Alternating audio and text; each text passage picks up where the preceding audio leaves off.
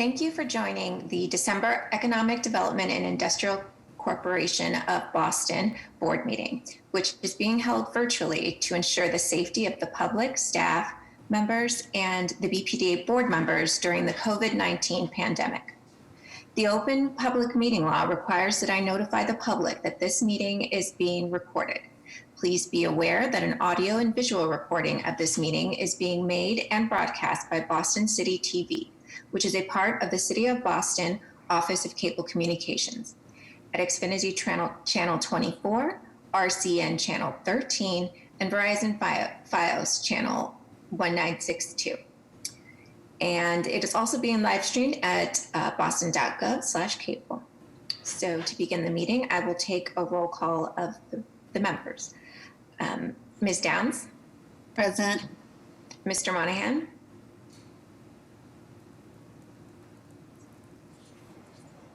Mr. Monahan?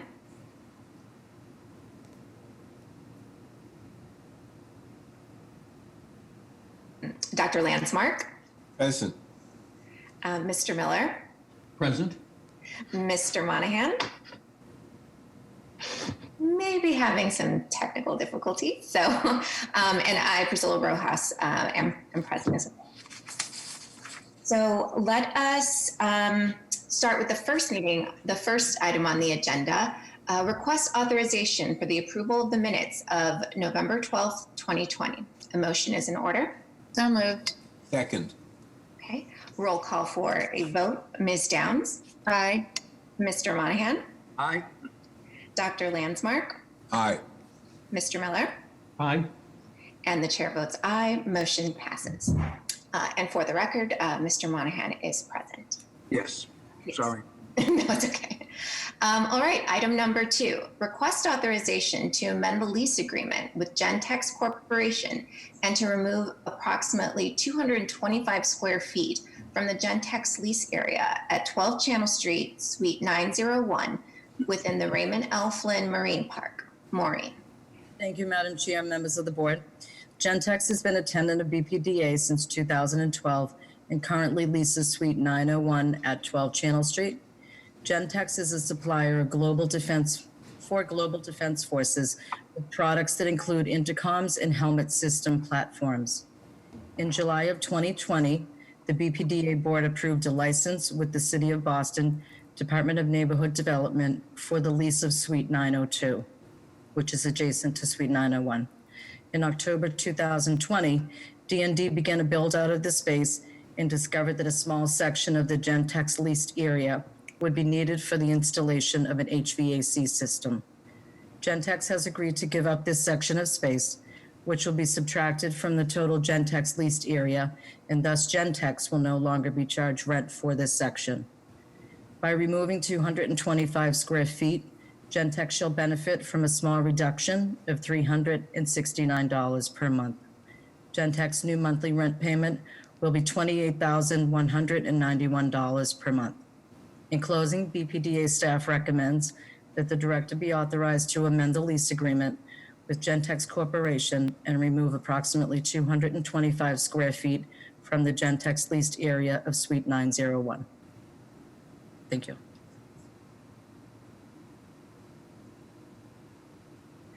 Great. Do we have any questions from the board? Okay. Hearing and seeing none, a motion is in order. So moved. Second. Okay, roll call for a vote. Ms. Downs? Aye. Mr. Monahan? Aye. Dr. Landsmark? Aye. Mr. Miller? Aye. Okay, and the chair votes aye. Motion passes. Thank you. Okay, agenda item number 3, request authorization to enter into a license agreement with Mass Bay Brewing Company, Incorporated, aka Harpoon, for temporary use of parcel S3, otherwise known as parcel C, of the Harpoon leasehold area within the Raymond L. Flynn Marine Park to continue the operation of an outdoor hospitality space. Maureen. Thank you. Mass Bay Brewing Company, also known as Harpoon, is a current tenant of the BPDA. Since 1987, Harpoon has been located at 306 Northern Ave in the Raymond L. Flynn Marine Park. Harpoon is well known for its festivals and seasonal events. On March 12, 2020, the BPDA Board approved a short-term license agreement to temporarily change the permitted use of parcel S1 of the Harpoon leasehold area into an outdoor hospitality space. The term of this license expired on November 1st, 2020. On October 15, 2020, the BPDA Board approved a short-term extension of the license agreement, extending the term of the license until December 31st, 2020. Harpoon is now requesting that the license expiration date be extended for 1 year, commencing on January 1st, 2021, and expiring on December 31st, 2021.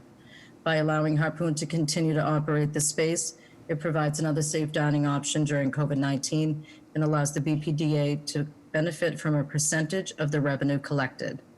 Fixed rent shall continue to be collected at 12.5% of all gross revenue derived from activities on parcel S3. In closing, BPDA staff recommends that the director be authorized to extend the short-term license agreement with Mass Bay Brewing Company for parcel S3 in the Marine Park to operate an outdoor hospitality space. Thank you. Okay, thank you. Do we have any questions from the board? Okay, hearing and seeing none, a motion is in order. So moved. Second. Okay, roll call for a vote. Ms. Downs? Aye. Mr. Monahan? Aye. Dr. Landsmark? Aye. Mr. Miller? Aye. And the chair votes aye, motion passes. Item number 4, request authorization to approve a consent to the assignment and amendment of the lease agreement with Lightboxer Technologies Incorporated to Spectrode Technologies Incorporated for approximately 2,928 square feet of 12 Channel Street, Suite 805 within the Raymond L. Flynn Marine Park, Maureen. Thank you. On October 17, 2019, the BPDA Board approved a 1-year lease agreement with Lightboxer with a 1-year option term for the use of Suite 805 at 12 Channel Street. Lightboxer is the developer of a home-based fitness platform that provides a boxing workout. Lightboxer has been developing this technology and videotaping their trainer-led workouts in Suite 805 at 12 Channel. On September 10, 2020, the BPDA Board approved Lightboxer's 1-year option term, which will expire on September 30th, 2021. Since then, Lightboxer has outgrown its space in Suite 805. Lightboxer is requesting that the BPDA consent to the assignment of the lease to Spectrode Technologies, as well as amend the lease with Spectrode. Spectrode develops processes for the advancement of optical and laser technologies.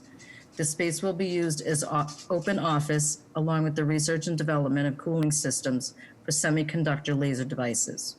Spectrode will have a 1-year lease term beginning January 1st, 2021 and expiring December 31st, 2021 with 2-year option terms. Spectrode shall pay a fixed rent of $6,100 per month, which is $25 per square foot. Fixed rent for the first option term will be $6,588 per month, or $27 per square foot, and fixed rent for the second option term shall be at fair market value. For the initial 1-year lease term, BPDA shall receive $73,200.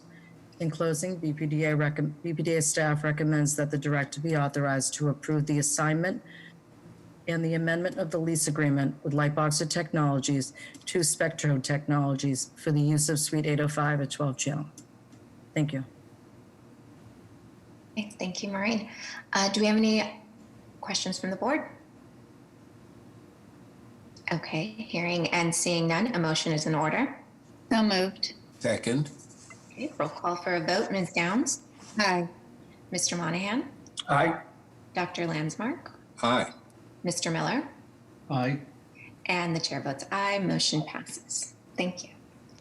Item number 5.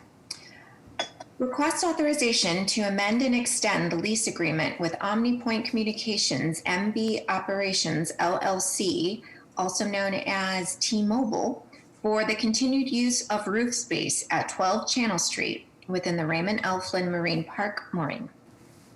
Thank you. T-Mobile is a wireless communication network operator where the network is distributed over cells, each served by at least one base transceiver station. One of those has been located on the roof of 12 Channel Street since October 1st, 1999. T-Mobile was allowed to install and place up to 9 antennae on the roof. The existing lease was for a 3-year term commencing October 1st, 1999, with 7 3-year option terms, the last of which will expire on September 30th, 2023. T-Mobile technicians were not aware of the restrictions on the lease, and in September 2017, T-Mobile added a 10th antenna without seeking approval from BPDA staff or subsequently the board of directors. BPDA staff is requesting approval of the 10th antenna placement effective October 1st, 2017. T-Mobile will pay $13,399.28 as a payment in arrears for the installation of the 10th antenna. T-Mobile is also requesting an extension of the existing lease set to expire on September 30th, 2023. The extension shall be for 3 3-year option terms, which will commence on October 1st, 2023 and expire on September 30th, 2032. T-Mobile will pay $3,728 per month beginning December 1st, 2020. Annual fixed rent will be $44,735. Fixed rent will increase annually by 3%. Over the existing lease term and the option terms, BPDA shall receive more than $492,000. In closing, BPDA staff recommend that the lease agreement with T-Mobile be amended to 1, authorize the installation of the 10th antenna, and 2, to extend the lease term to include 3 additional 3-year option terms, which if exercised, shall extend the expiration date to September 30th, 2032. Thank you. Okay, thank you. Do we have any questions from the board? Okay, hearing and seeing none, a motion is in order. So moved. Second. Okay, roll call for a vote. Ms. Downs? Aye. Mr. Monahan? Aye. Dr. Landsmark? Aye. Mr. Miller? Aye. And the chair votes aye. Motion passes. Thank you. Item number 6, request authorization to extend the lease agreement with Suffolk Construction Company for the continued use of approximately 1,238 square feet of space at 22 Dry Dock Avenue, Suite 304 within the Raymond L. Flynn Marine Park. Maureen. Thank you. Suffolk Construction Company was founded in 1982 and is the largest construction contractor in Massachusetts. In 2018, Suffolk was chosen by Harbinger Development to head the construction of their proposed hotel development project on Parcel A in the Raymond L. Flynn Marine Park. Since January of 2019, Suffolk has leased Suite 304 at 22 Dry Dock Ave from the BPDA as office space relating to the nearby construction on Parcel A. The current lease agreement with option extensions expires on December 31st, 2020. Due to the effects of COVID-19 and the temporary shutdown of all non-essential construction projects in the city of Boston during the spring of 2020, Suffolk has requested a 3-month extension to the term of the lease agreement beginning January 1st, 2021 and expiring March 31st, 2021. Suffolk shall continue to pay fixed rent to BPDA, calculated at $36 per square foot for the 1,238 square foot space. The monthly fixed rent is $3,714. In closing, BPDA staff recommends that the director be allowed to amend the lease agreement with Suffolk for a period of 3 months expiring on March 31st, 2021. Thank you. Do we have any questions from the board? Okay, hearing and seeing none, a motion is in order. So moved. Second. Roll call for a vote. Ms. Downs? Aye. Mr. Monahan? Aye. Dr. Landsmark? Aye. Mr. Miller? Aye. And the chair votes aye. Motion passes. Thank you, Maureen. Thank you all. Happy snow day. Yeah. Item number 7, request further authorization for director to enter into rent deferment agreements with tenants severely impacted by COVID-19. Dennis. Thank you, Madam Chair. At, at meetings held in April, July, and October of 2020, the board authorized the director to negotiate rent deferment agreements with BPDA tenants who suffered a dramatic loss of business due to the COVID-19 pandemic. Authorization was applicable from April through December of 2020. To date, BPDA has offered slightly over $2 million in rent relief, taking multiple forms, including rent deferment, rent forgiveness, and lease payment restructuring. A total of 16 businesses have benefited from BPDA's generosity. With the exciting news of the COVID-19 vaccines, we're quite bullish on Boston's ultimate recovery. However, the recovery will continue to take time to properly and safely reach the new normal. We're requesting an additional extension of the rent deferment program through June 2021. We anticipate 7 or more companies to request additional assistance. However, we will consider any applicant's request. We're requesting permission to consider assistance in the following forms: either the rent deferral or lease restructuring with the possibility of partial forgiveness of up to 10% of the total contract rent owed for the entire lease, or $50,000, whichever the lower of the two. We project a total of $800,000 in additional assistance over the 6-month period from January to June 2021. If approved, total assistance offered from April 2020 through June 2021 will be approximately $2.8 million, with 2.1 million or 76% expected to be paid back. So we are requesting permission to extend the rent deferment applicable period through June 30th of 2021. Thank you. Thank you, Dennis. Do we have any questions from the board? Okay, hearing and seeing none, a motion is in order. So moved. Second. Roll call for a vote. Ms. Downs? Aye. Mr. Monahan? Aye. Mr. Miller? Dr. Landsmark? Aye. And the chair votes aye. Motion passes. Thank you. Item number 8, request authorization to consent to the assignment of the ground lease with Boston Ship Repair Incorporated to North Atlantic Ship Repair LLC at 32A Dry Dock Avenue within the Raymond L. Flynn Marine Park, and to enter into an amended and restated ground lease with Cronin Group LLC. Dennis.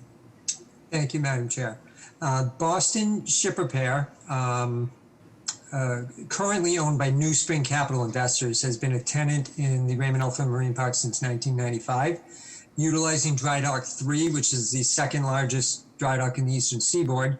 Boston Ship Repair performs maintenance, repair, and overhaul of large vessels. Their lease expires in 2057. The Cronin Group has approached New Spring Capital regarding Boston Ship Repair and now has an agreement to purchase the company and, with BPDA consent, assign the existing lease to a newly formed LLC to be owned by the Cronin Group called North Atlantic Ship Repair LLC. Boston Ship Repair is currently at a competitive disadvantage for ship repair contracts due to needed capital repairs, which would be in the cost of many millions of dollars, and they also have a higher than the national average operating expense.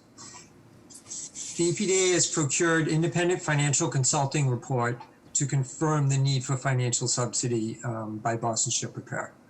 Cronin and BPDA share a desire to help subsidize the operations of Boston Ship Repair to preserve the 300 jobs associated with ships in Boston for many years to come. To that end, BPDA and Cronin have been in discussions to allow strategic development of additional income-producing buildings within the dry dock premises to create additional cash flow to be used toward that end. Any new development will first be subject to all regulatory approvals and must be consistent with the Raymond L. Flynn Master Plan. From a lease perspective, any new development will be removed from the Dry Dock 3 premises and subject to a standalone lease agreement. BPDA has procured an independent appraisal to determine the fair market value of the development rights, which would be the basis of the rent calculation. BPDA is recommending allowance of 2 deductions from the fee simple value. One, the cost to develop rent-free space in one of the buildings, which would be used by Boston Ship Repair, and two, an amount to reflect BPDA's contribution toward the cost of the capital repairs. The resulting rent will be between $2 to $4 million per year, and BPDA will also be providing 50% of the new rent received toward both operational expenses of Boston Ship Repair and to further subsidize the capital improvements.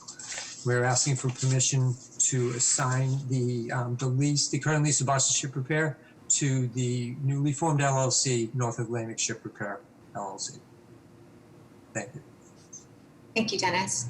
Do we have any questions from the board? I have a question, Dennis. It sounds like the current business model of the ship repair is not working in terms of being able to generate enough money for the capital repairs, and you're using this real estate strategy to subsidize it. Are there other strategies to help subsidize it in the world of ship repair? Is there a way to increase volume, or I'm just curious about that business model. One of the strategies will be, I may not get the correct vernacular, but Boston Ship Repair is not considered a certified ship repair company by the U.S. Navy because of the capital repairs that need to be completed. So they currently they do a lot of Navy vessels, but they're primarily, I call them floating warehouses. They transport goods. If they were able to become certified, they would then be able to compete for some of the battleships, et cetera, to expand their Navy presence. So that is one of the results of this. I see. And do you have a sense of how long it would take to get the capital repairs done in order to certify the company? I do not. I can get back to you on that, Carol. I don't have a working knowledge of that, but I can find out. We work with a lot of smart people who do know that. I just don't know it off the top of my head. But you feel confident that this real estate strategy will, in a longer term, support the Boston Ship Repair's continued survival? I absolutely do. Yes. Okay, great. Carol, maybe one thing I just want to jump in and add, and Dennis briefly mentioned this, but neither Dennis or I are experts in ship repair. So one thing we did do is procure an outside consultant who said from a real estate firm was able to speak with ship repairers across the country, do a comparative analysis, and really look at the wisdom of this subsidy model. And working with them, the Cronin Group, the existing tenants, we did identify over $100 million worth of capital improvements that need to be done at the property. But for our intervention, there isn't a real way to create that sort of capital to get all that $100 million done. Not all of that $100 million will be borne by the BPDA. Much of that will be borne by the ship repair itself. This allows us to help create that the capital for that form of repair, but also our consultant looked at the business model of the ship repair, which is it's a healthy business, but it's not throwing off enough revenue to get to these large capital expenses, and a lot of that is based on the fact this is an old military base and there needs to be capital investment here. Well, as a former small business owner, all small businesses struggle with generating enough profit to cover loans and taxes and capital expenses. So it's any business shares that struggle. So I'm glad that we can help in this way. Thank you. Yeah, I'd just like to add, it's wonderful to see how creative you can get to preserve some of the working poor jobs that remain down there. So 300 jobs, I know it might be sporadic, but hopefully with the improvements and the expertise of the Cronin Group, that those jobs will grow and maybe they'll be less sporadic. So I think it's a great strategy. Yeah. Thank you. Madam Chair, if I could, I have a couple of comments, and maybe they'll be perceived as questions with Devin and Dennis, but Brian's absolutely right. We know a lot of those people, Brian, that work down there sporadically, and it would be nice if it was more employment for blue collar jobs that, there's not as many of them around as there once were in Boston, from shipyards to a whole bunch of places. But it's still, Carol, in my opinion, I'm very familiar with the place from my day job, and occasionally electricians would go down there when there was sporadic work. But it's still risky, and I congratulate them for taking on this risk and familiar with it. As I said, in my day job, they're inheriting an unfunded pension liability that's big. I see it in my day job a lot, and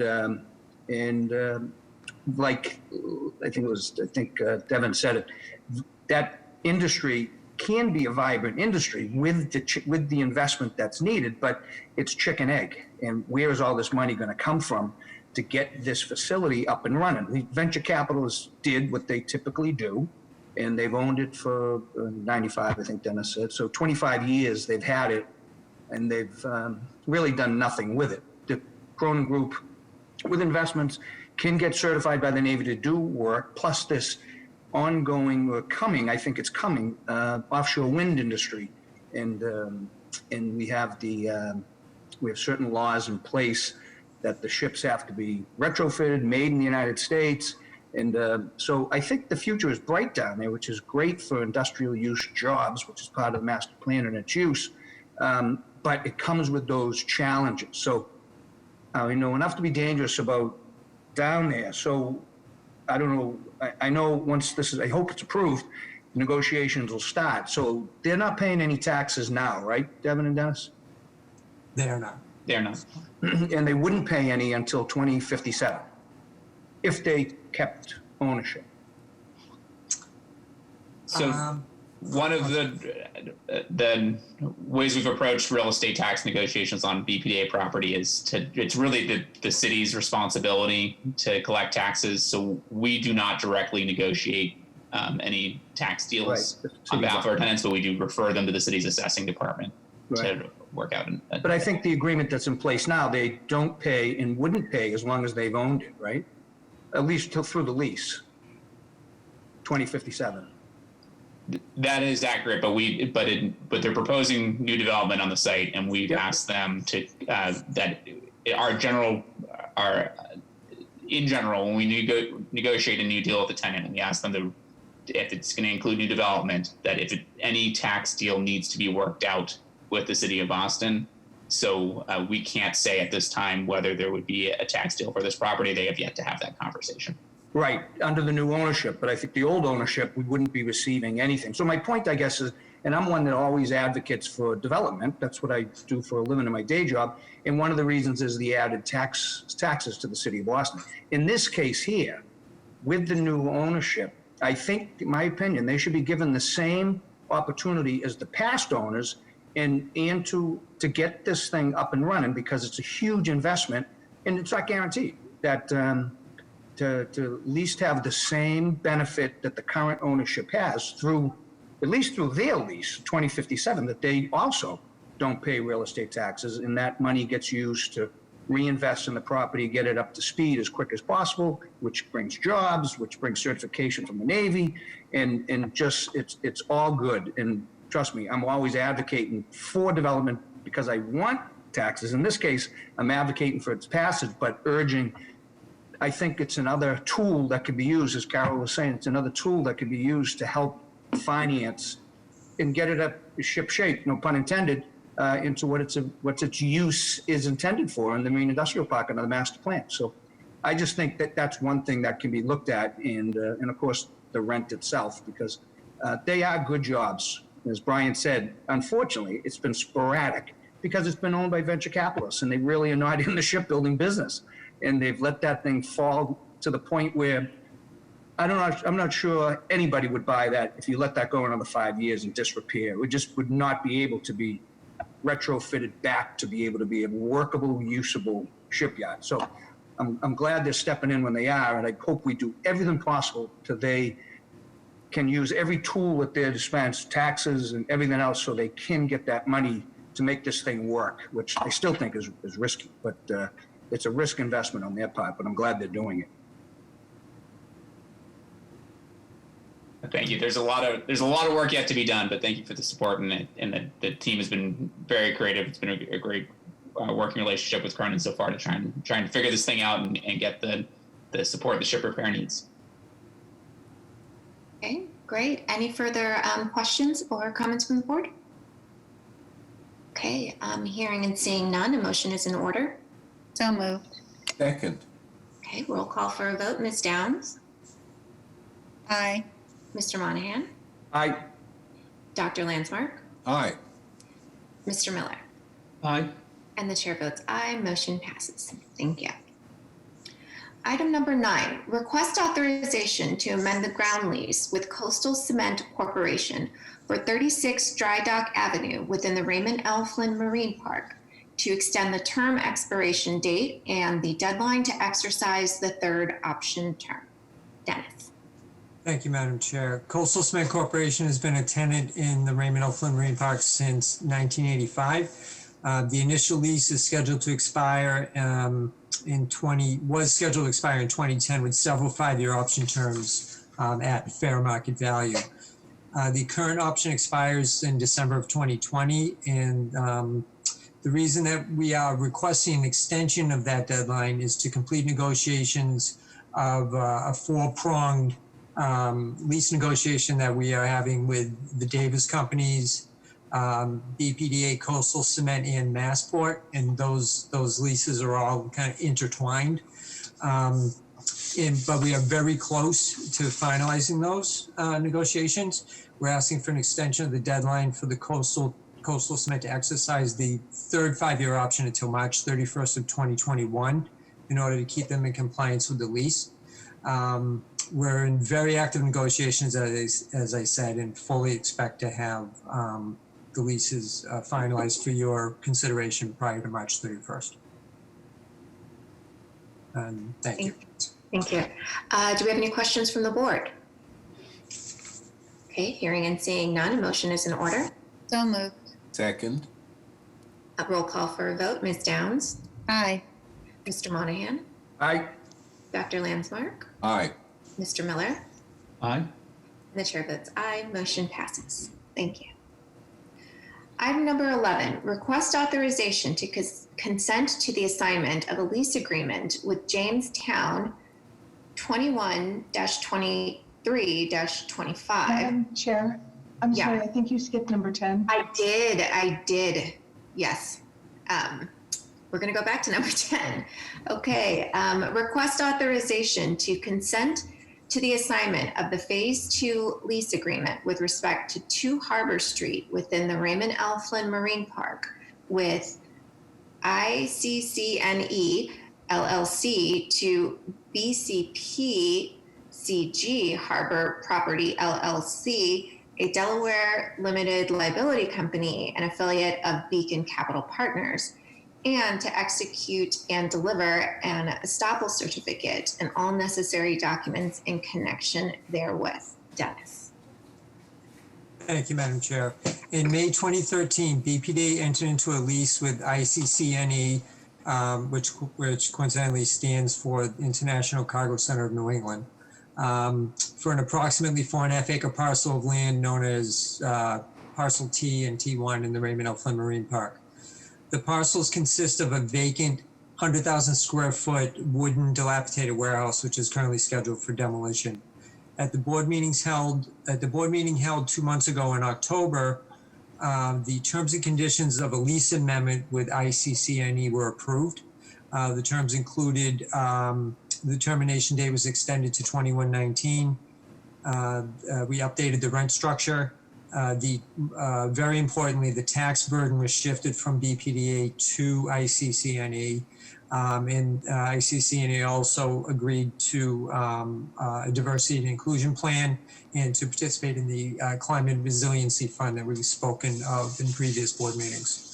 The intent of the lease amendment was to establish the parameters of a new 380,000 square foot development with the potential for a second 380,000 square foot development pending zoning and Raymond L. Flynn Marine Park Master Plan update approval. ICCNE has requested permission to assign the lease to BCP CG Harbor Partners LLC, also known as Beacon Capital Partners. Beacon Capital was founded in 1946 and has been credited with the development of Boston's Center Plaza, Rose Wharf, 75 State Street, South Station, and Channel Center. In 1998, Beacon expanded its focus to include life sciences. I'm very pleased that Beacon is already a tenant in the Raymond O'Flynn Marine Park, where they're the master lessee of 27 Dry Dock Avenue, which is a 290,000 square foot multi-tenanted research and development facility. Beacon currently operates in many major markets throughout the United States, including Boston, New York City, Washington, Chicago, Los Angeles, Denver, Portland, Oregon, Houston, Seattle, Salt Lake City, and San Francisco. Forgive me if I forgot one, but those are definitely in those ones. We're requesting permission to assign the existing lease with ICC&E as amended in October to BCPCG Harbor Property LLC. Thank you. That's my request. Okay, do we have any questions from the board? Okay, hearing and seeing none, a motion is in order. Second. Okay, roll call for a vote. Ms. Downs? Aye. Mr. Monahan? Aye. Dr. Landsmark? Aye. Mr. Miller? Aye. And the chair votes aye, motion passes. Okay, now let's do agenda item number 11. Request authorization to consent to the assignment of a lease agreement with Jamestown 21-23-25 Dry Dock LP with respect to 21-23-25 Dry Dock Avenue to IDB 21 through 25 Dry Dock Limited Partnership, a newly formed joint venture partnership between Related Beal and Jamestown Properties. Dennis. Thank you, Madam Chair. Jamestown Properties is a real estate investment and management company with holdings in New York, in the states of New York, California, Georgia, Pennsylvania, Florida, North Carolina, Washington, D.C., Boston, Massachusetts, and several properties in South America and Europe. In 2013, Jamestown purchased the leases for both the 831,000 square foot building 21 through 25 Dry Dock Avenue, formerly known as the Bronstein Center, and the adjacent 556,000 square foot building formerly known as the Boston Design Center. The buildings collectively have been rebranded by Jamestown as the Innovation and Design Building. Since 2013, Jamestown has had great success in marketing and re-tenanting and repositioning the Innovation and Design Building. In early 2020, Jamestown hired a commercial real estate firm, Newmark, Knight and Frank, to market the leases for sale. As a result of that marketing effort, Jamestown has agreed to enter into a partnership with Related Beal Company to co-own the leases and the co-own both the leases and the Innovation Design Building. Related Beal is a Boston-based firm, which was formed as a result of the merger of the Related Companies and the Beal Company. Related Beal has developed, owned, and managed many multiple office, housing, hotel research and development buildings in Boston, and has extensive experience in managing research and development facilities, most notably, from my perspective, the 360,000 square foot Innovation Square developments in the Raymond O'Flynn Marine Park. The newly formed joint partnership will build upon the success of both entities to continue the early success of the Innovation Design Building. Two separate legal entities, which you mentioned in the introduction, Madam Chair, those two separate legal entities will be formed to memorialize the merger of the entities, and we are requesting permission to assign the individual leases accordingly. Under the terms of the leases, BPDA will be owed a transaction fee for the approved assignments, the value of which is reflected in the board memo. And I am that concludes my remarks. I'm available for any questions and asking your approval. Great. Do we have any questions from the board? Okay, hearing and seeing none, a motion is in order. So moved. Second. Okay, roll call for a vote. Ms. Downs? Aye. Mr. Monahan? Aye. Dr. Landsmark? Aye. Mr. Miller? Aye. And the chair votes aye, motion passes. Thank you. Thank you. Right. Item number 12, request authorization to advertise and issue a request for proposals from qualified respondents for the air rights lease to install and operate a solar photovoltaic canopy above the Marine Industrial Park garage within the Raymond L. Flynn Marine Park. Rebecca. Thank you, Madam Chair and members of the board. I'm the current Harvard Business School Fellow at the BPDA, and this is my first time presenting to the board. Welcome. Thank you. We are requesting board approval to advertise and issue a request for proposals for the air rights lease to install and operate a solar photovoltaic canopy above the Marine Industrial Park garage in the Raymond L. Flynn Marine Park.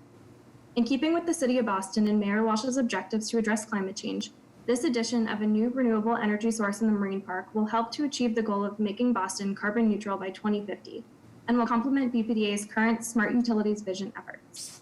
We explored 2 different ownership models for this solar project, and it was determined that an air rights lease was the most appropriate course of action compared to a public ownership model. A private developer option decreases BPDA's exposure and risk, as well as leverages the knowledge of experienced third parties with specific solar expertise. Through a 20-year air rights lease agreement, a qualified respondent will be responsible for the installation and ongoing operations and maintenance of the solar canopy and will pay for, in full, the electricity needs of the garage and provide an annual lease payment to BPDA. This agreement would therefore result in the elimination of BPDA's current $88,000 annual electricity bill. It is anticipated that design and construction for this project will take approximately 9 to 12 months, so we are targeting full completion and operation of the solar canopy by the first quarter of 2022. Thank you, and I'm happy to answer any questions. Okay. Do you have any questions from the board? A couple of questions, Rebecca. What size, what system is it? How big is the system going to be? So we're waiting for responses on that, but the capacity availability, the solar potential for the garage is anticipated to be 1.5 to 2 megawatts. Oh, great. And so they're going to pay for the current electrical use of the garage, right? Do we have any charging stations in that garage now? I'd have to check on that. I'm not sure. Okay. I didn't know if we added additional load to the current demand that they would also pay for that also. But that's great. I think it's great that that you're doing it. Thank you. Great. Do we have any additional questions? Okay, hearing and seeing none, a motion is in order. So moved. Second. Okay, roll call for a vote. Ms. Downs? Aye. Mr. Monahan? Aye. Dr. Landsmark? Aye. Mr. Miller? Aye. Okay, and the chair votes aye. Motion passes. Fabulous job, Rebecca. Thank you. Great. Final item on the agenda, personnel. David. Thank you, Madam Chair, members of the board, Madam Secretary and Director Golden. David Pierre, Director of Human Resources. And we have several items for your consideration today. We have 4 appointments with details in the board memos. We have Kurt Davis in the office as Office Services Coordinator in the Compliance Department with the start date of December 21st, 2020. Nicholas Carter, a project manager in development review, also with the start date actually of January 4th, 2021.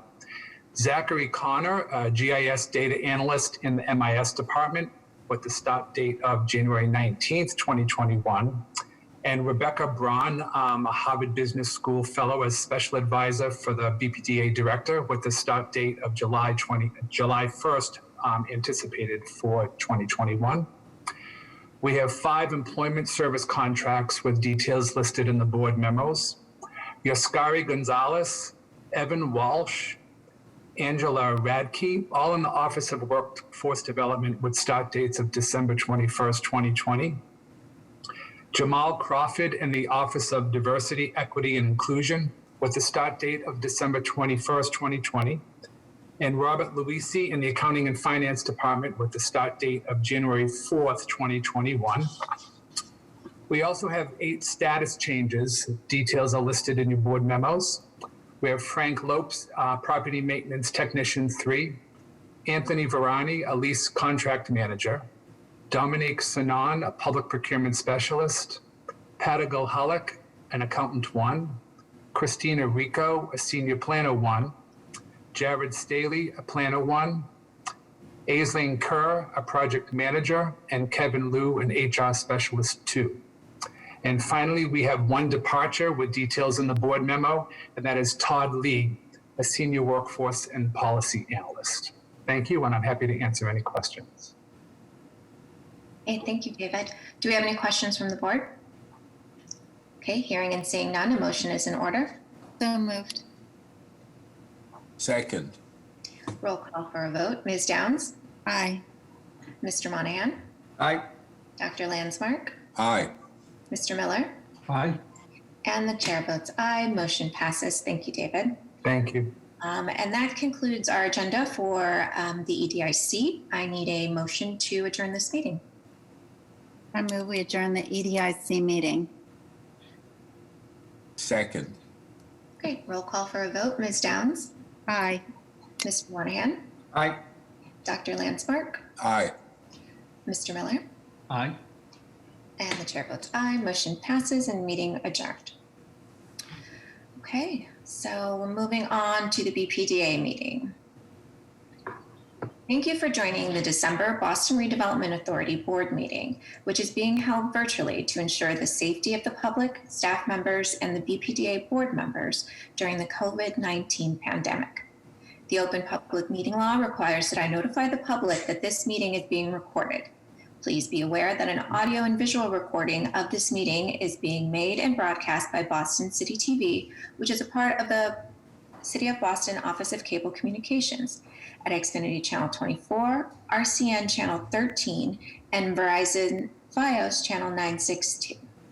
It's also being live streamed at boston.gov/cable. We will begin the meeting with a roll call of the members. Ms. Downs. Present. Mr. Monahan. Present. Okay, Dr. Landsmark. Present. Mr. Miller. Present. And the chair is present as well. First item on the agenda, request authorization for the approval of the minutes of the November 12th, 2020 meeting. A motion is in order. So moved. Second. Roll call for a vote. Ms. Downs? Aye. Mr. Monahan? Aye. Okay. Dr. Landsmark? Aye. Mr. Miller? Aye. Okay, and the chair votes aye. Motion passes. And Secretary Polhumans, I believe we have some members of City Council that are here and would like to give a few remarks. So, Oh, yes, Councilor Arroyo. Thank you so much. welcome. Thank you. Thank you for your time. Am I free to go now? Yes, please. Thank you so much. I'm chiming in just to make sure that my full support for 1725 Hyde Park Ave, which is the residents at Reedville Station, is heard. I currently live in Hyde Park. I was born and raised in Hyde Park, and this area where this is being developed is probably within 1.5 miles of where I grew up and 1.5 miles of where I live now. It's an area that, frankly, throughout my entire life has not been developed. It's an industrial area. It's right by the Reedville Station. This project in particular, I've spoken with the developers. We had several meetings, and they were willing to come up to 15% on affordable housing. There's an aspect to this that I think is really important that I know is something that in the pandemic has been an issue, which is developments that we're marketing as being rentals and ownership have had issues finding the funding to create condominiums for ownership.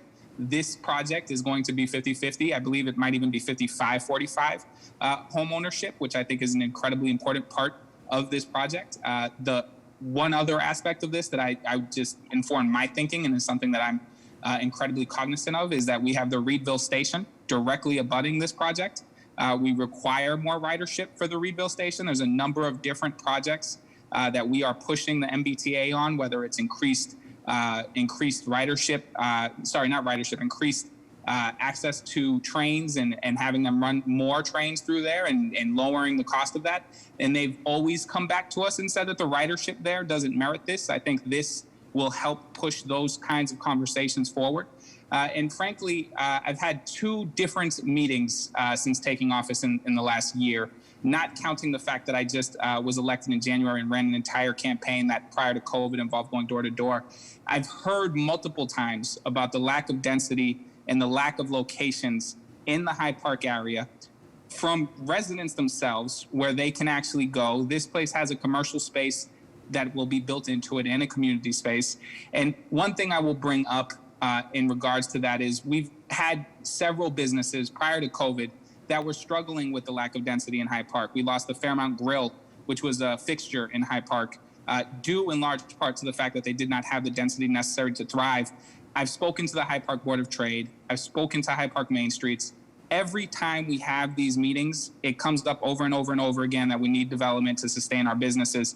For these reasons and more, I support this project fully. This corridor is, frankly, I can't think of a better suited corridor for this. That Hyde Park stretch all the way down to about where the police evidence warehouse is entirely industrial. I think there's a gravel pit, parking, storage. This is a perfect opportunity to make this in the image of the city and the image of the neighborhood that we want. This is working class homes. And I couldn't be more in support of it. So I just wanted to make sure I came in personally to let you know what I thought were the positives to this project. And I look forward to seeing this approved. Thank you so much. Okay, thank you very much, Councilor Arroyo. Okay, so we're going to move on to the second item on our agenda.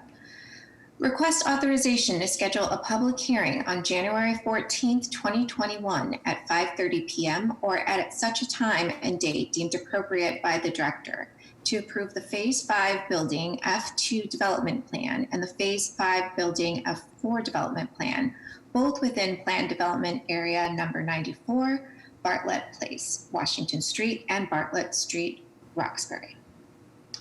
A motion is in order. So moved. Second. Okay, we'll call for a vote. Ms. Downs? Aye. Mr. Monahan? Aye. Dr. Landsmark? Aye. Mr. Miller? Aye. And the chair votes aye. Motion passes. Item number 3, request authorization to adopt text amendments to Zoning Code Articles 2 and 2A definitions, Article 80, and Article 80-A, 80-B, and 80-C to include affirmatively further fair housing requirements to the Article 80 development review process. Sonal. Good afternoon, Madam Chair. Before I begin, I'd like to introduce City Councilor Edwards and then City Councilor Kenzie Bach, who are also here today. Great, welcome. Thank you very much. I really appreciate the opportunity to testify today and express my full support for this text amendment, and also to explain a little bit of the history that informed it, but also the history that I hope this board will make today. This text amendment was born from I filed it originally in April 2019, but the conversation and the movement behind this has been around for decades. It's actually reflecting the already clear mandate under federal law to affirmatively further fair housing. Now, the city has met some of that mandate through different departments throughout the history, looking specifically at D&D and BHA as two departments that took that, not only took it to mean that they must push for and provide equitable housing, but also that even when the federal government under the Trump administration said they want no parts of it, I will give credit to the city of Boston. They said we will rise above that, and D&D and BHA, Boston Housing Authority, both said they will maintain and continue to push toward it. But this amendment is different, and this amendment applies to a different aspect of the way we have been planning. And just a little bit more history. 1968, the Fair Housing Amendment and laws came out in 1968. And in that, and part of that, was the duty to affirmatively further fair housing. Most cities, states, governments took that mandate and ignored it. Instead, they went to the bare minimum, which is simply remove the signs that say no blacks allowed, remove policies that don't allow for certain disparate impact, and don't segregate housing authorities. Essentially, keeping it as superficial as possible. The Obama administration, to its credit, simply said it's not enough. That you must take affirmative steps that are meaningful actions that remove obstacles to opportunity.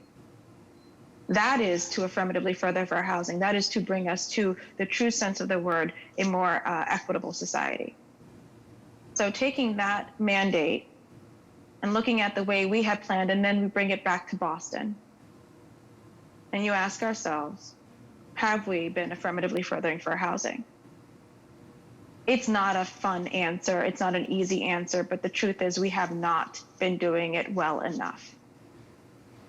And in order to do it well enough, you need the entire parts of the triangle that has to do with our planning, that has to do with our housing stock, that has to do with assuring that people of all class levels are here, are part of that. As I mentioned, D&D and BHA are already part of that conversation. The BPDA has not been part of that conversation.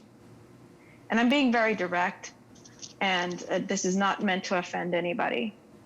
But the history is, and up until very recently, there has been an understanding that building is the BPDA's job in providing economic opportunity or tax and building our tax base.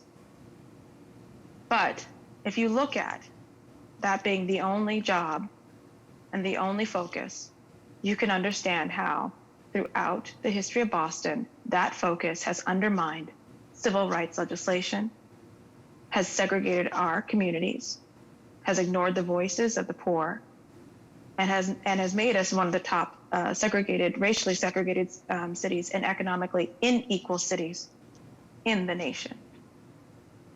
In short, zoning policies can undermine some of the greatest civil rights legislation. So this amendment is not just about forward looking, but being honest about the history that we have created at our hands. It's a true belief that we can undo what we have done. Today, and up until the passage of this affirmatively furthering fair housing amendment, we have assumed that you can build it and then affirmatively market the building and somehow meet the obligations and the true spirit of civil rights legislation. I will say very directly, you can affirmatively market all you want the Seaport. It is no more welcoming to people of color, to poor people, or to families, no matter how many people, kinds, and types you advertise it to. It's too late to affirmatively market and meet our mandate. This amendment says we will affirmatively plan for the city and vision that we all talk about. And this amendment and this time is answering the call of the civil rights movement we are in now. I'm happy to say that today, and as for the last several months, there has been a wholehearted adoption and excitement from the BPDA. I'm happy to say that now. It did not start out that way. So I'd love to do a victory lap, but I'm not going to give you any sort of rose-colored glasses or make you assume that it was not hard work to get us to this point. But I'm happy that we got there to this point. Now, what does this point mean for us?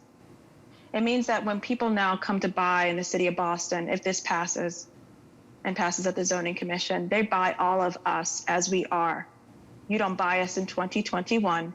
You bought the building or the acreage or the land, not just 2020's version, but also the 1970s version, the 1980s version, the 1990s version, and all the history and injury and pain that came with it. You just don't get to make money. You need to make us better. You need to help us. Your job is to further fair housing. We provide resources for them to do that with, worksheets. We also provide them with the mirror that they need to see. This is the historic exclusion that you're buying, and this is the displacement crisis that you're buying. This is the injury as it is. This is the house on fire. Now, how are you going to help put it out? And how are you going to help us heal? That's never been done before. Not in Boston, not in Massachusetts, not in the United States. That zoning will be pushing this agenda. And that's exactly what I'm proud to say we are doing. We made sure the definitions of affirmatively furthering fair housing are going to be in our zoning code. and also the definition, the push, and I'm proud to say I pushed for was the definition of affirmatively integrated communities as our goal. That is huge. That is historic. That we, as the city of Boston, are saying we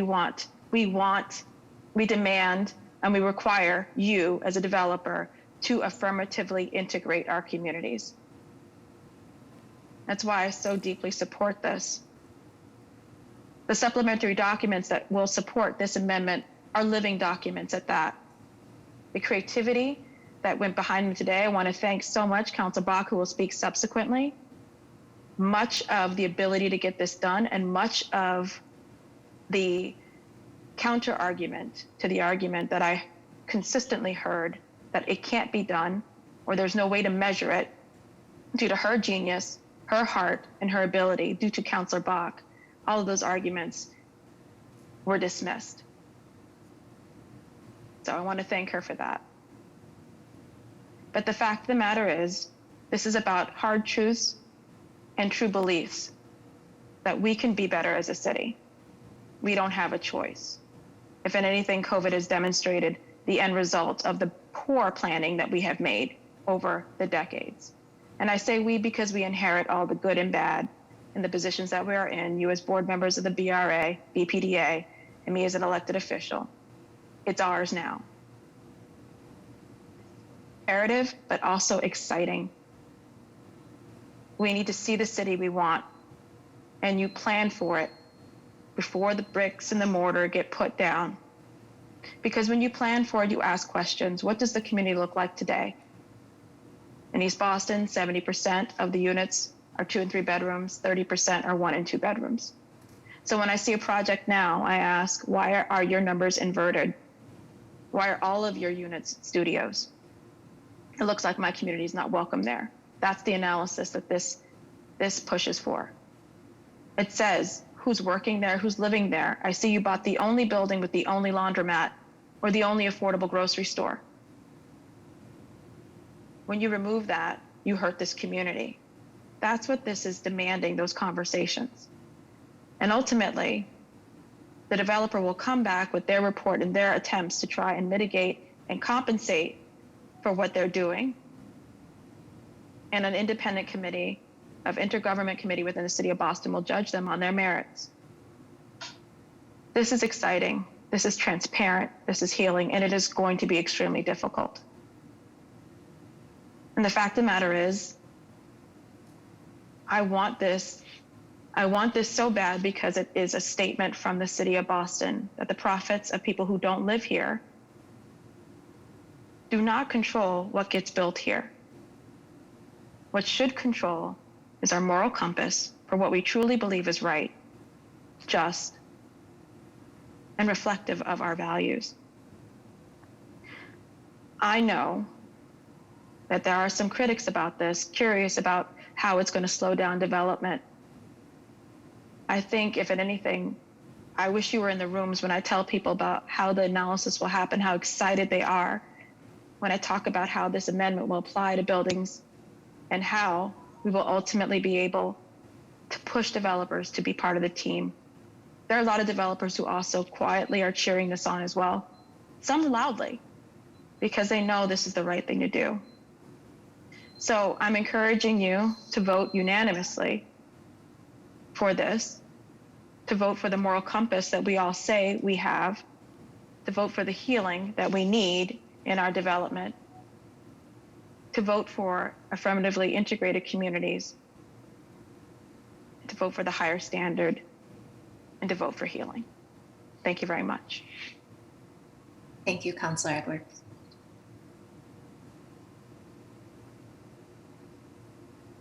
Now I'd like to introduce Councilor Kenzie Bach. Thank you so much. Oh, sorry. I was just saying welcome. Thank you. I'm glad to be here, albeit virtually, for what really is a historic occasion. And I'm so excited. I think it's important to say that zoning as a concept came about in this country, actually originally in many ways down in Baltimore a century ago. And although it has developed into ways that often, we get together and figure out as a public how we want to share our spaces together, it does have origins in a deeply racist past and trying to keep people apart. And that's why, to me, there is just like this enormous power in the fact that what's on your agenda today is a proposal to use zoning to bring people together, and to make the city welcoming for all. And I am so proud as an elected official of the city of Boston, that Boston is poised to be the first city in the country to do this. And throughout this conversation, we have talked about the sort of twin issues that we really need to tackle when we talk about affirmatively furthering fair housing. There's both the displacement crisis that we are all so keenly aware of, and the need to make sure that people of color, families, people with disabilities, all our protected classes, folks who have managed to hang on in the city are able to stay in the city, and that the city we build and make better is one that's genuinely for them. And then the flip side of that coin, and a piece that I'm keenly aware of because the areas I represent, is making a space in the city of Boston for people who have been historically excluded from certain areas. I represent a bunch of historic neighborhoods, which are wonderful in many ways, but are neighborhoods that have long been white, and been so intentionally. And I think what's so exciting about this is it's a change to the Article 80 process that really invites everybody who is involved in development in our city to the table to take a whole different approach to this problem, and to really say, okay, we as a city overall have this duty to affirmatively further fair housing, and we have more than a duty. We have a passion for it. We have a need for it. What are we going to do with every project to further that goal? What are we going to do to welcome people in? And to me, it's very akin to what this body and the Zoning Commission did now a decent number of years ago, when it kind of put green building standards into the code and recognized that part of the public welfare, what the zoning code exists for, was to further this shared commitment and need that we all have to bring down carbon emissions and secure a greener future, and a future at all for everyone in our city. And to me, this feels parallel. It's saying,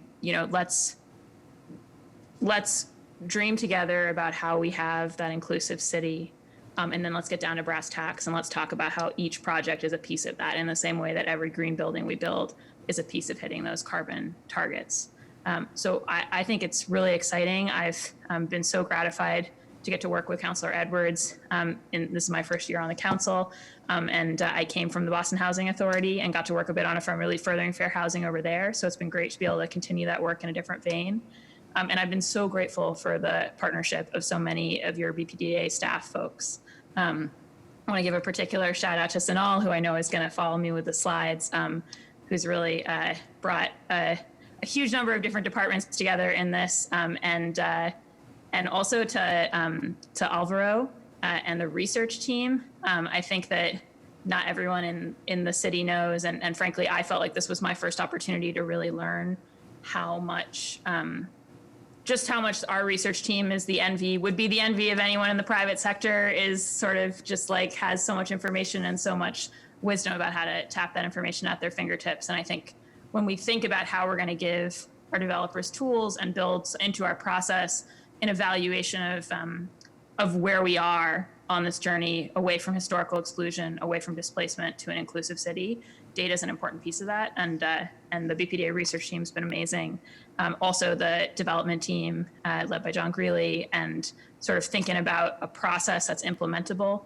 Councilor Edwards referenced this, but I think we all know that it's nice to get things down in black and white. And obviously we're coming to you today in support of a text amendment that is about what it says in our zoning code. But it's only going to have a real impact on people's lives if it gets breathed into being in the processes of Article 80 and implementation. And I think we've reached a really exciting set of scaffolding documents that you also have before you today to structure that in a way that's predictable, understandable for folks, and really leads us towards these goals. And I would be remiss not to say also a word of gratitude to Brian Glasscock, who's the zoning expert and kept us on our toes on that front, and to my staffer Emily and Lydia's whole team, which, as she said, has been pushing this for a long time, since well before I was on the council. So I really want to urge the board today to vote in the affirmative for this, and thank the BPDA and thank Councillor Edwards and the entire Boston City Council, which voted unanimously for this last week, and say that, you know, we all know it's a long arc to justice. And also, we're not starting from zero. We're starting from negative. We're starting from a history in this country that is almost too much to bear in so many respects. And yet, you know, we have to take steps in the other direction. We have to start to unwind that clock. And I think there is little that we could do in this moment that would be a more powerful step in that direction of justice and a city that's really welcoming for all than to pass the zoning amendment today. So I ask you for that, and I thank you. Thank you, Councillor Box. Sonal? Yes, hi. Good evening, Madam Chair, members of the board, Director Golden, Madam Secretary Kalimas. First of all, I'd like to thank Councillor Lydia Edwards, Councillor Kenzie Bach, and their staff for all the work and partnership over the past few months. This really wouldn't have been possible without their efforts. And I thank them for their leadership, for their partnership, and for being great members of our team as we have progressed over the months. And I want to, really thank them for their partnership and leadership. And I want to let you know that I'm joined today by Brian Glasscock, who's the Deputy Director of Regulatory Planning and Zoning at the BPDA, who's really been instrumental in putting together the zoning amendment itself. So I want to thank Brian for joining us today as well. So as you mentioned, I'm here to seek your recommendation for approval of an amendment to the Boston Zoning Code that will include affirmatively furthering fair housing requirements to the code. This zoning amendment, which is one part of the Walsh administration's overall efforts to address discriminatory housing practices, will require developers in Boston to take substantial steps to stem displacement and provide further access to housing to those historically discriminated against. It'll codify the work that we're doing every day at the BPDA to create better access to safe and affordable housing for Boston's residents, and to advancing real solutions to address some of the most challenging issues we're seeing in our communities and cities today. So next slide, Joyce. A lot of folks who were looking at our work ask the question, what is affirmatively furthering fair housing? Councillor Edwards, gave us a very good definition, but I'm going to give you a further definition here. Next. So a little bit of history on where, on the context and kind of where we've come from. This goes back to the Fair Housing Act of 1968, when the legislation was passed to make it unlawful to refuse to sell, rent, or negotiate with any person because of that person's inclusion in a protected class. In July of 2015, under President Obama, HUD promulgated the AFFH rule that required cities that receive federal funding to examine whether there are any barriers to fair housing and to create a plan for rectifying fair housing barriers. At that point, HUD also asked that cities produce an assessment of fair housing and offered a local government assessing tool on their website. In 2018, HUD removed this provision. This is under President Trump, and completely removed the mandate later on in 2020. However, in May of 2018, HUD removed the federal mandate and placed control over AFFH efforts with local cities and towns. The local assessing tool I just mentioned was also removed, and this made the AFH, or the assessment of fair housing requirements, quite unclear. Next slide. So it's important to understand the umbrella of how this fits into the city's overall efforts.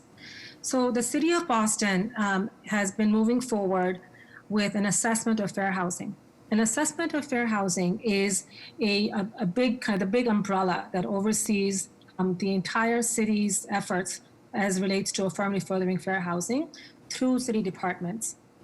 There is a draft that is currently in place for the City of Boston under the 2015 requirements. And although it's no longer required, the City of Boston went ahead and started doing that draft as well, as Councilor Edwards mentioned. There are over 14 goals in this draft assessment of fair housing and 100 plus actions that have been identified.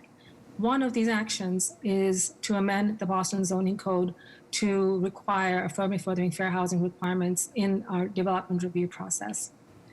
As I mentioned earlier, HUD repealed the 2015 provision in 2020, in July of this year, and completely repealed it, which led to a lot of confusion and a lot of consternation amongst housing advocates, civil rights advocates, and those of us who work in planning and development all across the country.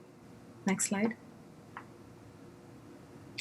In July of this year, Mayor Walsh doubled down on this effort and made a very, very strong commitment that we will be filing a zoning amendment that will make Boston the first American city with fair housing requirements written into our code. This is something that the mayor committed to wholeheartedly, and we believe that we are at the point today that we can ask for your recommendation to indeed amend the Boston zoning code to include these requirements in the code. Next.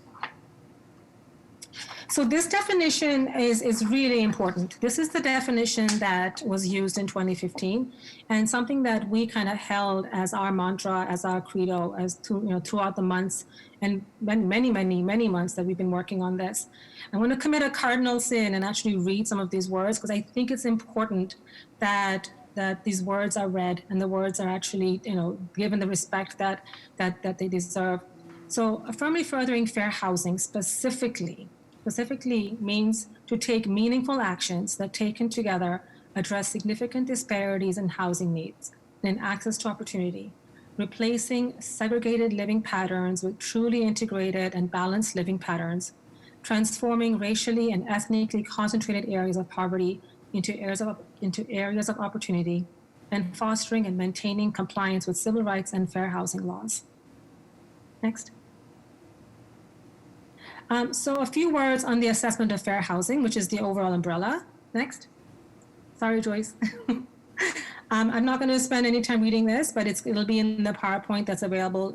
Will be available on our website tomorrow for anyone in the public who would like to take a look at this. Next. So the assessment of fair housing, which is the big umbrella effort that the city is undertaking, includes many different city agencies, including the BHA, as mentioned earlier, DND, the Commission for Persons with Disabilities, the Office of Fair Housing and Equity. So many different departments are in the process of putting together this assessment of fair housing. Next. These are the goals I mentioned earlier, the 14 plus goals. And what you see in the orange is one of those goals, which is using zoning as a fair housing tool. Next. So what exactly are we doing today, and what exactly is this text amendment going to do? Next, sorry. The definition again, which again, like I said, we've kept this to heart as we've gone through this process. Sorry, next. So we've been working with the Boston City Council for many months. We've had many City Council working sessions. Some of the dates that we've met with the City Council are here with a great snapshot of one of the working sessions. I want to give a lot of credit to a lot of team members who've been part of this effort. One of them has helped put this PowerPoint together, and she came up with this great photo of the team that's been working on this. Next. We've had lots of stakeholder input, including housing advocates, community members, NAOP, the Real Estate Development Community. We've met with all stakeholders in this effort to make sure that we can achieve the goals that we've laid out for ourselves as a team in a clear, consistent, and predictable and fair manner. Next. We've also been working with many different city agencies through this effort. The BHA, DND, the Mayor's Commission for Persons with Disabilities, and the Office of Fair Housing and Equity have been great partners and great team members in this effort as well. So I want to recognize all the other city departments. Yeah, next. Thanks, Joyce. The board will give me 5 seconds to just recognize the many staff here I wanted to be sure and just recognize the many BPDA staff who have committed hours and hours and hours of work and time to get us to where we are. This was a huge effort undertaken by many BPDA staff across many different departments. And I'd like to publicly recognize and thank them for all their work and all their efforts that have brought us here today. Next. So, a little bit of detail on our timeline. We have been working, as I mentioned, with the City Council on working sessions. We've had many, many internal working sessions. I'm sure the team is sick of getting emails from me, weekly emails from me, and weekly meeting invites from me. But we've been working on three kind of deliverables. One is the zoning amendment itself. Two is an assessment tool. And three is an implementation document, which is a procedure and guidelines documents. All three of those documents are in your packet today. Next. So I mentioned, the kind of the definition that we kept in mind, but another thing that we were very careful and the lens through which we were looking at this is to take meaningful actions to address displacement, to address affirmative furthering fair housing in ways that are clear, consistent, predictable, and fair for all stakeholders, the community, the advocates, our citizens, even the staff at the BPDA and the city, to make sure that we can implement this in a way that's clear, consistent, predictable, and fair. Next. So a few words on the development review process. Most everyone on this call is very familiar with this, but for those in the public who may not be familiar with the development review process, a very quick snapshot of what that is. This is the Article 80 of the Boston Zoning Code, which looks at development review processes for small projects, large projects, which are projects that are over 50,000 square feet, PDAs, which is projects over 1 acre, on land that is over 1 acre, and IMP review, which is for hospitals, colleges, and universities. What we're talking about today will apply to large projects and PDAs. Next. So this slide looks complicated, but it really is a way to show how the this is the current development review process. And what you see in orange is the overlay, is the affirmative furthering fair housing review overlay over an existing process. So what will be required as part of a PNF is three things, is in addition to what's already required, which is environmental impacts. We'll be asking for developers to, as part of the AFFH component, submit an assessment tool, which is a way to ask questions of a developer about what their project is, what the current uses on the project site are, and how they'll be looking at what they'll be proposing through the lens of displacement risk and historical analysis. This analysis will be submitted as part of a PNF and will be presented at public meetings. And there'll be a committee, the Boston Interagency Fair Housing Development Committee, that will be reviewing this component, providing feedback, and then provide to you, the BPDA board, a recommendation on how a proposed project or PDA will meet its AFFH obligations. This will continue past BPDA board approval into the marketing of the project. So, it's important as to what gets approved and built, but also who then lives in the units that are completed and built. So the developer will also be asked to abide by an affirmative fair housing marketing plan. Next. So something I'm really excited about is there are two other checklists or requirements as by policy that will be elevating as part of the zoning amendment. The first is the accessibility checklist. This is something that has been part of our review process since June of 2014 under Mayor Walsh's administration. And this was updated in March 2017 and November 2019. We will be elevating this checklist that's already required and make this part of the zoning code as well, providing further access to those with disabilities, which is also a protected class. We're also elevating the smart utilities checklist, which has been in place since June of 2018. Next. So the assessment tool that I mentioned, this is a very quick kind of screenshot of the assessment tool. It'll include a requirement for developers to, give us their analysis or ask them to provide input to us as to how their project will be viewed through the lens of displacement risk and historical analysis. The BPDA will be providing them this information, and I'll get into that in a few minutes. Next. So this is the displacement risk analysis.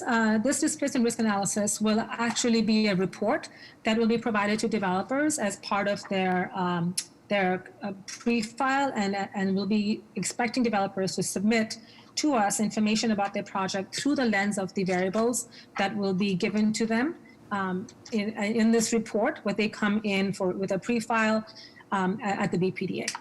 Next.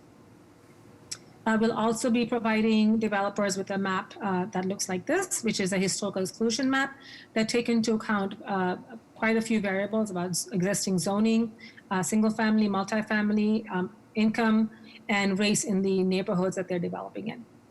Next. A few words on the committee itself.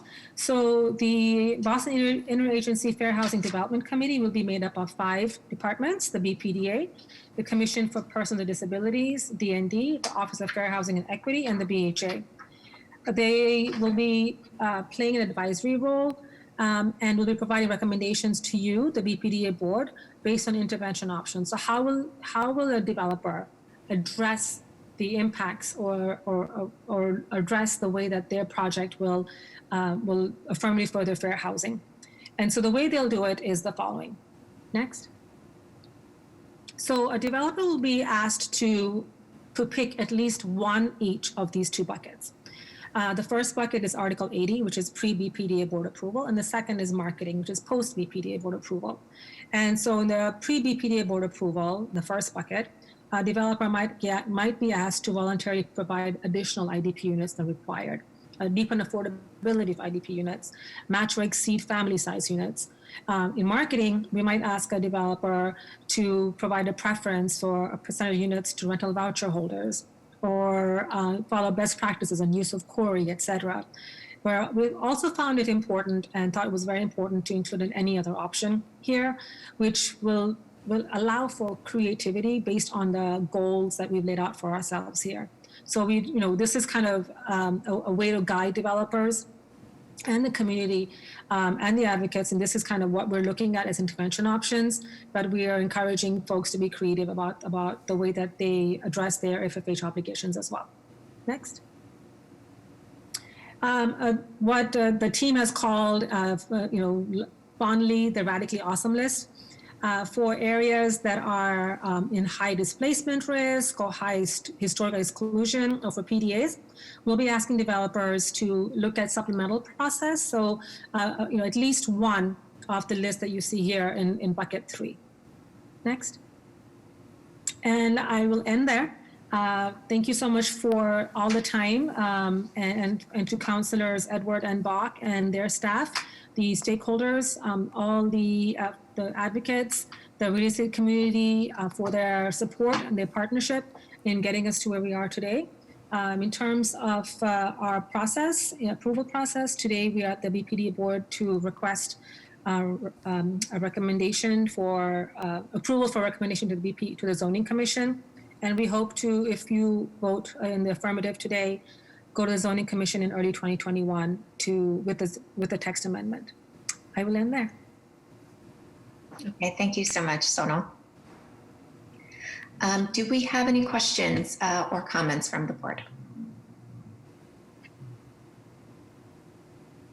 Well, I want to start with one comment that acknowledges that as a city, we've needed to do this for a long time.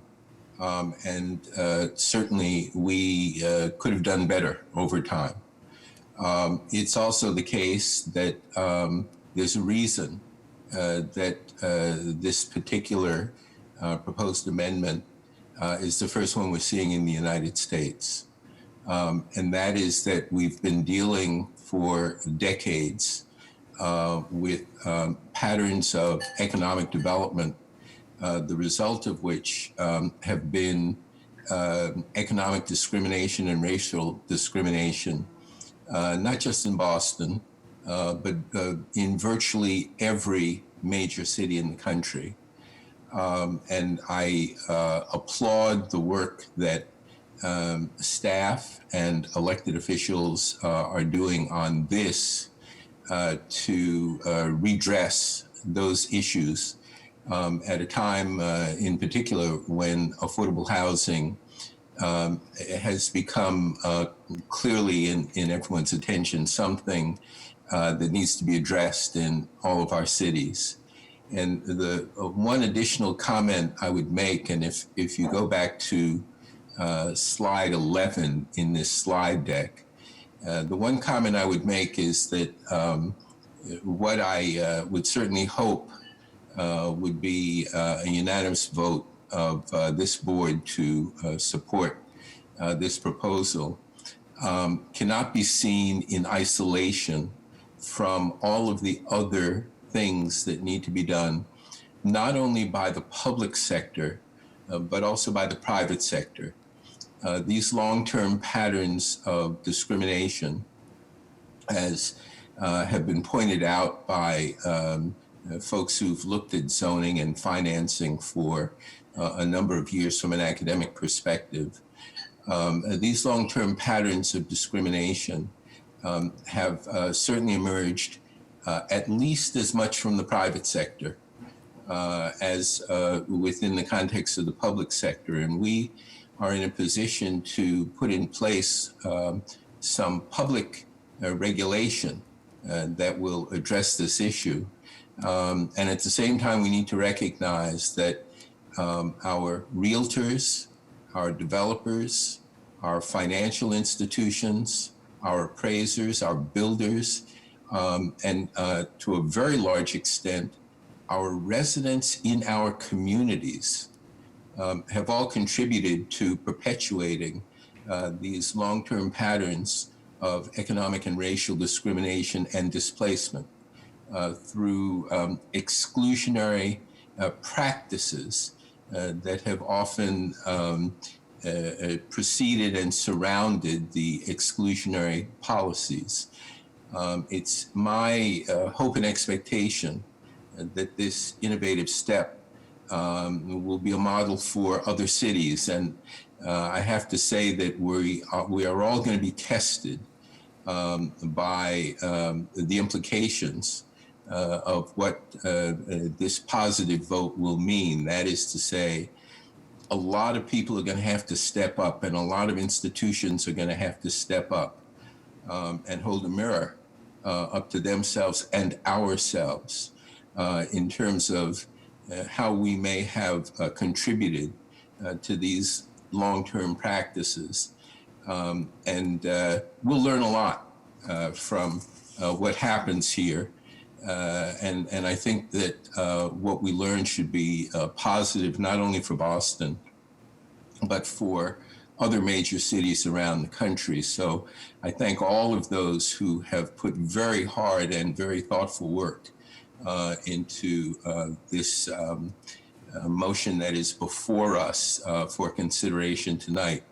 And I hope that we all realize that this is but one step of many that will need to be taken to address the heinous nature of where we stand at this moment in terms of economic and racial discrimination in housing in this country. Thank you, Dr. Lensmark. Do we have any additional questions or comments from the board?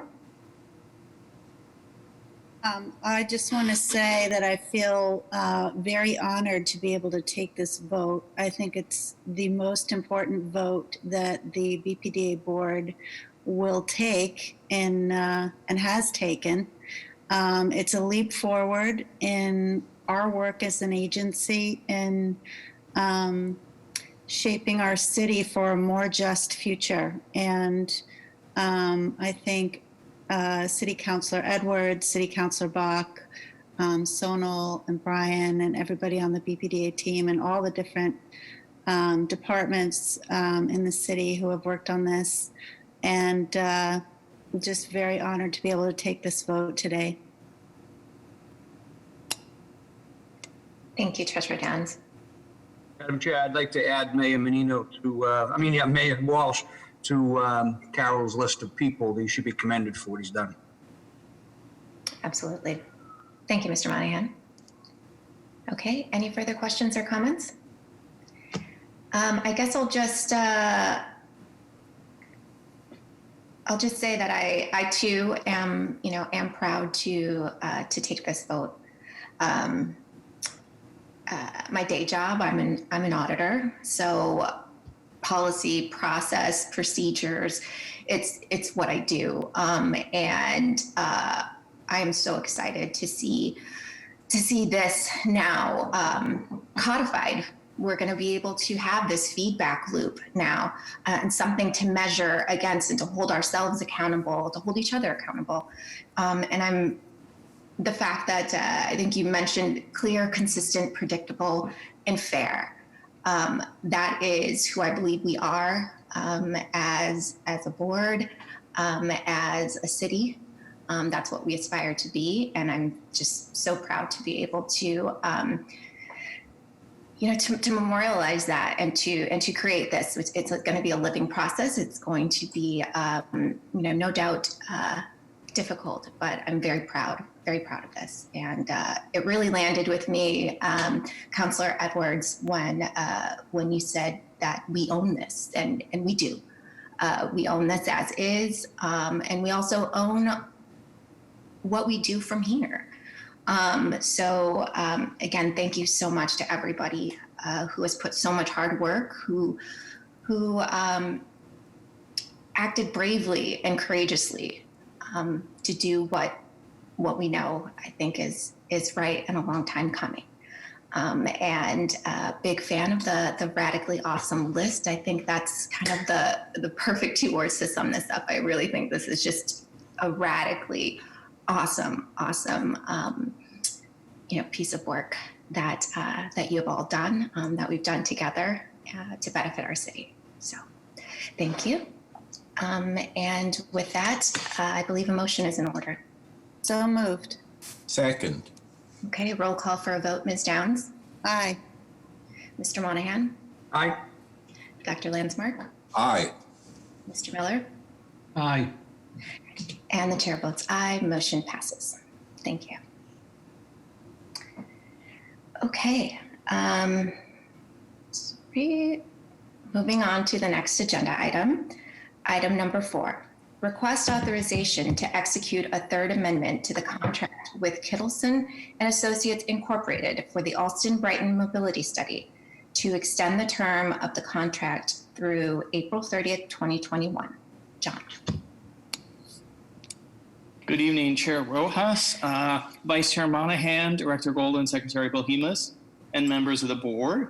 As you may recall, after starting work on the AB Mobility Study in fall of 2018, and after overseeing a thorough planning and public engagement process over the last 2 years, we released the draft AB Mobility Plan in November of this year. Since then, we've conducted a number of virtual public engagements, including a virtual open house and 3 chats with a planner.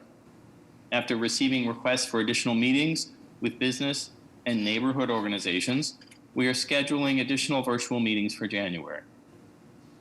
Because the current consultant contract is due to expire on December 30th, we're asking for more time so that we can conduct the additional public engagement, incorporate changes into the plan based on public comments, and return to the board to approve the plan.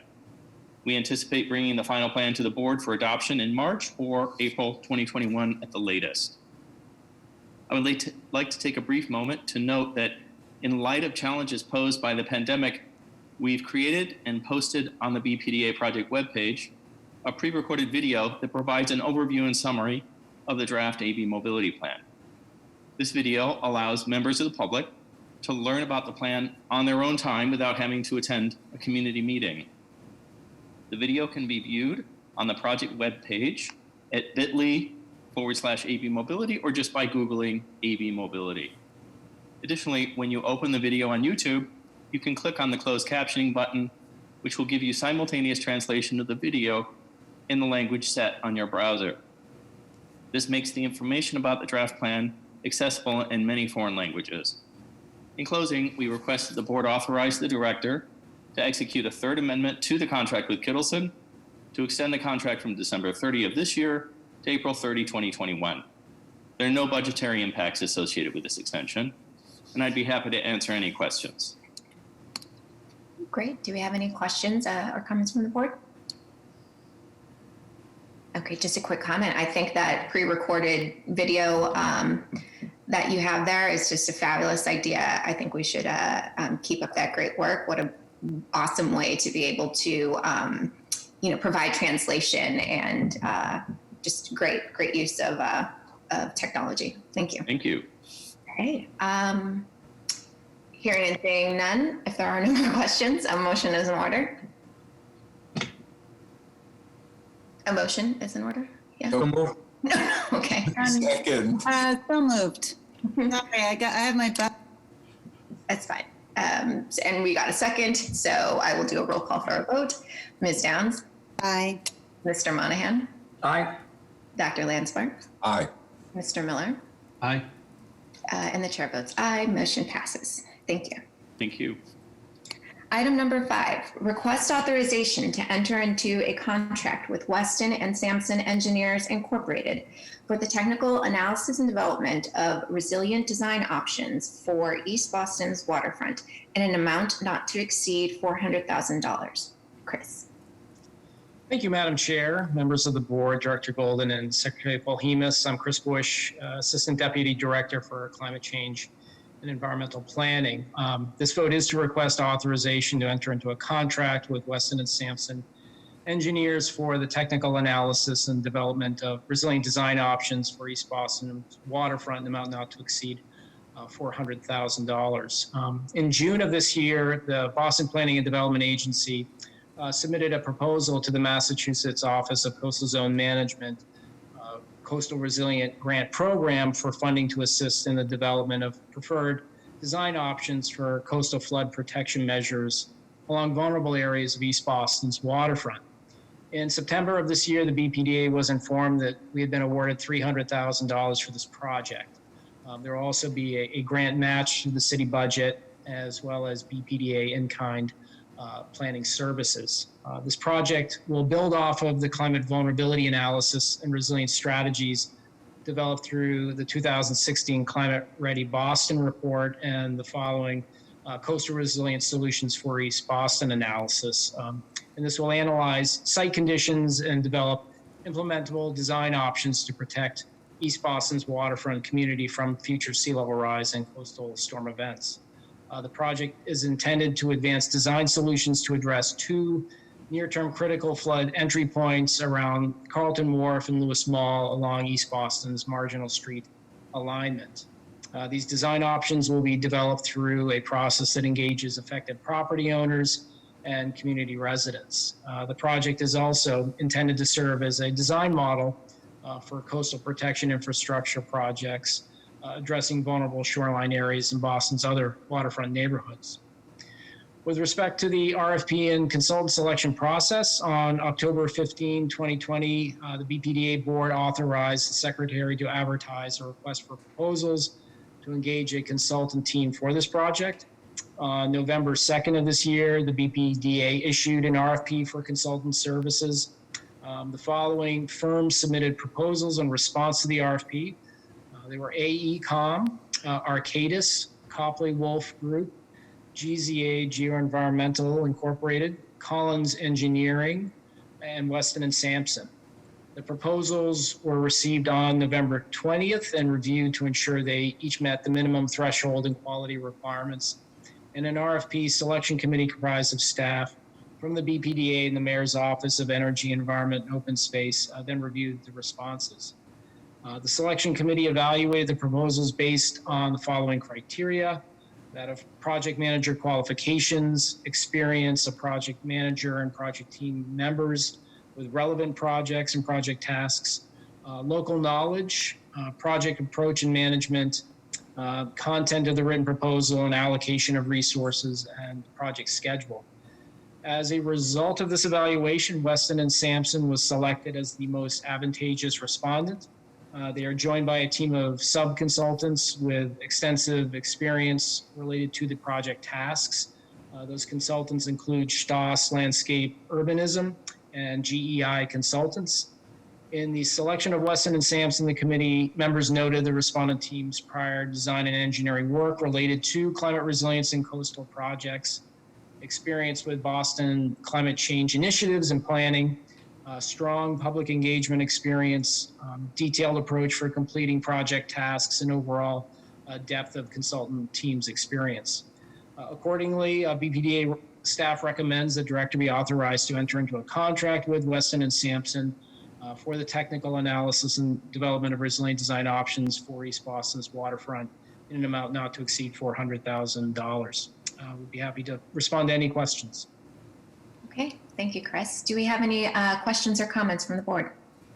I have a quick question, Madam Chair. Chris, is this more like what the city should do in the sense of barriers, or is this consulting on construction and how they should protect the building itself? Yeah, it's more of the second, through the climate ready neighborhood based work that was done back in 2017, we had a pretty good understanding of the most vulnerable locations along the East Boston waterfront, and through community process looked at a number of different types of shoreline protective measures, from elevated harbor walk to living shorelines, salt marsh rehabilitation, all manner of different types of measures to protect the shoreline were looked at.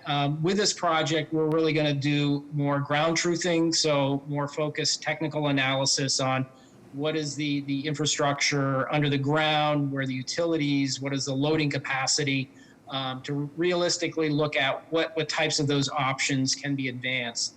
And with the intent of all of this, it's not really just functioning to protect, but also improve and enhance access to and along the water, and also improve habitat. So again, getting back to these multifunctional aspects of infrastructure for coastal protection. Okay, got it. Thank you. I have a question, Chris. I know many of the new buildings are being built on elevated ground. Yep. And I've heard people say that actually just displaces more water down the streets into buildings that are more vulnerable, older buildings. Can you talk about that? Is that an effect that is happening by the coastal raised buildings? I mean, this project, first of all, I think is functioning to bridge those gaps. So, you're looking at Clipper Ship Wharf and the Roseland Port side and the Davis Company's projects. And we've got these flood pathways in between that were mapped out. So this is looking to effectively, more comprehensively work with those higher elevations with the adjoining properties and buildings to sort of bridge those gaps. With respect to displacement of coastal floodwaters, what I keep hearing from, the coastal engineers that analyze these types of things is they say that because of this infinite capacity of the ocean, if you're filling in different areas of the shoreline, it's hard to be displacing floodwaters. If you have a more confined waterway like a river and you are placing fill in that can have that effect. That being said, I think it does warrant further modeling and analysis. And I think with the level, scale, and detail of analysis that's being done now, the types of questions that are being asked as part of a project review for waterfront property owners, I think we're going to get more into that to ground truth that point. Great. I guess I just hope that whatever the outcome is of the study, that it's not just looking at those new buildings and the effect on them, but the whole neighborhood and all the more vulnerable neighbors. Yeah, that's exactly the intent.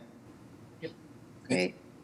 And I would pick up on the point that Carol Downs has just made. I'm struck by a couple of things. One is that staff have done, I think, really outstanding work in terms of laying out plans for what could happen. And your ground truthing process here seems to be the next step in that process in terms of addressing more of the specifics.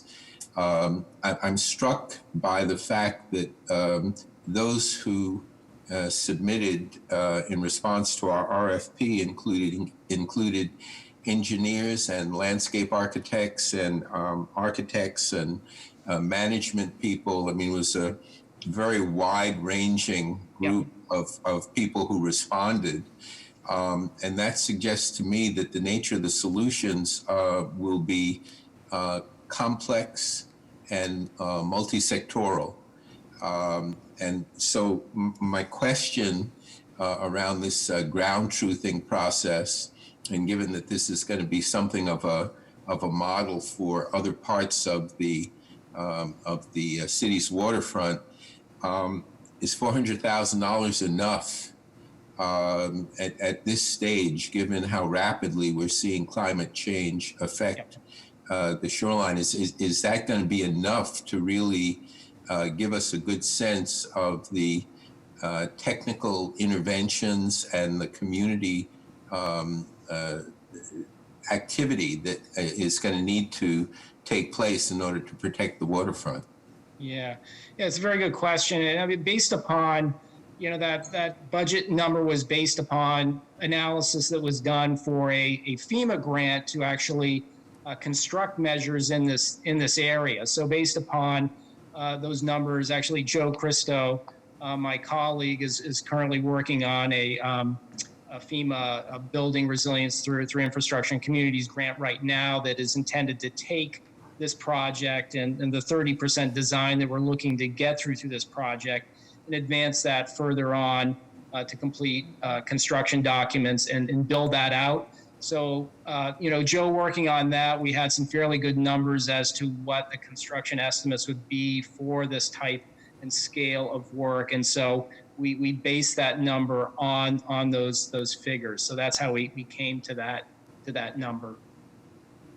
But very good point as well about the multidisciplinary nature of this and very impressive teams that responded. And with Wesson and Sampson, it's going to be a co-lead management of a project manager that is a engineer as well as a co-project manager that's a landscape architect. Right. Do we have any further questions or comments from the board?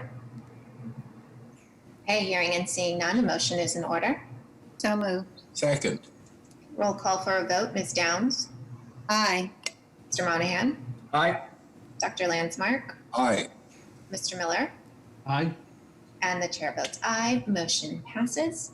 We're going to do one more agenda item before we take a quick break.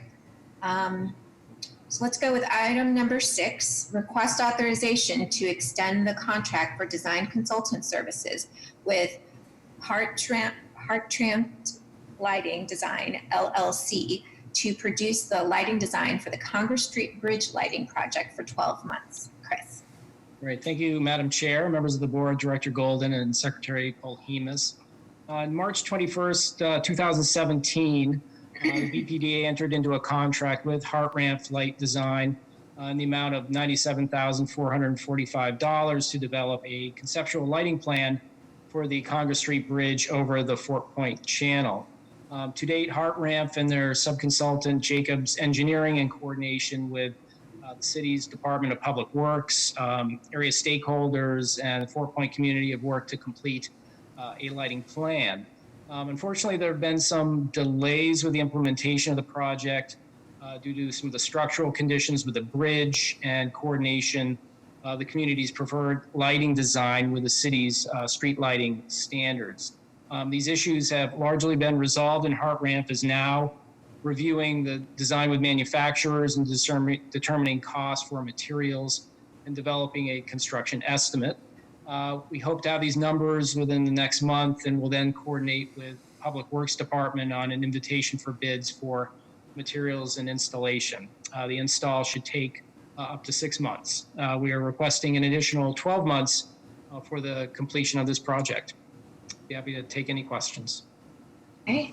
Do we have any questions or comments from the board? Okay, hearing and seeing none, a motion is in order. So moved. Second. Roll call for a vote. Ms. Downs? Aye. Mr. Monahan? Aye. Dr. Landsmark? Aye. Mr. Miller? Aye. And the chair votes aye. Motion passes. Thank you very much, Chris. Thank you. So we are now going to take a brief 5-minute break, resuming back at 5:30, where we'll continue with the public hearing portion of the agenda. So see you soon. 5-minute break.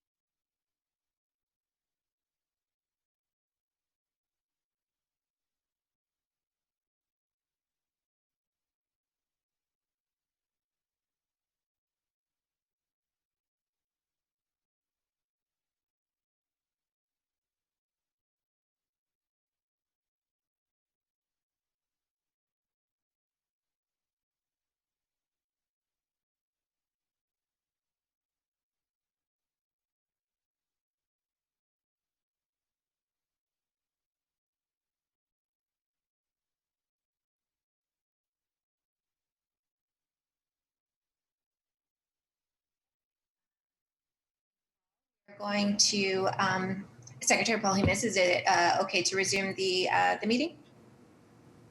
It is, yes. Okay, great. Okay, so we are moving on to the public hearing portion of the agenda. So, okay, so this is a public hearing before the Boston Redevelopment Authority, doing business as the Boston Planning and Development Agency, being held in conformance with Article 80 of the Boston Zoning Code, to consider the 20 Clinton Street Dock Square Garage amended and restated development plan for the planned development area number 123. This hearing was duly advertised on December 3rd, 2020 in the Boston Herald. This is a BPDA hearing on a proposed petition by the agency staff members. Will first present their case and are subject to questioning by members of the agency. Thereafter, anyone who wishes to testify about the proposed project will be afforded an opportunity to do so. We are taking support and opposition at the same time. If you are planning to testify, please take time now to verify that your computer microphone is active. Click the hand icon on your Zoom control panel. This will signal to staff that you would like to speak. When your hand is raised, it will be blue. If you're calling into the meeting and would like to testify, please dial *9 to raise your hand. When I call for all testimony, staff will announce your name and allow you to talk. You must unmute your microphone and your webcam will not be active.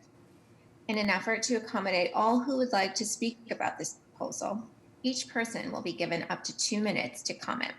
BPDA staff will indicate when 30 seconds remain. At that time, please conclude your remarks so that the hearing may continue and others may be heard. At the conclusion of all oral testimony, any email testimony will be read aloud. Finally, the proponents are allowed a period of 5 to 10 minutes for rebuttal if they so desire. Michael Sinatra will now begin the presentation. Michael. Thank you, Madam Chair, members of the board, Madam Secretary, and Director Golden. Michael Sinatra, BPDA Development Review Project Manager. The project before you is the Notice of Project Change and PDA Amendment for the 20 Clinton Street Dock Square Garage Project. The existing site is a 7-story garage with 798 parking spaces on a site of approximately 51,027 square feet. The proposal is to build an additional 7-story building on top of the garage. The NPC and PDA amendment will be adding an additional 36,000 square feet, of which 2,500 square feet will be eliminated from the retail component. 12,500 square feet will be added to the residential component, and 26,000 square feet will be added to the garage. The original proposal allowed for up to 250 units in the PDA, but only 209 units were proposed and approved. The NPC is proposing a decrease from the original number of 209 and will now contain 125 home ownership units that will be larger in size. The number of parking spots will remain the same at 450, some of which will be made available to the public. The garage will also be designed to handle valet and mechanical lifts. There will be 3,500 square feet of new retail on the surface road ground floor that will open up access to the greenway. As a result of the NPC, the total gross square footage will be a maximum of 456,000 and the total FAR will be a maximum of 8.9. While the height will be up to 14 stories and 125 feet. 13% of the units will be designated as IDP units, equaling 16 units, and a $380,000 payout. 200 construction jobs will be created from this project, along with 20 permanent jobs after completion. The total development cost will be $140 million. At this time, I would like to turn it over to the development team to run through their presentation, after which we would be happy to take any questions that you may have. Thank you.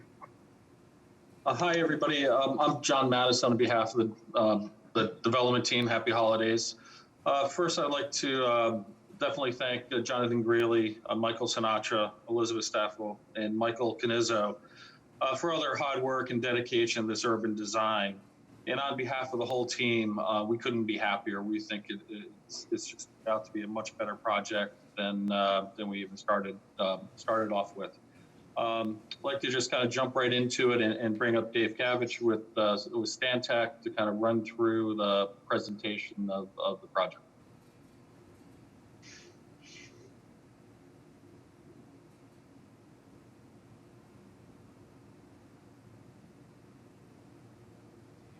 Hey, are you on?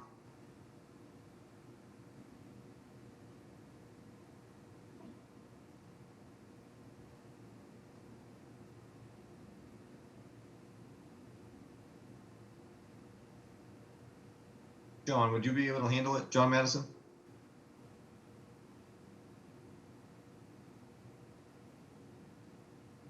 Yeah, go ahead.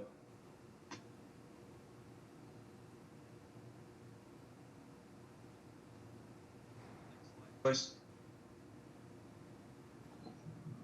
As Michael mentioned, the unit count is gone down to 125 residential units from originally a couple hundred units. We decided to go with a larger unit size, which is more conducive to a condominium project. And as Michael mentioned, it's a 13% affordable, so 16 units. Next one.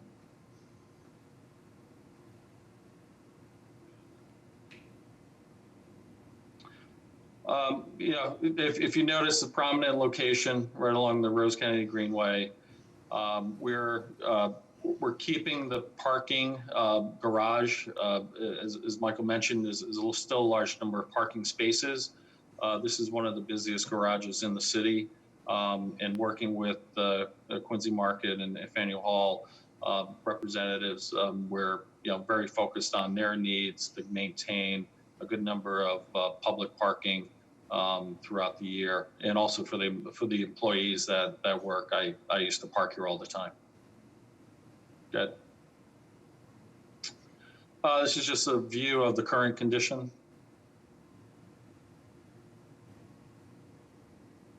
Lovely buses out front.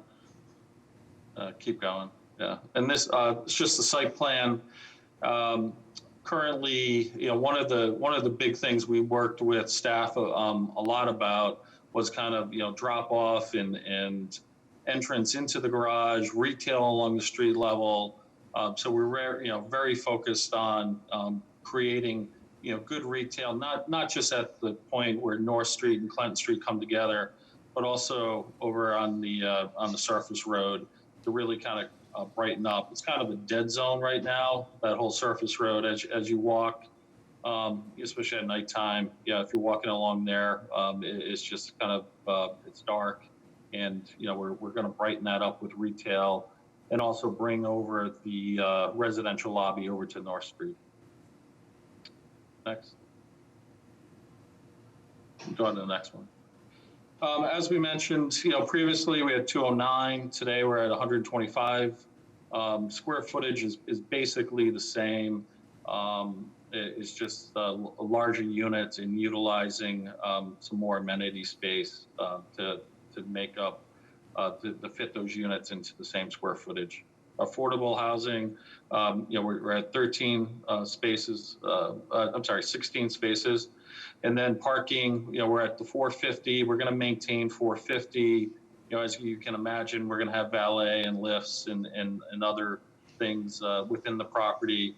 But the 450 spaces is a good, it should satisfy both the needs of Faneuil Hall and the retailers surrounding the property, and also during the daytime, people coming and going for work, and then more importantly, the people who are living there and buying units.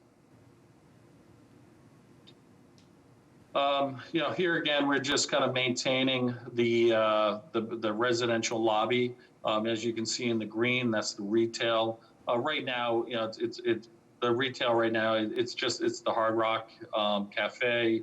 We'll bring in some other retail use for the corner of North Street and Clinton, but then also bring in additional retail along the Rose Kennedy. And then more importantly, the main residential lobby, we've kind of switched back and forth on this. That was at one point it was on Clinton Street, then it was kind of where the retail is on the corner right now. But I think we're all in agreement. The better location is over on North Street, kind of facing the new hotel, and it's just a better location for everyone. Next, just parking plan, typical. Next. Yeah, here is, kind of talking about the design, and this is where we worked very closely with everybody I mentioned to really kind of get the design to where it is today. But this is a view looking at it from City Hall. Go next. Coming down Rose Kennedy, looking back, you can see the entrance to the residential project, and then also on the corner, we kind of rounded the corner a little more to make it all kind of blend together better. Next. Here, and then this is along the Rose Kennedy. You can see we've increased the amount of glass along the street level, and also the screening, which is blocking the current parking garage, the above grade parking. That's what the screen's for. Next. And then this is kind of looking, looking from the park. This currently is kind of the entrance to the parking garage. You can still, that entrance is not changing, but you can see how the design, we've kind of smoothed it out, really used the materials that we've all talked about, kind of keep it within the fabric of the neighborhood. And I think we did a good job there. Next. Just entrance materials coming into the project. Next one. And this is just the architectural kind of, what they were looking at and coming up with the strategy, the design of the project. Next. And then this is what was approved and then was proposed. As you can see, it's still a 12-level project. We were at 224.8 inches. Now we're at 225. But it's a much better project. It fits into the surroundings a lot better than the original design. So we're very excited about it. Next one. This is just your Clinton Street view. Greenway, North Street. And I believe this might be the last slide, but this is an overall project with Custom House in the background. And you can see how, the facade exterior, blends in nicely with the surrounding buildings. Thank you.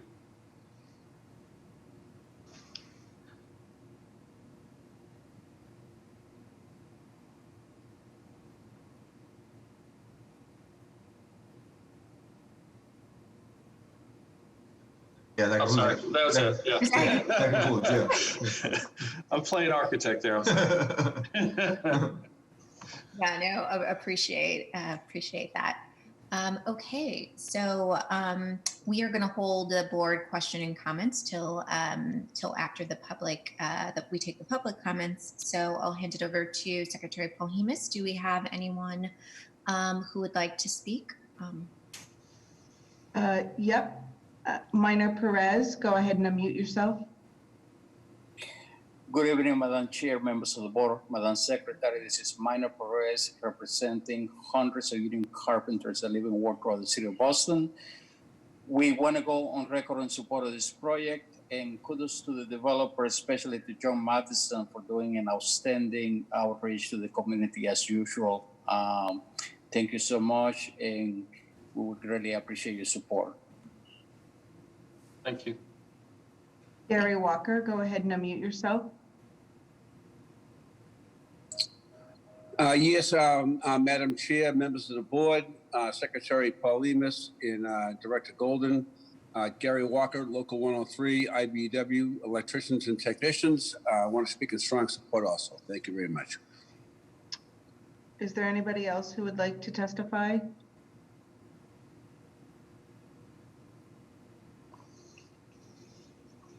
Madam Chair, there's no further testimony. Okay, thank you. Do we have any questions or comments from the board?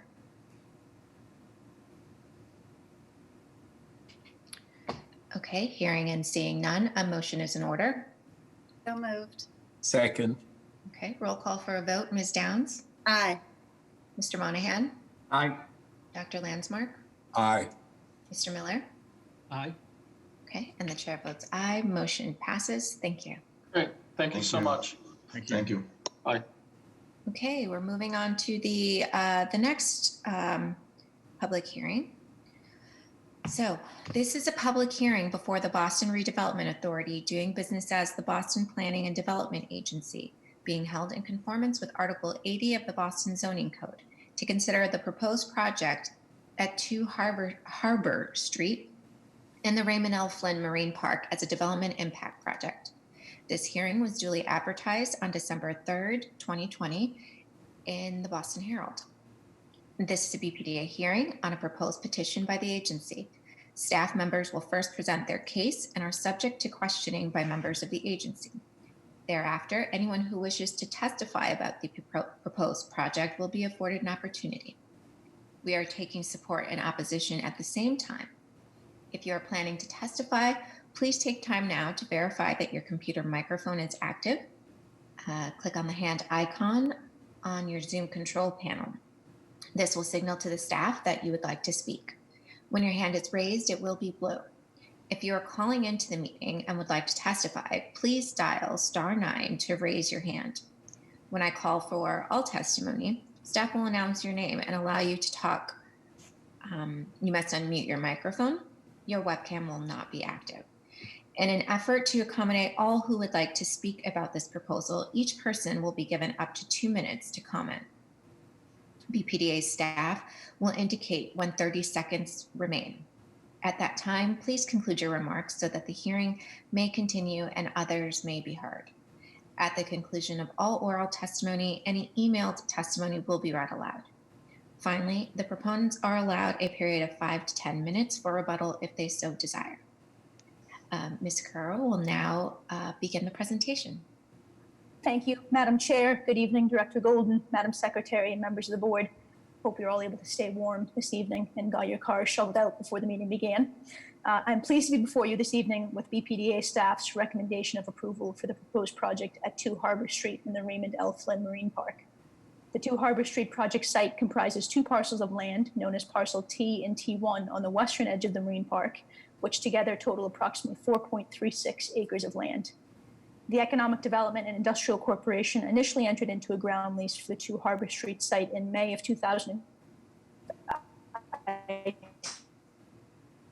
CCNE LLC's October board meeting, the board voted to approve an amendment to the 2 Harbor Street ground lease, which was executed on December 8th, As you heard earlier this evening from my colleague Dennis Davis in our real estate department, ICCNE LLC intends to assign the 2 Harbor Street ground lease to BCP CG Harbor Property LLC, an affiliated company of Beacon Capital Partners, following this evening's board meeting.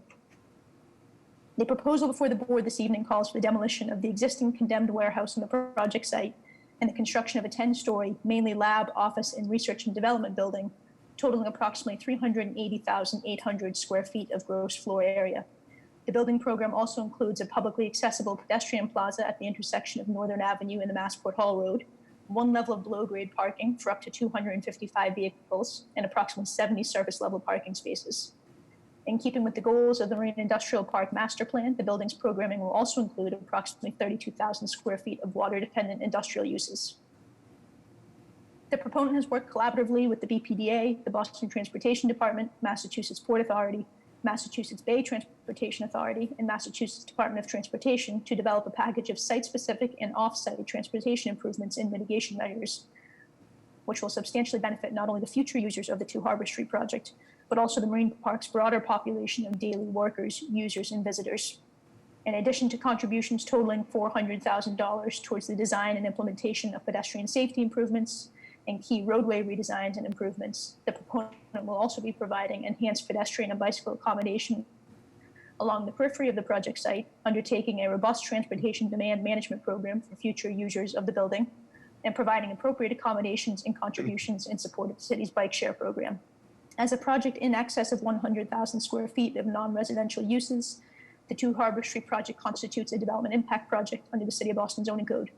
Accordingly, the proponent will provide linkage contributions of more than $2.5 million to the Neighborhood Housing Trust and almost $500,000 to the Neighborhood Jobs Trust in connection with the development of the proposed project. The project has received support from District City Councilor Ed Flynn and the Boston Marine Park Business Association. BPDA staff is pleased to recommend the board's approval this evening of this important project and the associated benefits and improvements it will bring to the Flynn Marine Park. We are joined this evening by Jake Citron on behalf of Millennium Partners Boston, project architect Seth Reisman, and Jeff Brown of Beacon Capital Partners. BPDA staff and members of the development team will be happy to answer any questions the board may have at the conclusion of the presentation. Thank you. Jake? Thank you, Aisling. Aisling, am I being heard? Go ahead, Jake. Yep, we can hear you. Okay, great. Thank you, Aisling. Director Golden, members of the BPDA board, Secretary Polhemus, thank you for the opportunity to present the 2 Harbor Street redevelopment project. I'm Jacob Citron with Cargo Ventures and MP Boston, and I'm joined this evening with Jeff Brown of Beacon Capital and Seth Reisman of Handel Architects, and we'll together present this exciting development. Next slide, please. The property, known as 2 Harbor Street, sits at the entrance to the Raymond L. Flynn Marine Park, and in many ways, this site tells the story of the park itself. First developed by the military as a temporary storage facility during World War II, that temporary structure stands today. Following its military use, the building became the home of Boston Freight Terminals after its relocation to make way for the South Boston Convention Center. Eventually, the building was abandoned as Boston Freight moved to a new home, and the rigors of time, and more importantly, the evolution of the Flynn Park itself under the vision of Mayor Walsh, called for something new at this site, something to serve a growing industry of today. Next slide, please. This industry, perhaps more relevant today than ever, is life sciences and biotechnology. We worked from the earliest days with a world-class team, including Handel, Studio E&E, and all of the professionals listed on this slide. We sought advice and counsel from the BPDA and enjoyed a robust community engagement process. Together, we believe this process resulted in a project that will meet the most rigorous needs of the life sciences community and serve as the gateway to the Flynn Park. But even with this amazing team and thoughtful community effort, we understood early on that in order to develop the project to its greatest potential, we needed to join with and really hand the keys to a company that fully understands Boston and had wide experience and deep experience in the life science sector. That company is Beacon Capital, and I am thrilled to now hand this development and presentation to Jeff Brown. Next slide, please. Jeff? Thank you, Jake, and thank you to the members of the board and to the members of the community who are joining. I'm also joined by Andy Moore, our head of development, and Kirsten Hoffman, who's our general counsel. The 3 of us are very proud to be part of Beacon's long legacy in Boston. Having been founded 75 years ago by Norman Leventhal, our company has been involved in a number of landmark projects in Boston, including on Post Office Square and the Meridian Hotel, 75 State Street, redevelopment of South Station, and many others. We've also been active in the life science space since 1998, starting with a project that Andy himself developed in Kendall Square, the first ground-up development for Novartis, which was part of Technology Square. We're active in life science across the country now in many markets, including in Boston. Next slide, please. We're very excited to work on this project going forward, a 380,000 square feet state-of-the-art life science building, which will include a signature plaza and open space in the front of the building. We're very pleased to include a host of community benefits, significant requirements for diversity and inclusion, as well as a significant commitment to climate resiliency. We expect to begin the project by demolishing the existing structure in the first quarter of next year and commence construction on the new building in the second half of the year. And Seth will now walk through the details of that project. Thank you, Jeff. Can everyone hear me? Yes. Great, good evening. Madam Chair, members of the board, Madam Secretary, thank you very much. I'm here representing the entire design team from Handel Architects, Studio NA, Klopfer Martin Design Group, and the rest of our team. Next slide, please. This, as Jake alluded to, this is an absolutely critical site at the gateway to the Flynn Marine Park. Today, it's characterized by large expanses of asphalt and parking. There's a heavy truck traffic along Hall Road, which is on the left side of the screen. This is a critical artery serving all of Marine Park, and of course must stay in place and be enhanced. The I-90 tunnel runs directly beneath our site, closest to the rotary seen in the dashed lines here. The design team's overriding goal is to leverage this project to create significant public improvements, both physically for the site and for the district. Next slide, please. By not building directly over the tunnel, we create opportunity for a 1 acre plus publicly accessible open space, which will be the largest open space in the Marine Park and the surrounding South Boston waterfront. We reconfigured and changed the character of Channel Street from an exclusively commercial vehicle connector into a shared vehicular, bicycle, and pedestrian street, providing a new front door for the proposed 2 Harbor building, as well as adjacent EDIC parcels. The service access to the building is to the south through a service court, and then further south of that, we've located a surface parking lot that could become a future development site. Next, please. The building itself anchors Northern Avenue, top page, and Harbor Street on the right, and the building itself helps to activate this new public amenity, this large park.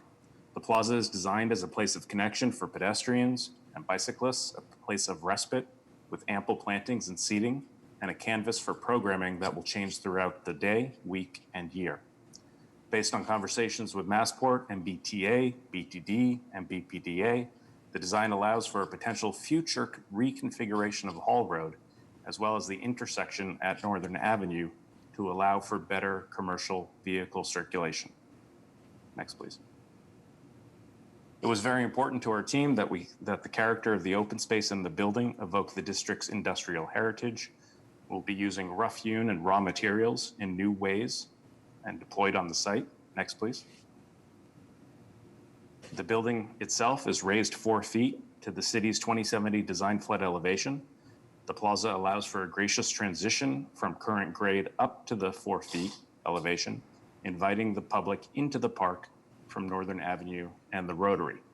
Entrances to the building are located on Northern Avenue at the top of the screen, from the plaza itself in the center, and then from the south. Next, please.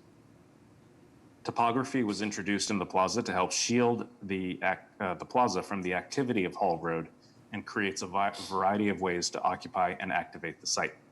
Next, please. The building itself is 1 level of below-grade parking, ground floor with lobby, back of house, and tenant space. We have 8 levels of lab, office, R&D space, and 1 level mechanical penthouse. Next, please. The character of the building massing and materiality is distinct to its location, with its bold, simple massing and adapting the palette of the industrial metal shed into a lattice of faceted and corrugated metal panel curtain wall. Next, please. Here we have a view standing across the rotary at Northern Avenue, looking towards the plaza and the main facade of the building. Hall Road is to the right-hand side with the recently completed or almost completed Massport Parcel K to the right as well. Northern Avenue is to the left. Next slide, please. And a view hovering above with Harbor Street in the foreground. Northern Avenue is to the right, and the existing EDIC 12 Channel Street building is on the left-hand side. The 2 dry dock and new hotel further down Harbor Street on the left. Next, please. And here's a final view, bird's eye, of the multi-layered publicly accessible plaza, the reconfigured driveway through the site, and the simple, bold expression of the building. We want to thank the city for all their efforts in really helping make this project much better than it was at the start. We had lots of review of the site design through the process that led to the amazing amenity that you guys see here for you tonight. Thank you. Okay, Thank you, Mr. Eisman.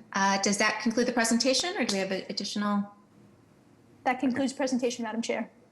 Thank you, Ms. Kerr. Okay, as this is a public hearing, we are going to first take testimony from the public. Secretary Polhemus, do we have anybody who would like to testify? Sure. Gary Walker, go ahead and unmute yourself. Yes, Madam Chair, members of the board, Madam Secretary, Director Golden, Gary Walker, IBW Local 103, electricians and technicians, like to speak in strong support. Thank you. Thank you. Minor Perez, go ahead and unmute yourself. Thank you, Madam Secretary. Madam Chair, members of the board, Director Golden, Minor Perez, in behalf of hundreds of union carpenters that live and work around the city of Boston, want to go in strong support of this project. It is with great respect I ask your support, a vote on the affirmative. Thank you. Thank you. Johanna Snyder, go ahead and unmute yourself.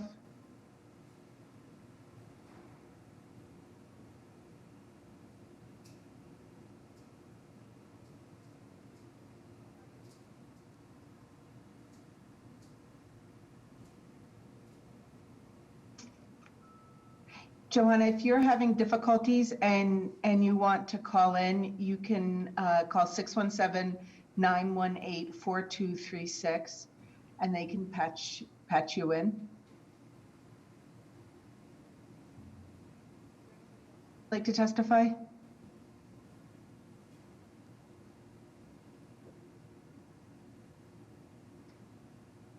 Madam Chair, there's nobody else, but I will let you know if Johanna calls in.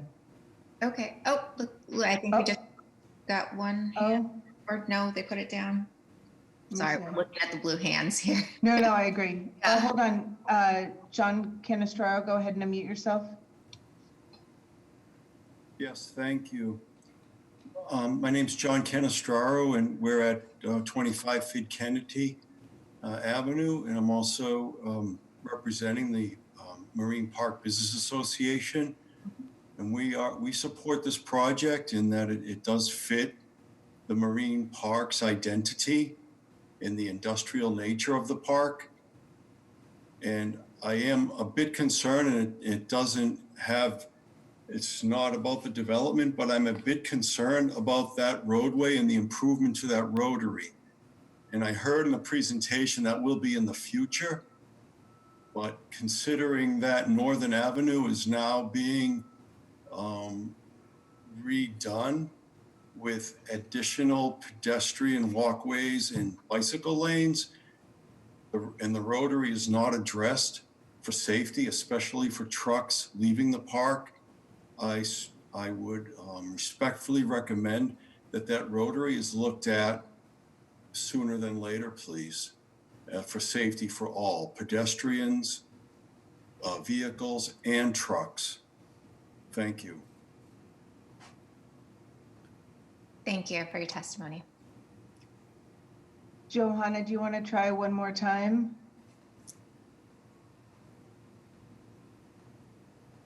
No. Okay. If she just lowered her hand, and like I said, if she calls in, I'll let you know, Madam Chair. Sounds great. Do we have any questions or comments from the board? I'd just like to comment that I think it really fits well into the area down there, and I like that we're in desperate need of park space, open space, so I think that's a tremendous addition. Great, thank you. Thank you, Mr. Miller. Can we have someone from the team address the concern about the safety concern about the rotary and the timing, kind of what's going on with all of those streets? I'm happy to take that one, Madam Chair, from BPDA staff. Jim Fitzgerald and Rich McGinnis have been hugely involved in those ongoing conversations with Massport, with DOT, the MBTA. There's a lot of partners involved in that. And John, we appreciate your feedback. I know we've connected on this a few times as well. So we're happy. They are just in a good place in this project, with the collective understanding that the marine park has become more environment now. Balance the needs of truck traffic and businesses like yours, John, that makes the marine park, but we also have a lot that there is an immediate need. Oh, Ms. Kerr, I'm so sorry. You are breaking up, or is that just me? Are you breaking? No, she's definitely breaking up. Okay. Maybe someone from the development team could address them.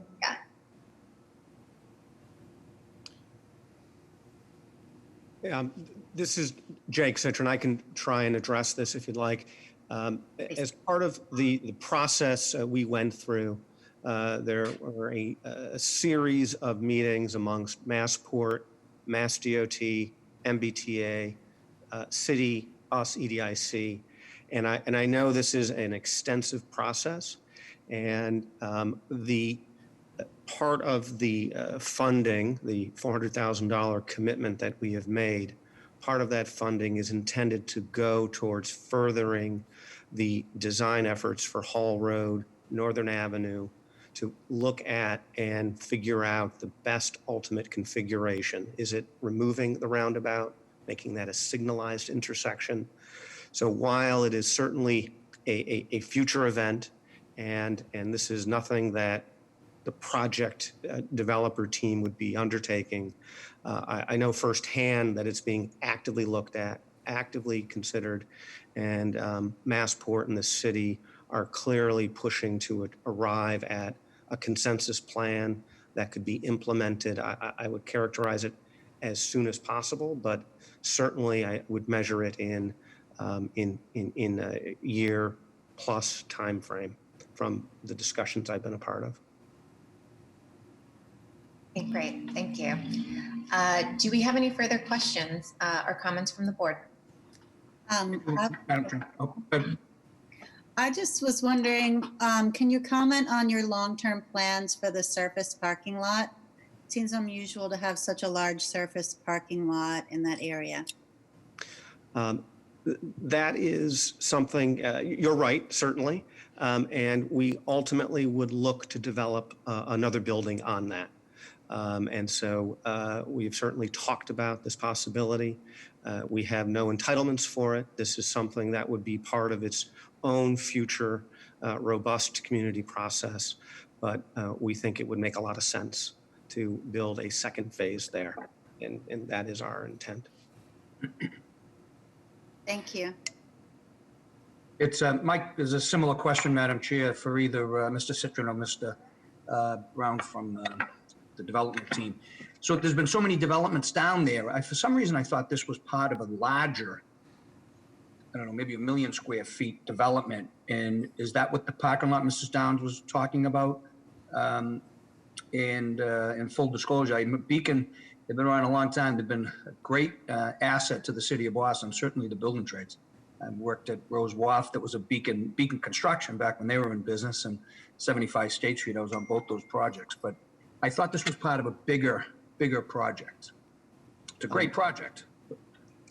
Thank you, Mr. Monahan. So we certainly did consider something much larger at the beginning, and through the early stages of the process, it was decided to really break it down and consider the first building alone, and then in the future, if it is appropriate, to come back and consider a future phase. So there was an intent to start with one building, something that we could get in the ground with, and do so soon. Understood. Thank you. And just to follow up on this significant open space, which is fantastic, but should we think of that open space as serving 2 buildings really instead of 1? Like, would you put an additional large open space on the parking lot parcel, or would that be more all building and that open space will kind of serve both buildings? Ms. Downs, we think of that open space as serving the park. We did look at building on top of the tunnel there. There was a possibility of that, but our ultimate conclusion, given those complexities, that this open space is intended to be for the park overall. So it has nothing to do, in other words, with there being one phase or two phases. I think long range, the only real change to that open space that we've proposed is as part of these ongoing discussions between the Port Authority, BPDA, and other stakeholders, I think the Hall Road would potentially be realigned. So that would, as you saw in some of the earlier images, impact. Other than that, I think what we're intending to build up front will exist in its form for a very long time, we hope. Okay, thank you. Do we have any further questions or comments from the board? Okay. I do want to say I'm a big fan of that open space and your intent to maintain that and have that be for the park. So hearing and seeing no further questions or comments, a motion is in order. So moved. Second. Okay, a roll call for a vote. Ms. Downs? Aye. Mr. Monahan? Aye. Dr. Landsmark? Aye. Mr. Miller? Aye. Okay, and the chair votes aye. Motion passes. Thank you very much. Congratulations. Thank you. Thank you. Okay, permit me to scroll back here to agenda item number 7. Is that correct? It is correct. Okay. Okay, agenda item number 7, request authorization to execute a construction contract with S&R Corporation for the environmental remediation and demolition of Building 108, the former Central Power Plant located in the Charlestown Navy Yard, in an amount not to exceed $5,108,615. Mr. Apperson. Yes, thank you and good evening, Madam Chair, Madam Secretary, Director Golden, members of the board. I am William Epperson, Deputy Director for Capital Construction within the Real Estate Department, and I am here before you today regarding the former power plant building in the Charlestown Navy Yard, also known as Building 108. As previously presented by my predecessor, Paul Osborne, this building was constructed in the early 1900s. It served as the central power plant for the Charlestown Navy Yard. The 120-year-old, 32,000 square foot building was abandoned by the U.S. Navy in the 1970s and transferred to the BRA with numerous tanks, vats, drums, and electrical transformers in place associated with the former use. The building has not been in use or occupied for the past 50 years. As you may recall, the building is unsafe, structurally unsound, and in danger of collapse.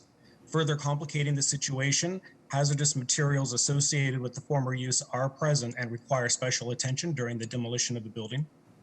As authorized by the board on March 14th in 2019, Weston and Sampson engineers have inspected and assessed both the physical and environmental conditions of the building and prepared construction bid documents for the demolition and remediation of the building in compliance with Massachusetts General Laws, Chapter 149.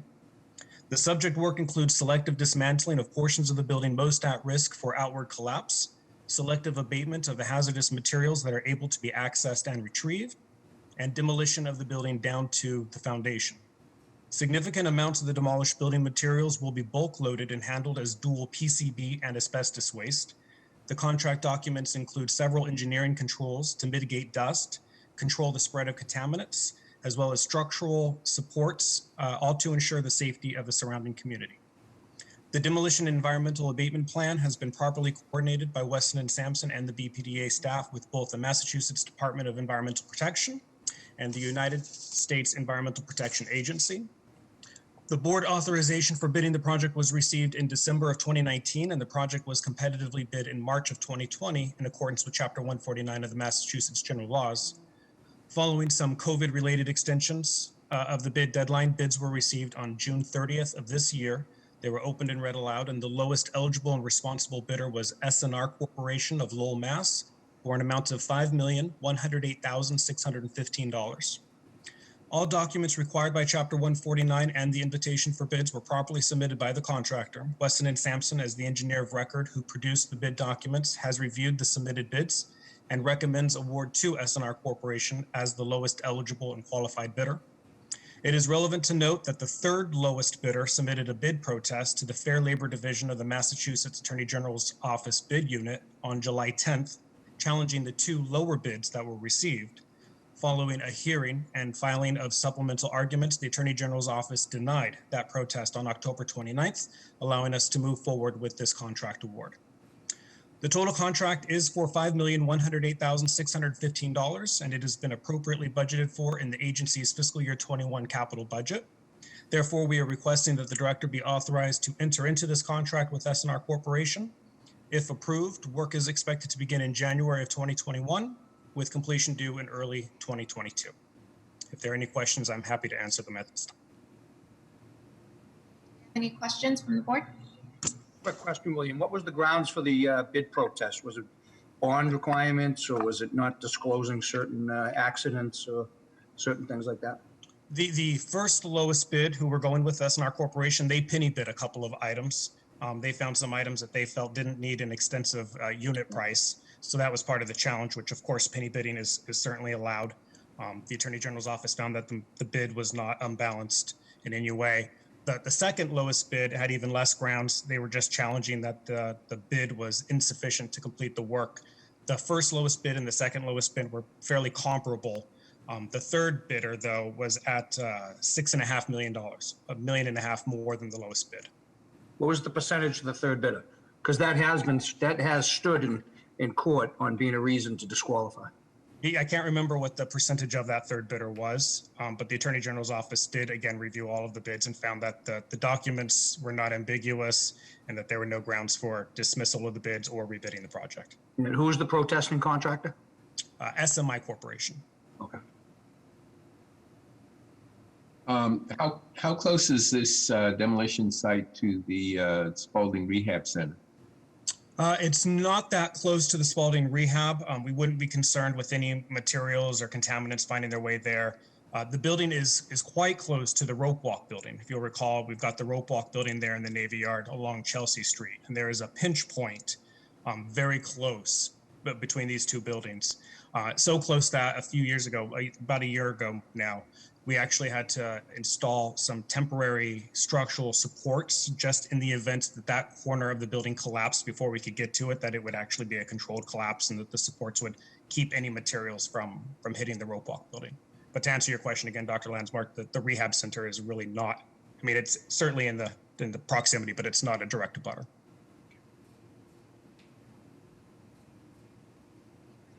From the board? Yeah, just a quick one. William, when we're looking at spending $5 million, I'd love to be building something, not demoing something. I might have missed it, this is the first part of your presentation, but how big is the structure? And I know the bids were all, this was a low bid and the bids were all in that range or above, but that just seems like a tremendous amount of money. Yeah, it's a large structure, 32,000 square feet, but the real cost implication is the fact that the building is unsafe to get into, and it has a lot of environmental contaminants that need to be properly abated. We've got asbestos, PCBs, and lead paint, and it needs to be properly removed. We also have some groundwater contamination that we're concerned about, that the EPA is closely monitoring, but we're not actually able to get into the building where we need to access it to do the rest of the groundwater sampling and the assessments. So that'll also be a portion of the project. As far as a development opportunity, that's a nice segue. We anticipate coming to the board next month with a presentation regarding the future development of the site. Thank you. Okay, any further questions or comments?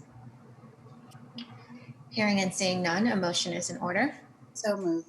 Second. Okay, roll call for a vote. Ms. Downs? Aye. Mr. Monahan? Aye. Dr. Landsmark? Aye.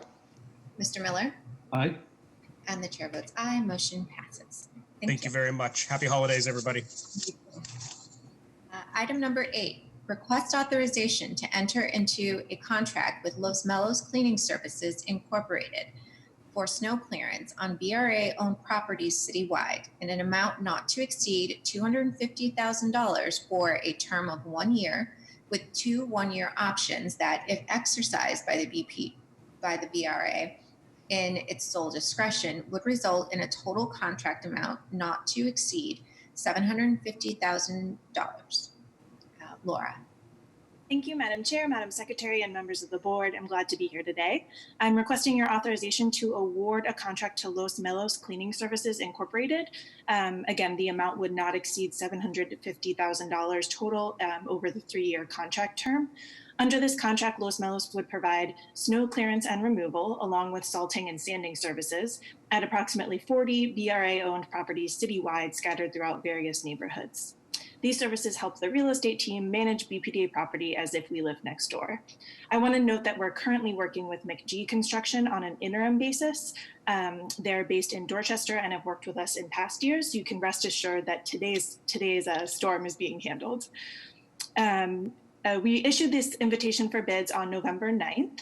Los Melos, which is based in Roxbury, was the responsible and responsive bidder with the lowest price of the 2 bids received by the deadline of November 24th. They have identified themselves as a woman and minority-owned business, so we'll be coordinating with them on the formal certification process. And we're very excited to hopefully work with them in the coming weeks. Thank you for your consideration, and I'm happy to answer any questions you may have at this time. Thank you, Laura. Do we have any questions from the board?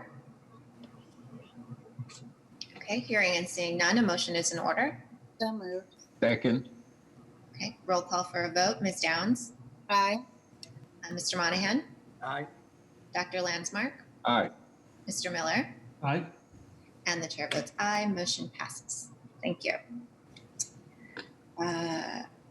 Item number 9, request authorization to amend the contract with GDI Services Incorporated for janitorial cleaning and maintenance services at the China Trade Center located at 2 Boylston Street for 6 months with no monetary increase. Laura. Thank you, Madam Chair. I'm here again to request your authorization to amend this contract with GDI Services Incorporated for janitorial cleaning and maintenance services at the China Trade Center. I'll note that they also handle snow removal from outside the building. So again, very timely. We're asking to extend the contract term by 6 months from January 1st of 2021 to July 1st without increasing the total contract value of $570,000 over the 2-year term. This additional time will be used to issue a new procurement for these services and will allow for more market research, increased outreach to small, local, and diverse businesses, collaboration with our tenants and our property manager, and incorporation of best practices regarding COVID-19 and public health. With that, thank you for your consideration, and I'm happy to answer any questions you have at this time. Any questions from the board? Okay, hearing and seeing none, a motion is in order. So moved. Second. Roll call for a vote. Ms. Downs? Aye. Mr. Monahan? Aye. Dr. Landsmark? Aye. Mr. Miller? Aye. And the chair votes aye. Motion passes. Thank you, Laura. Item number 10, request authorization to enter into a contract with Gartner Incorporated for digital technology assistance in an amount not to exceed $100,000 with an additional option with an amount not to exceed $105,000. Michael or Renee? Good evening. Good evening, Madam Chair, members of the board. The partnership with Gartner began in late 2019. Since then, Gartner has been of great value to the organization, especially during the pandemic. Their resources have provided us with access to valuable research as well as subject matter experts that have both experience and knowledge in a broad range of topics. During the pandemic, the BPDA was able to rapidly address business and operational challenges with resources such as best practice templates and step-by-step work plans, specifically related to working from home. These services greatly help the agency maintain business continuity and will continue to be of great value during the post-pandemic recovery. Thank you, and happy to answer any questions. Do we have any questions from the board? Okay, hearing and seeing none, a motion is in order. So moved. Second. Okay, roll call for a vote. Ms. Downs? Aye. Mr. Monahan? Aye. Dr. Landsmark? Aye. Mr. Miller? Aye. And the chair votes aye. Motion passes. Thank you, Mike. Item number 11, request authorization to advertise a request for proposals for parcel P-16C-2 located on Mead Street and parcel P-16C3 located at Bunker Hill Street in the Charlestown Urban Renewal Area, project number Mass R-55 for open space. Ray. Thank you, Madam Chair, Madam Secretary, Director Golden, and members of the board. These two BPDA-owned parcels are 2,859 square feet and 1,905 square feet in size, with street addresses of Mead Street and Bunker Hill Street. They're located on a steep, wooded, and brush-covered landlocked hillside off of Mead Street in Charlestown, known as Nanny Goat Hill. And they're adjacent to a public staircase known as the 40 Flights that connects Mead Street and Bunker Hill Street. The parcels were created within the Charlestown Urban Renewal Plan via a minor modification of the plan that was approved at the October board. Similar to the abutter program parcels discussed at the October board, these parcels do not themselves offer development potential and are best suited for reuse as side, front, and rear yards, walkways, gardens, and structures associated with open space in connection with residential uses. However, staff has determined that while the value and utility of the two parcels is for open space, an assemblage premium could ensue through increased density or floor area ratio for an abutting property. Any such increase would, of course, be required to conform to zoning or undergo the zoning appeals process, which entails community input and review. Because this possibility exists, however, staff has decided to offer the parcels through a request for proposals process. The asking price in the RFP for these parcels will be the appraised value of $43,000 for parcel P-16C-2 and $29,000 for P-16C-3 as determined by an appraisal dated April 11th of 2020. So I'm happy to answer any questions. Thank you, Ray. Any questions from the board? Hearing and seeing none, a motion is in order. So moved. Second. We'll call for a vote. Ms. Downs? Aye. Mr. Monahan? Aye. Dr. Landsmark? Aye. Mr. Miller? Aye. And the chair votes aye. Motion passes. Thank you, Ray. Okay, thank you. Item number 12, request further authorization for the director to enter into rent deferment agreements with tenants severely impacted by COVID-19. Dennis. Thank you, Madam Chair. This is the same presentation as the EDIC meeting, which I'm happy to repeat for the public record. If you would like, I'll take your lead. I want to say I would not like, but I don't think that's necessary. I don't think that's necessary unless a board member, yeah, okay. Any questions from the board? Okay, hearing and seeing none. A motion is in order. So moved. Second. A roll call for a vote. Ms. Downs? Aye. Mr. Monahan? Aye. Dr. Landsmark? Aye. Mr. Miller? Aye. And the chair votes aye. Motion passes. Thank you, Dennis. Thank you. Item number 13, request authorization to enter into a 5-year license agreement with Bay Village Neighborhood Association Incorporated for the use of approximately 2,715 square feet of land located adjacent to the Charles Playhouse on Warrenton Street in Bay Village for maintenance of a community dog walking area. Lauren. Madam Chairman, members of the board, since 1995, BPDA has licensed land located at 84 to 86 Charles Street and adjacent to the Charles Playhouse on Warrenton Street to Blue Man Group. As a condition of Blue Man Group's license agreement, 2,715 square feet of the land adjacent to their licensed trailer was made into a neighborhood dog park. The Bay Village Neighborhood Association Incorporated, a community volunteer organization that maintains area parks and keeps them open throughout Bay Village, has taken the responsibility to maintain the pet park on behalf of the Blue Man Group. BVNA is requesting a more formal and direct agreement with the BPDA to improve and maintain the land currently used as the park. The proposed license term shall begin on January 1st, 2021 and expire on December 31st, 2025 with 2 5-year option terms. Due to the community benefit of the intended use, no fee is proposed at this time. We're asking that the director be and hereby is authorized on behalf of, oh shoot, I lost my thing. On behalf of the Boston Redevelopment Authority to enter into a 5-year license agreement with Bay Village Neighborhood Association, authorizing the use of approximately 2,715 square feet of land for the development and maintenance of a dog park on terms and conditions substantially consistent with the board memo and term sheet submitted at the meeting held today, December 17th, 2020. Okay, thank you. Any questions from the board? Hearing and seeing none, a motion is in order. So moved. Second. Okay, we'll call for a vote. Ms. Downs? Aye. Mr. Monahan? Aye. Dr. Landsmark? Aye. Mr. Miller? Aye. And the chair votes aye. Motion passes. Thank you.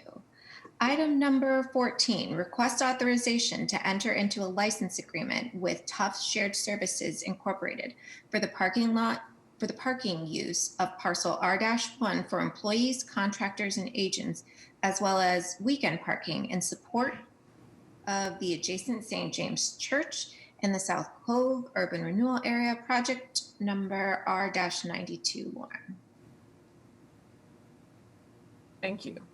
Since 2017, Tufts has licensed the use of parcel R1 in the South Cove Urban Renewal Project area for employee, affiliate, and hospital patient parking and parking for nearby St. James Church. The license is set to expire December 31st, 2020. The BPDA real estate disposition team has re-engaged discussion with the community and developers to plan the future of parcel R1. It's anticipated that the BPDA will issue a request for proposals for the development of parcel R1 sometime mid-2021. In the meantime, Tufts has requested that they continue use of parcel R1. BPDA staff proposes license agreement for parking uses at parcel R1 for a period of 2 years, with an option for the BPDA to extend such license agreement for 3 individual 1-year terms. The fee for continued use of parcel R1 by Tufts Shared Services Incorporated for parking will be $202,000 annually for January 1st, 2021 through December 31st, 2022, paid in advance.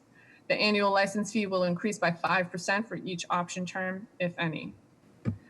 I ask that the director be authorized on behalf of the Boston Redevelopment Authority to execute a license agreement with the Tufts Shared Services Incorporated to allow for employee, affiliate, and hospital patient parking uses on parcel R1 in the South Cove Urban Renewal Project area for a period of 2 years, with an option to extend such a license agreement for 3 individual 1-year option terms at the sole discretion of the BPDA. Okay, thank you. Any questions from the board?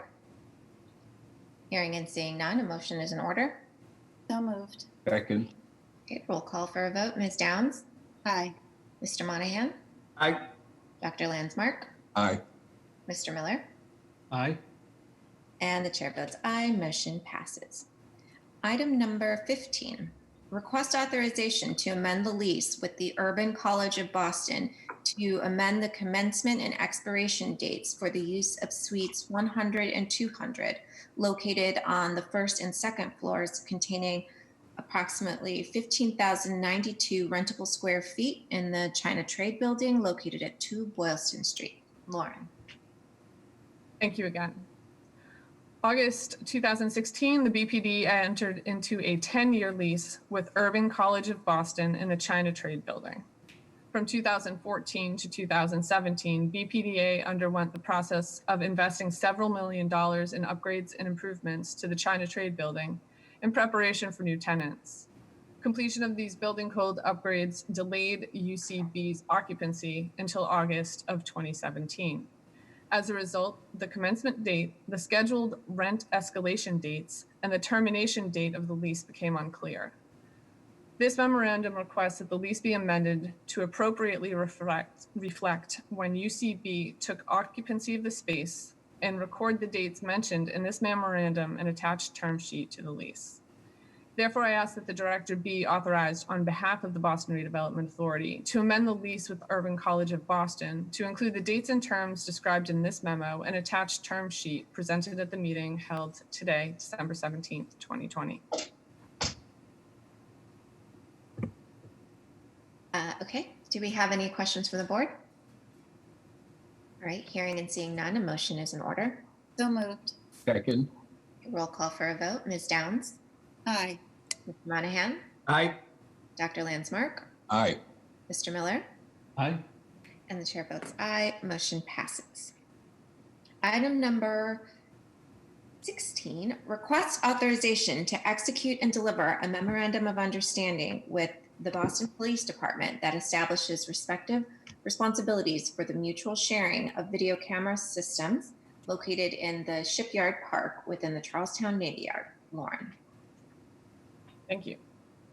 Simultaneous with the activation efforts for the Charlestown Navy Yard, the installation of security cameras at Shipyard Park was initiated to increase public safety.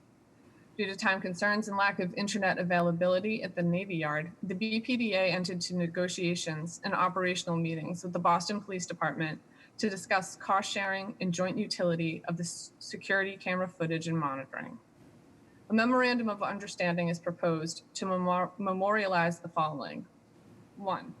The BPD will undertake such necessary measures to facilitate the sharing of video camera footage from the Shipyard Park with the BPDA. 2. The BPDA will be responsible for the costs of installation and connection of additional cables, equipment, and devices through contact with Lantel Communications Incorporated in an amount not to exceed $37,464.80. And 3. The cost and repair and maintenance for the camera and physical and electronic link between the video cameras and Shipyard Park shall be the responsibility of the Boston Police Department. I'm asking here that the director be authorized on behalf of the Boston Redevelopment Authority to execute and deliver a memorandum of understanding with the Boston Police Department that establishes the respective responsibilities of the BPDA and the BPD for the mutual sharing of video camera systems located within Shipyard Park and the Charlestown Navy Yard.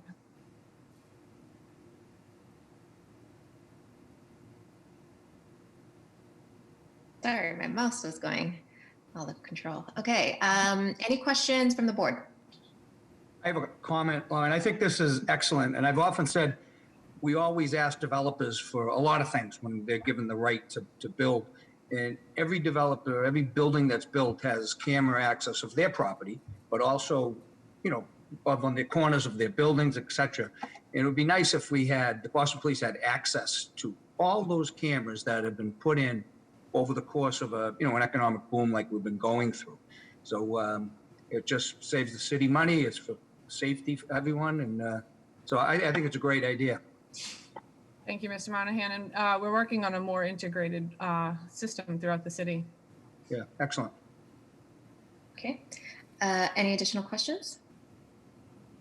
Hearing and seeing none, a motion is in order. So moved. Second.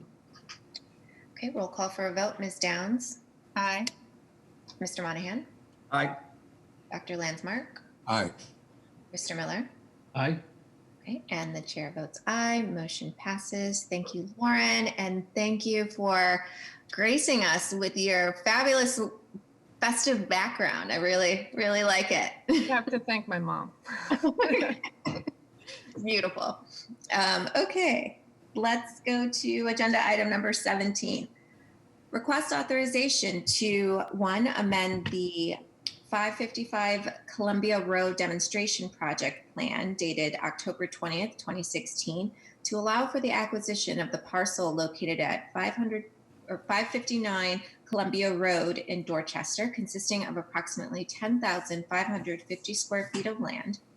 2, acquire the 559 Columbia Road parcel by deed from DNI 5 Incorporated.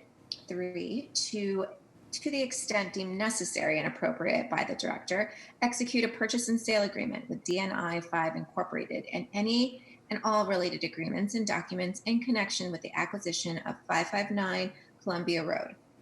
4, to advertise and issue a joint request for proposals for the redevelopment of 555 through 559 Columbia Road, as well as for the selection of an operator for the City of Boston owned Strand Theater in the Upman's Corner area of Dorchester.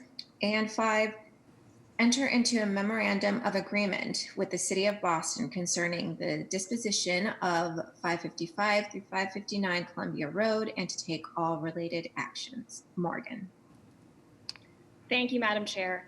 At the request of the City of Boston, we're requesting board approval to amend the demonstration project plan for the acquisition of 555 Columbia Road to allow the acquisition of the adjacent parcel at 559 Columbia Road and take all necessary actions to acquire the parcel.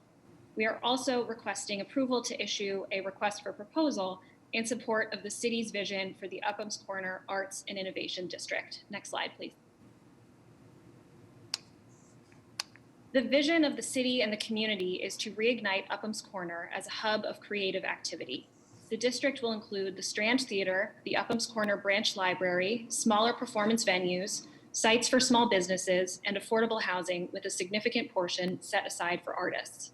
The vision will be implemented through 3 requests for proposal for neighboring sites in Upham's Corner. The BPDA and the city will jointly issue an RFP for the redevelopment of 555 through 559 Columbia Road and an operator for the Strand Theater. The City of Boston will issue a second RFP for the development of a municipal parking lot at 18 Hamlet Street. Dudley Neighbors Incorporated will issue a third RFP for the development of 568 through 574 Columbia Road. You can see the 3 development sites numbered here, Site 1, Site 2, and Site 3 on this slide. By offering these 3 development sites together, we hope that proponents will be better positioned to offer innovative solutions to challenges that may not be solved on a single development site. Next slide. The RFPs were drafted through a robust community process. Representatives from multiple community agencies and departments participated, including the Office of Economic Development, the Department of Neighborhood Development, the Boston Public Library, the Mayor's Office of Arts and Culture, and the Boston Transportation Department.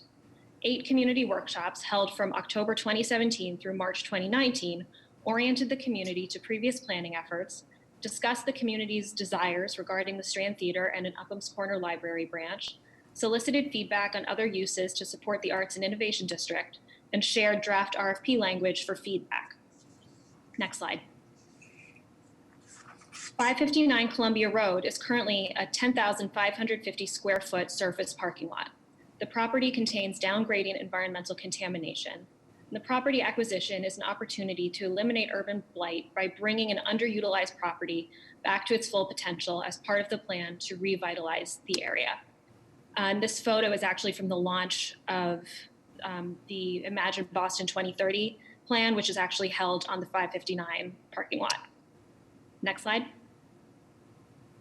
The 3 RFPs share common development objectives that reflect the goals outlined in Imagine Boston 2030 and the Fairmount Indigo Planning Initiative, and support the vision of a thriving mixed-use arts and innovation district. The RFP will seek to ensure development without displacement, identify a Strand Theater operating partner, create affordable housing and commercial space, provide transit-oriented development and parking, promote diversity and inclusion, and create sustainable, resilient, and healthy development. Next slide. I'm happy to answer any questions, and Andrew Grace from the Office of Economic Development is available to answer questions as well. Thank you. Okay, thank you, Morgan. Do we have any questions from the board? Okay, hearing and seeing none. Oh, go ahead.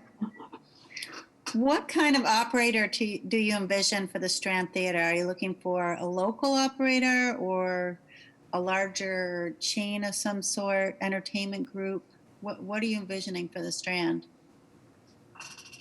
I can speak a little bit to that, and I think Andrew will probably want to speak more on it, but I think we're envisioning really looking for a community partner who will be providing community programming, children's programming, as well as being an entity that can keep the theater running and potentially make renovations to the theater to support the programming that they are proposing. We're open to many different possibilities and sort of combinations of developers and operators, whether it's 2 separate entities that come into partnership or one entity providing both functions. But the community-focused aspect of it is the most important to us. Yeah, just adding to what Morgan had said, which there had been in the past a community operator for the Strand from the 1980s into well into the mid 1990s. And so it is certainly imaginable that perhaps a coalition of arts groups, including a nonprofit or potentially a for-profit entity, might partner with the community to look at sort of new models for the Strand.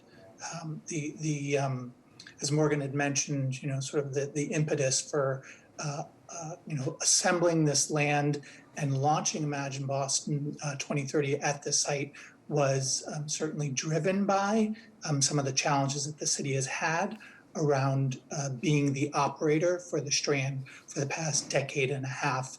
And it is hopefully our expectation that new types of entities will come forward with a vision that's consistent with both the city and the communities for how the Strand should be operated.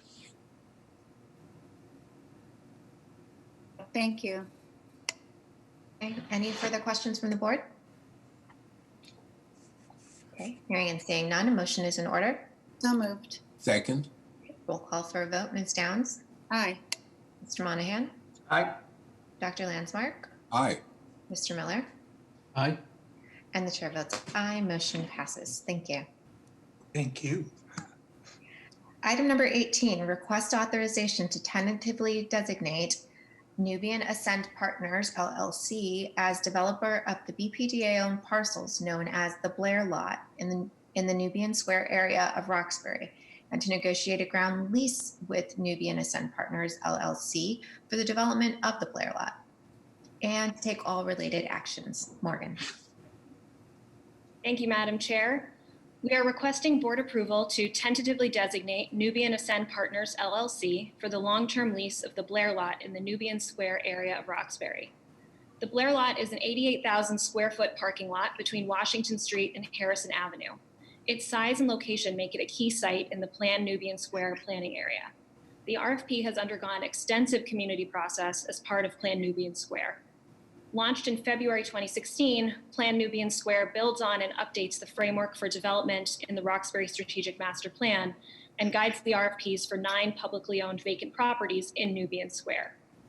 The planning initiative involved an extensive community engagement process over 2.5 years that consisted of 21 public workshops, walking tours, and community meetings in order to share information, establish a vision for the future, and solicit feedback from the community. The engagement process was designed to encourage meaningful community conversations and critical feedback. Through this process, community members shaped the development guidelines included in every Plan Nubian Square RFP. These include consistency with area planning history, economic development, affordable housing, sustainable and resilient development, good jobs, diversity and inclusion, and development without displacement. In July 2018, the first 4 Plan Nubian RFPs were released for parcels owned by the Department of Neighborhood Development. Following the designation of these parcels in June 2019, the BPDA held 3 community meetings to shape the RFP for the Blair Lot. For each meeting, draft RFPs were released online. Participants had a chance to discuss the content, express the changes they wish to see, which would then be reflected in the RFP draft at the next meeting. After receiving proposals in February 2020, the BPDA convened a project review committee made up of 10 residents and business owners and 5 members of the Roxbury Strategic Master Plan Oversight Committee to evaluate the proposals. The project review committee members interviewed Nubian Ascend Partners and hosted a virtual public presentation to solicit feedback, which was attended by over 100 community members. On December 7th, the Project Review Committee presented their recommendation of Nubian Ascend Partners, LLC, to the Oversight Committee, and the Oversight Committee voted to approve their recommendation. We are very happy to bring this development proposal to the BPDA board to request tentative designation. And I'd like to introduce Richard Taylor from Nubian Ascend Partners to present the development project. Thanks very much, Morgan. Is it okay for me to speak now? Please. Thank you. Madam Chair, members of the board, I'd like to thank you for this opportunity to share just a few minutes about our project on behalf of my partners, Kai and Chris Grant of Black Market, Mario San Jacinto of Alvarado Capital. We also want to thank the BPDA staff, Morgan and Devin in particular, as well as Chief Barrows, who has been focused on this project as well. But I especially would like to thank the PRC and the Roxbury Oversight Committee members who have given significant voluntary time throughout the community process. Slide 1, thank you very much, Morgan. Board members, I'm sorry, just go back to the one that was there. Thank you, I'm sorry. You went to 2. Thank you very much. Items 1 through 9, the numbers are indicating the spaces, if you will, for the development program. I want to draw your attention first to numbers 1 and 9. That is an important corridor where we hope to activate between Harrison Ave and Washington Street with significant artist participation. That's a very, very important part of the project. We did not want to turn our back on the Orchard Gardens community. 6 and 8 is also a key part of the artist lofts and artist live workspaces. Item number 2 is the very, very large 100,000 square foot office building, which I'll be speaking to a little later. 3, 4, and 5 represent the Nubian Gallery, which I've owned now for about a year. Dropped in between Nubian Gallery and Black Market, where they've had significant entrepreneurial activities over the last several years, is a major 25,000 square foot cultural hall. Next slide, please. Thank you. This is a stronger view from Washington Street. Again, you will see the flow on Washington Street that leads right to the bowling building, the overhang for a restaurant and significant commercial activity. The boxes to the right represent seasonal activity, winter, spring, summer, fall. And we took a page from the Time Out Market to have ice skating there during the winter months. Today would have been a good day, I guess. And we plan to have many community days where the young people in the community, Madison Park, Orchard Gardens, can come and use the space for free. Next slide, please. We've been focused very closely with respect to the commercial space. And I want to reference Frank Nelson from Newmarket Knight, and we've been focusing significantly on the eds and meds. And by that, we've been working on our vertical spaces, making sure that we have ample space in the event that we have an opportunity for a life science company. As we know, that business is exploding. You will recall the metaphor of Bus 1, Route 1, that goes from Nubian Square all around to Mass Ave, to MIT, Kendall Square, to Harvard Square. We want to connect those businesses to the square. Next slide, please. Part of our activity, particularly driven by my friends at Black Market, is activating the Roxbury Cultural District. It began actually when the city wanted to do art along Ruggles Street, connecting Ruggles Station all the way to the Blair lot. And we picked up on that theme. Most recently, you've seen Black Lives Matter put on Washington Street, on Sharman Avenue, the King murals, Coretta and Martin, actually on the actual space where 12th Baptist was originally, and King, as you know, was very active with them at that time. So part of our strategy is to bring outside activity to the square to see the art, support local artists, and bring consumer power to the square. Next slide, please. This is an opportunity to look at some of the kind of fashion, food, dance, art that we see creating kind of not really 24/7, but certainly 3-day parts. Right now, as you know, the square basically shuts down around 3 o'clock Monday through Friday, with very little Saturday activity, even less Sunday activity. That's what we're trying to arrest and activate and bring people to the square. Next slide, please. This is kind of a silhouette view that gives you a different view of it in the evening. Focus on the sort of orange Halloween colors. That theater, cultural hall, if you will, was a flow out of a conversation that we had with Lisa Simmons, who is the founder of the International Roxbury Film Festival.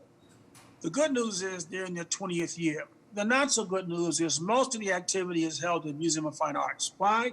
Because we do not have a 300-seat facility to accommodate it in Roxbury. So what happens? We lose all of the dollar spend. Nobody comes for dinner. Nobody comes for pre-matinees. So we see a nice combination between Hibernia Hall, afternoon matinee, go eat, and then come to our hall for an evening program. So hope this gives you a sense of the totality of the experience we hope to provide. We're excited about the opportunity to join our other colleagues who've been designated to really transform Dudley Square to Nubian Square. Thank you very much. Thank you, Richard, and we're happy to answer any questions. Great. Do we have any questions from the board?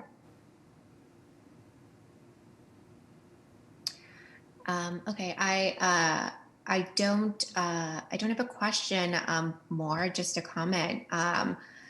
This looks beautiful. I am just so excited. And to be honest, a little tearful. This is the pictures of what this can be and what this will be is just amazing and a great asset and a great resource for our community. So fabulous job. So excited for you. And with that, a motion is in order. So moved. Second, with delight. And I will delightfully take roll call for a vote. Ms. Downs. Aye. Mr. Monahan. Aye. Dr. Landsmark. Aye. Mr. Miller. Aye. And the chair votes aye. Motion passes. Congratulations and good luck. Thank you so much. Okay. I'll turn on iPad. Okay. Item number 19. Request authorization to ratify the date and extend the final designation of EBCDC Incorporated, the nonprofit corporation affiliated with the East Boston Community Development Corporation, as the redeveloper of 146 through 172 Condor Street in East Boston, to execute a ground lease with EBCDC Incorporated for the redevelopment of 146 through 172 Condor Street in East Boston, and to take all related actions. Dennis. Thank you, Madam Chair. In October of 2016, the board awarded tentative designation status to the East Boston Community Development Corporation for the development of a 7-acre parcel at 146 Condor Street in East Boston. The intent is to develop a maritime industrial center consistent with the goals of the RFP that was issued, the port regulations in City of Boston zoning. I've reported in previous board meetings that the development will take several years due to the complexities of the site itself and the port-related regulations. Several development milestones have been established, the first of which is to have a fully executed lease. Although great strides have been made by BPDA and the East Boston CDC business and legal teams toward finalizing this complicated lease, we're not quite there, but we are very close. The draft is in its final stage, and the lease draft rather is in its final stage.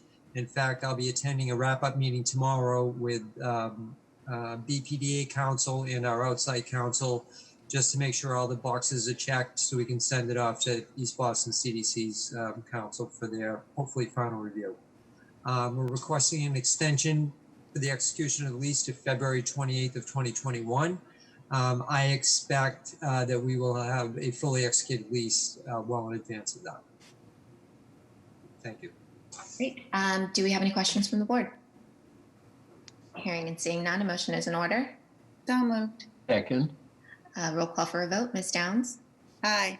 Mr. Monahan. Aye. Dr. Landsmark. Aye. Mr. Miller. Aye. And the chair votes aye. Motion passes. Thank you, Dennis. Thank you. Item number 20, request to extend the tentative designation of Tenants Development Corporation for the development of a community center, including office space for its headquarters on parcel 22A in the South End Urban Renewal Area, project number Mass R-5 56 located at 151 Lenox Street in Roxbury. Gray.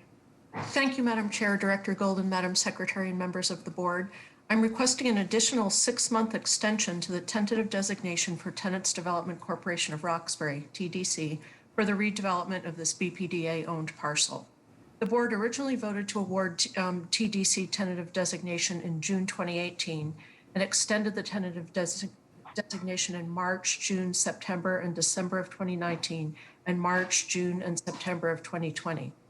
You recall, TDC is proposing to develop a community center, including office space for its headquarters. The total development cost of the project is approximately $9 million to be financed by new market tax credits, a conventional construction loan, and a capital campaign of just under $4 million. Since their designation in June 2018, TDC has raised approximately $847,000 towards their fundraising goal. The capital campaign has been hampered because of COVID-19 restrictions and the inability to do live events, but nonetheless, the team is continuing to very successfully conduct virtual events with local foundations in their targeted philanthropic community. They will use the requested extension to advance the capital campaign, submit foundation grant applications, and engage in media outreach and cultivation events. I'm happy to answer any questions. Thank you. Do we have any questions from the board? Hearing and seeing none, a motion is in order. So moved. Second. Okay, roll call for a vote. Ms. Downs? Aye. Mr. Monahan? Aye. Dr. Landsmark? Aye. Mr. Miller? Aye. And the chair votes aye. Motion passes. Thank you. Thank you. Item number 22, request authorization to extend the tentative designation of Jackson Square Partners, LLC, for the development parcels in Jamaica Plain and Roxbury. Dana. Madam Chair, I'm going to Yes. recuse myself from this vote. Okay. Thank you. Oh, I think, Madam Chair, did you miss vote number 21? I did. Okay. Oh, I'm sorry. I'm going to Okay. do 21. okay. Thank you. So backing up to item number 21, request authorization to ratify to date and extend the final designation of Catalyst Ventures Solidarity Enterprises LLC as the redeveloper of parcel L43B in the Washington Park Urban Renewal Area, project number Mass R-24, located at 41 Regent Street. Right. Thank you, Madam Chair, Madam Secretary, Director Golden, and members of the board. This is one I've been waiting a long time to have this good news that these developers have received their building permits. So I'm here to request an extension to the final designation status for CVSE LLC, an African-American owned development entity owned by Darrell Settles and Greg Janey. This redeveloper is proposing to combine 41 Regent Street, a 3,224 square foot BPDA parcel, with the adjacent 5,703 square feet parcel at 64 Alpine Street that's owned by Mr. Settles. They're building 14 homeownership units, including 2 income-restricted IDP units. The combined parcels create a site size of approximately 8,927 square feet. An action that was pending in Suffolk Superior Civil Court is now resolved, clearing the way for the redevelopers to obtain their building permit, which they did on November 13th, 2020. So today's final designation will allow the legal teams to finalize documents for closing, which is expected to occur next month on January 15th. And I'm happy to answer any questions. Thank you. Do we have any questions from the board? Hearing and seeing none, a motion is in order. So moved. Second. Okay, roll call for a vote. Ms. Downs? Aye. Mr. Monahan? Aye.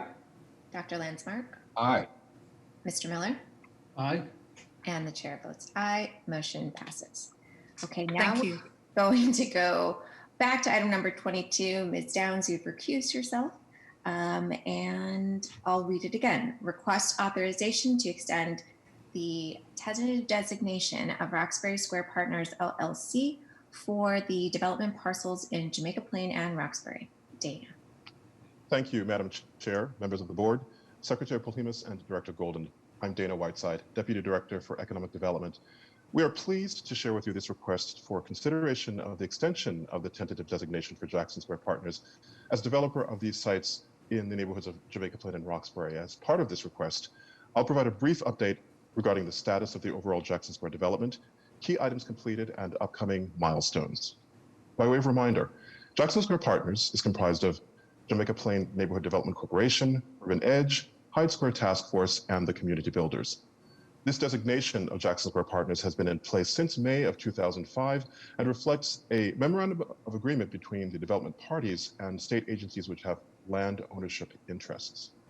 As part of the overall Jackson Square development, the projects that have been completed will be in construction in 2021, represent the creation of 333 total new residential units, including 211 income restricted units and 122 market rate units. Next slide, please. And the visual that you're seeing right now shows the full scope of the Jackson Square development, which again, as mentioned earlier, is part of Jamaica Plain and Roxbury, and with the main artery of Columbus Avenue in the front. Throughout the life of the tentative designation, Jackson Square Partners has had the responsibility of completing various transactions and milestones which have included land assembly in coordination with ownership agencies, completion of land transfer as appropriate, engaging in and completion of the Article 80 process for the various projects within the development sites, and securing financing for the various affordable housing components and the infrastructure projects for the overall development. Significant components of the development which have been completed in recent years include 225 Center Street in 2013 with 103 mixed income residential units, Jackson Commons in 2015 with 38 mixed income residential units and approximately 13,000 square feet of office and/or commercial space, 75 Amory Street in 2015 with 39 residential units which are 100% income restricted. In addition, the Jackson Square development has been a successful recipient of 2 MassWorks infrastructure grants from the Commonwealth's Executive Office of Housing and Economic Development. These grant opportunities have funded significant enhancements supporting the affordable housing creation, including new pedestrian walkways, street improvements, and the relocation of utilities.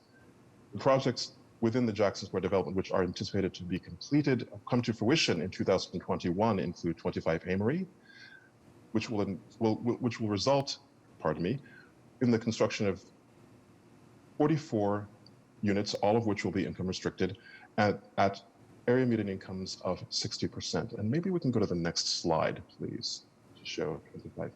Next slide.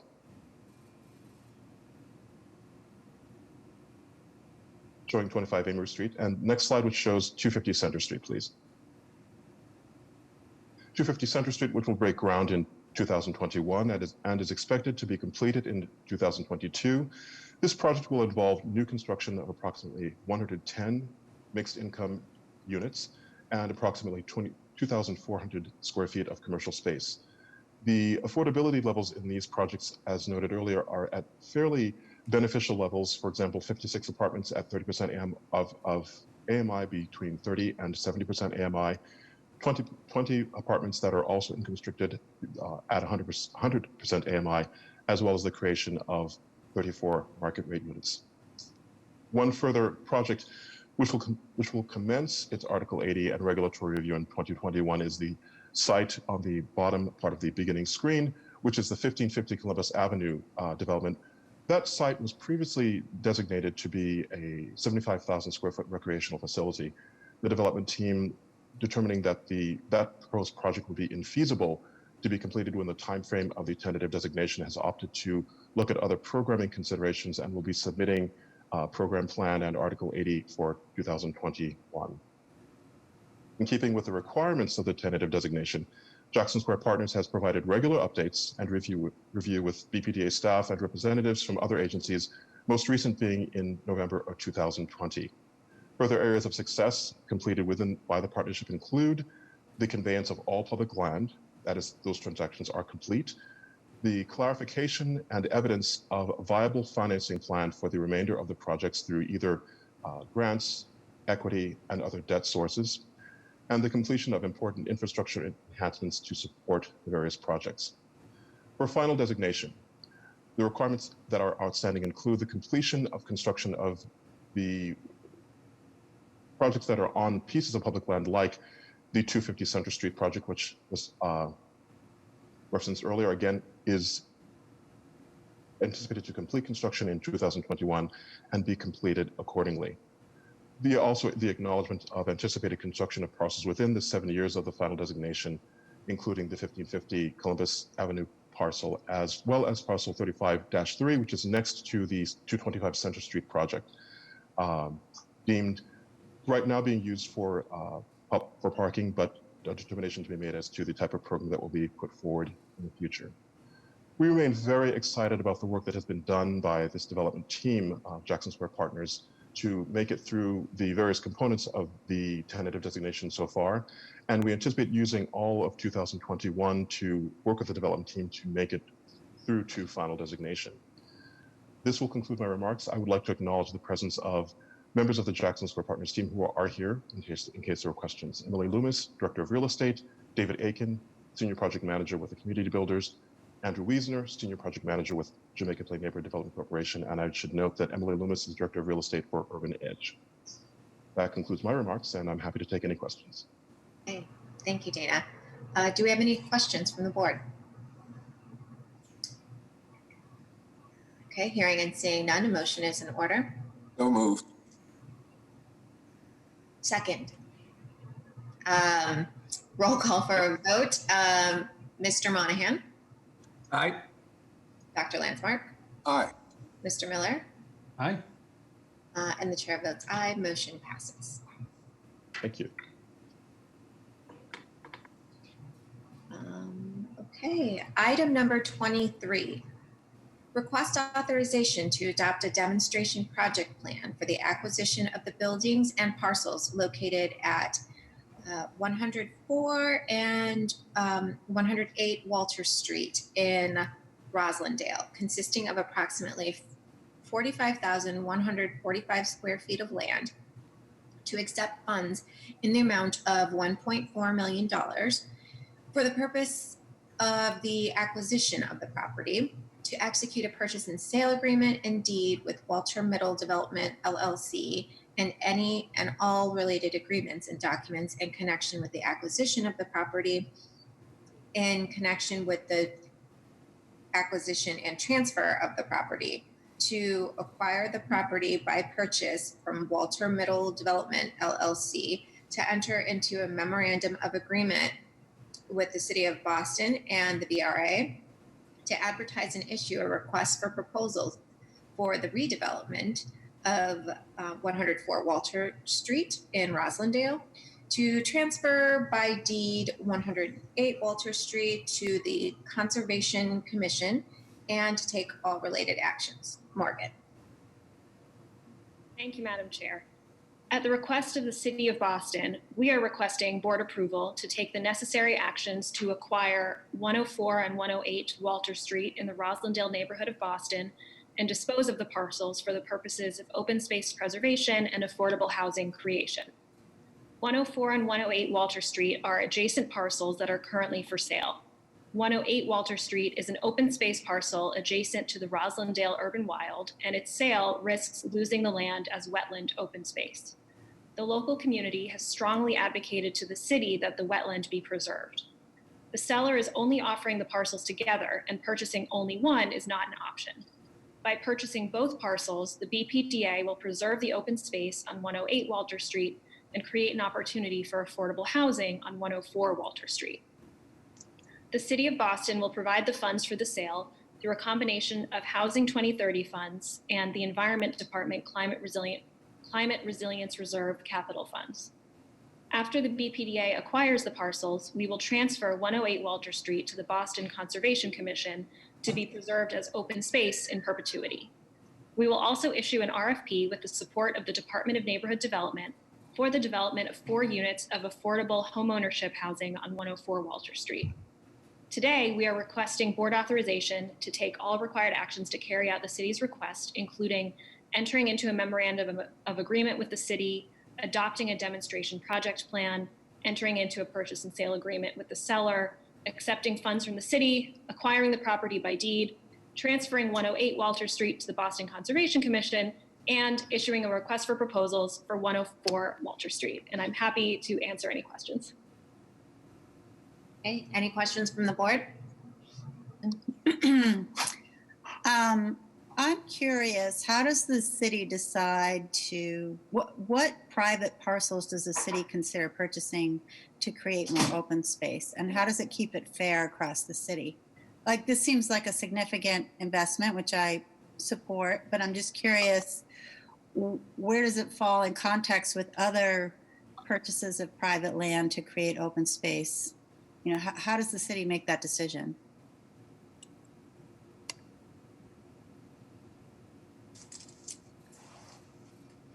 So I'm happy to take that one, Ms. Downs.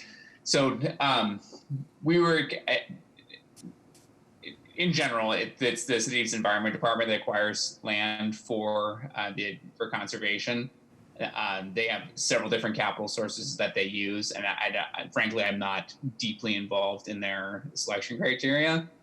The reason why we became involved in this one is that, as Morgan mentioned, there had been many years of community process and advocacy for the acquisition of this property, many community meetings, many letters of support from neighborhood groups, and a realization that the environment department could not acquire both the conservation parcel and the housing parcel. They actually could acquire both, but then they would be conserving the housing parcel and they would lose the opportunity for the affordable housing creation. So I recognize that doesn't directly answer your question about where these investments are made, but the reason why we are here presenting this rather than this being presented at as part of the city's budget or at an environment or conservation commission meeting is because of the unique opportunity to create both housing and open space at the same time in one acquisition.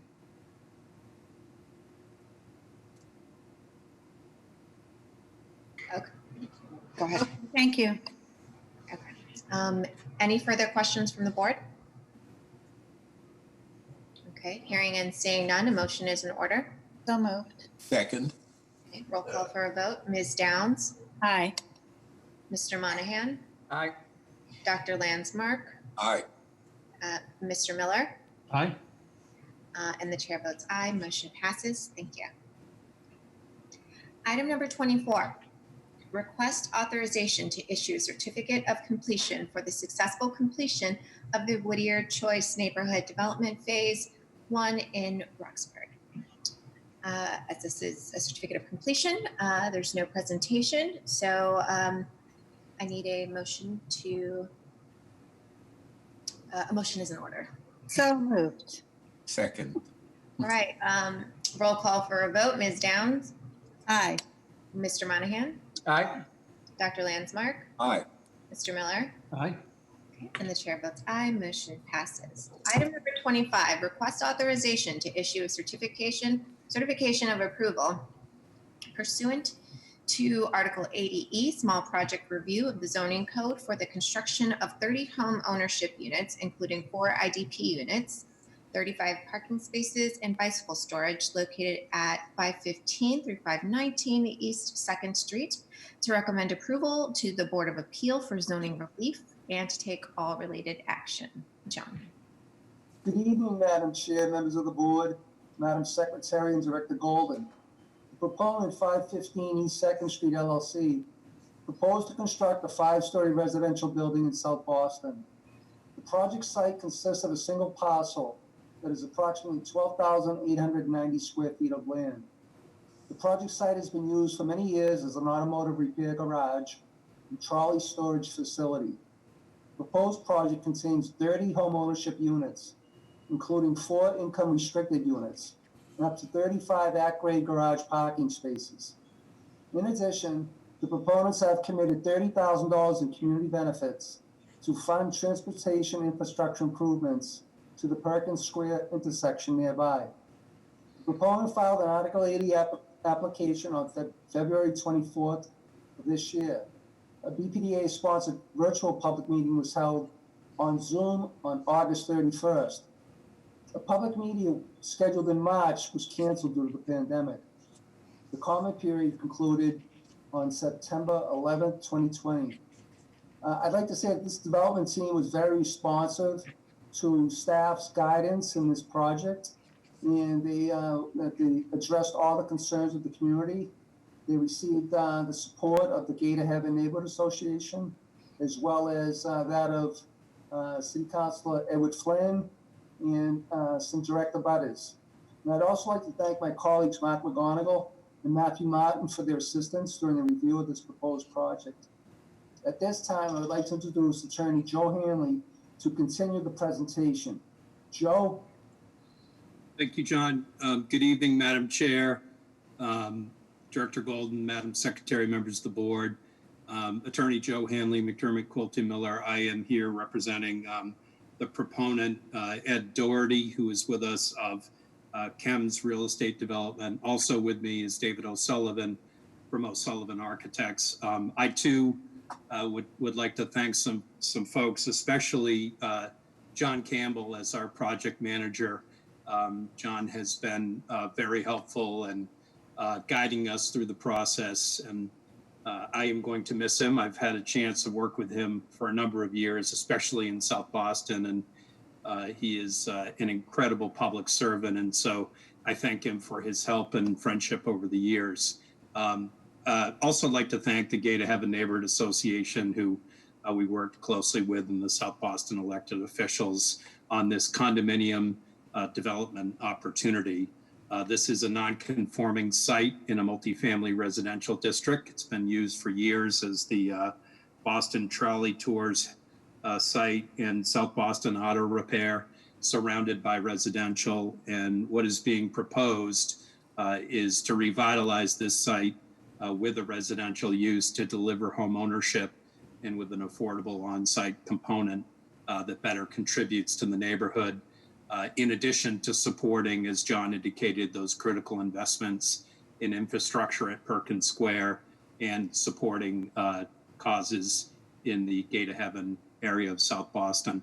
So I'd like to ask David O'Sullivan to take you through the plans very quickly and obviously entertain any questions. Thank you. Thank you. Next slide. This is just the contribution for 30 units, 40 construction jobs, and the community benefits. Next slide. This is its location.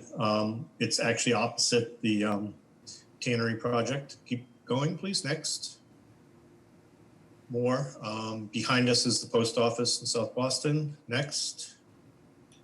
This is the existing site. There's residential buildings on either side of us and behind us. Next. Existing. Next. Site plan next. Next site. Ground floor is parking and entrance. We have 3.5 foot on the sides and about 4 feet on the back. We have cut both the front corners back to allow light and air to the adjacent buildings that are right on our property line almost. Next. Okay, that's it, I think. This is the exterior. It just basically shows you the materials that meet with, match some things in the neighborhood. So I think that's it. Next slide. Just the other view from the other side where you can see how it's cut back to allow light near to the neighboring balconies. And next.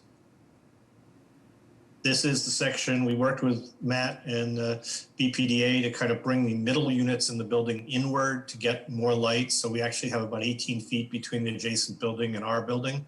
So all the units will get good light, even the ones in the middle that don't face streets on the front or the big backyard. Okay, that's it. Next, just the elevations. Go to the next one. And next, we do have private roof decks and most units have outdoor balconies. So, all right, so that's it. And thank you, Madam Chair. Okay, thank you. Great. Do we have any questions from the board? All right, hearing and seeing none. Oh, did you have a question, Mr. Miller? I just had a comment. Thank you very much for working with the community and living over here in South Boston. It's nice to see you didn't try to build on every square inch, that you did allow your neighbors a little bit of air and light. So nice job. Thank you. Thank you, Mr. Miller. Thank you. Fabulous. So great. If there are no further questions or comments, motion is in order. So moved. Second. Okay. Call for a vote. Ms. Downs? Aye. Mr. Monahan? Aye. Dr. Landsmark? Aye. Mr. Miller? Aye. And the chair votes aye. Motion passes. Congratulations. Thank you very much. Have a nice evening. You too. Only 20 more agenda items to go. No, we'll take a break in like 7:45ish. So item number 26. Request authorization to issue a determination waiving further review pursuant to section 80A-6 of the Boston Zoning Code, approving the notice of project change for the 457 through 469A West Broadway project, seeking a change from rental housing to home ownership housing, to enter into an affordable housing agreement, to terminate the existing affordable rental housing agreement and restriction, to amend the existing cooperation agreement, and to take all related actions. John.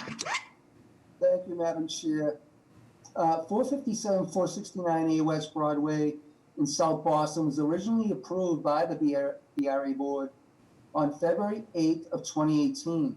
The previous owner, 463 West Broadway LLC, received approval to construct a mixed-use development that consists of a 5-story, 65,000 plus square feet building that will contain 44 residential rental units, a 13,500 square foot commercial retail space, and approximately up to 66 garage parking spaces. The new owner, Navarin West Broadway LLC, acquired ownership and development rights for the approved project on September 12th of 2019. Navarin West Broadway filed their first notice of project change on October 21st of 2019 to change recognition of ownership in order to execute documents necessary prior to commencing construction. On October 14th of 2019, the BPDA board approved the first NPC. On July 8th of this year, Navarin West Broadway filed the second NPC, proposing to change the now under construction project from rental units to home ownership condominium units. On September 28th, a BPDA sponsored virtual public meeting was held on Zoom to discuss the second NPC request with the community. The BPDA comment period concluded on October 9th. The board approval tonight primarily authorizes the director to terminate the existing affordable rental housing agreement and enter into an affordable housing agreement for the creation of the 6 on-site IDP units. I'm joined by the proponent, Jim Heffernan, and we would be happy to take any questions that you might have. Okay, great. Do we have any questions from the board? Can you talk about getting financing for condominiums versus rental units? Because I've heard from other developers that it's harder now to get financing for condominiums. And is that part of your decision? Good evening. And to Madam Chair, you caused, I'll just note, you caused my heart to skip a beat when you say we were about to take a break. So I'm thankful that I made it before the 7:45 cut. And members of the board, Director Golden, thank you for having us this evening. The financing for condo developments is certainly harder, particularly in the urban core city markets. Banks have gotten a little bit jittery on lending to condo deals, though I will say there's been a noticeable uptick in interest, and the brokerage teams are seeing it since the election. And some are calling it the election bump or the vaccine bump. So they're seeing quite a turn in the market. And so there's a lot of positivity going into 2021. For this project in particular, our brokerage team is really focused on a full-scale marketing plan starting in January, and they're quite confident. To answer your other question, though, that was not a decision in converting this. It was really the maturity of the neighborhood of what's been going on, particularly in that block, that intersection. That home ownership makes a lot of sense for this site, and that was really the driving force. It was unrelated to the lending markets. And would you have known that when you were first planning the project, or something changed in that you moved from rental to condominium? It's always a discussion. You always look at condo and rental from the very get-go, and it's always a competing element of which way to go, which way the market winds are going. I think originally the predecessor to ourselves was looking at it as a pure apartment, but I think over the time it evolved and became condo. It's hard to say when those change, and it's hard to make that change and ask you guys for this conversion, because if market winds change again and we need to come back to you to go back to apartments, it's a more difficult decision. So it's more of an art than a science, I guess I'm saying, and it gets underwritten for both at the get-go to see where the market conditions are as well. Thank you. I mean, the reason I ask is because the original Article 80 review process, the public really only gets to have input before our first vote. And when it comes back, there's less public input at this point. And so we often see projects changing from rental to condo or condo to rental, but it doesn't really involve that neighborhood input. So that's why I always want to know what is really happening, why this decision is being made on behalf of the neighborhood. Yeah, I will say it is by no means our intention to undermine neighborhood approval. In fact, the virtual hearing that John referenced in late September, there was some good neighborhood input, one of which we will implement. I told the development team, the brokerage team, and the contractors to be prepared for. One suggestion was to have applications and notices right on the sidewalk for people to understand that they could apply for affordable housing. I thought that was a great suggestion. This is a busy sidewalk and thoroughfare, and so we took that to heart, and we will certainly implement that. So I would say, we do listen to the neighborhood and listened in this September, and the change has nothing to do with trying to switch it on neighborhood abutters and associations. Great, thank you. Okay. Any additional questions or comments from the board? Okay, hearing and seeing none, a motion is in order. So moved. Second. Okay, roll call for a vote. Ms. Downs? Aye. Mr. Monahan? Aye. Dr. Landsmark? Aye. Mr. Miller? Aye. And the chair votes aye. Motion passes. Thank you. Congratulations. Thank you.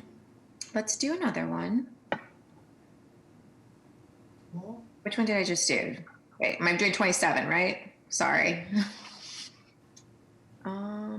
Yes, 27. 27.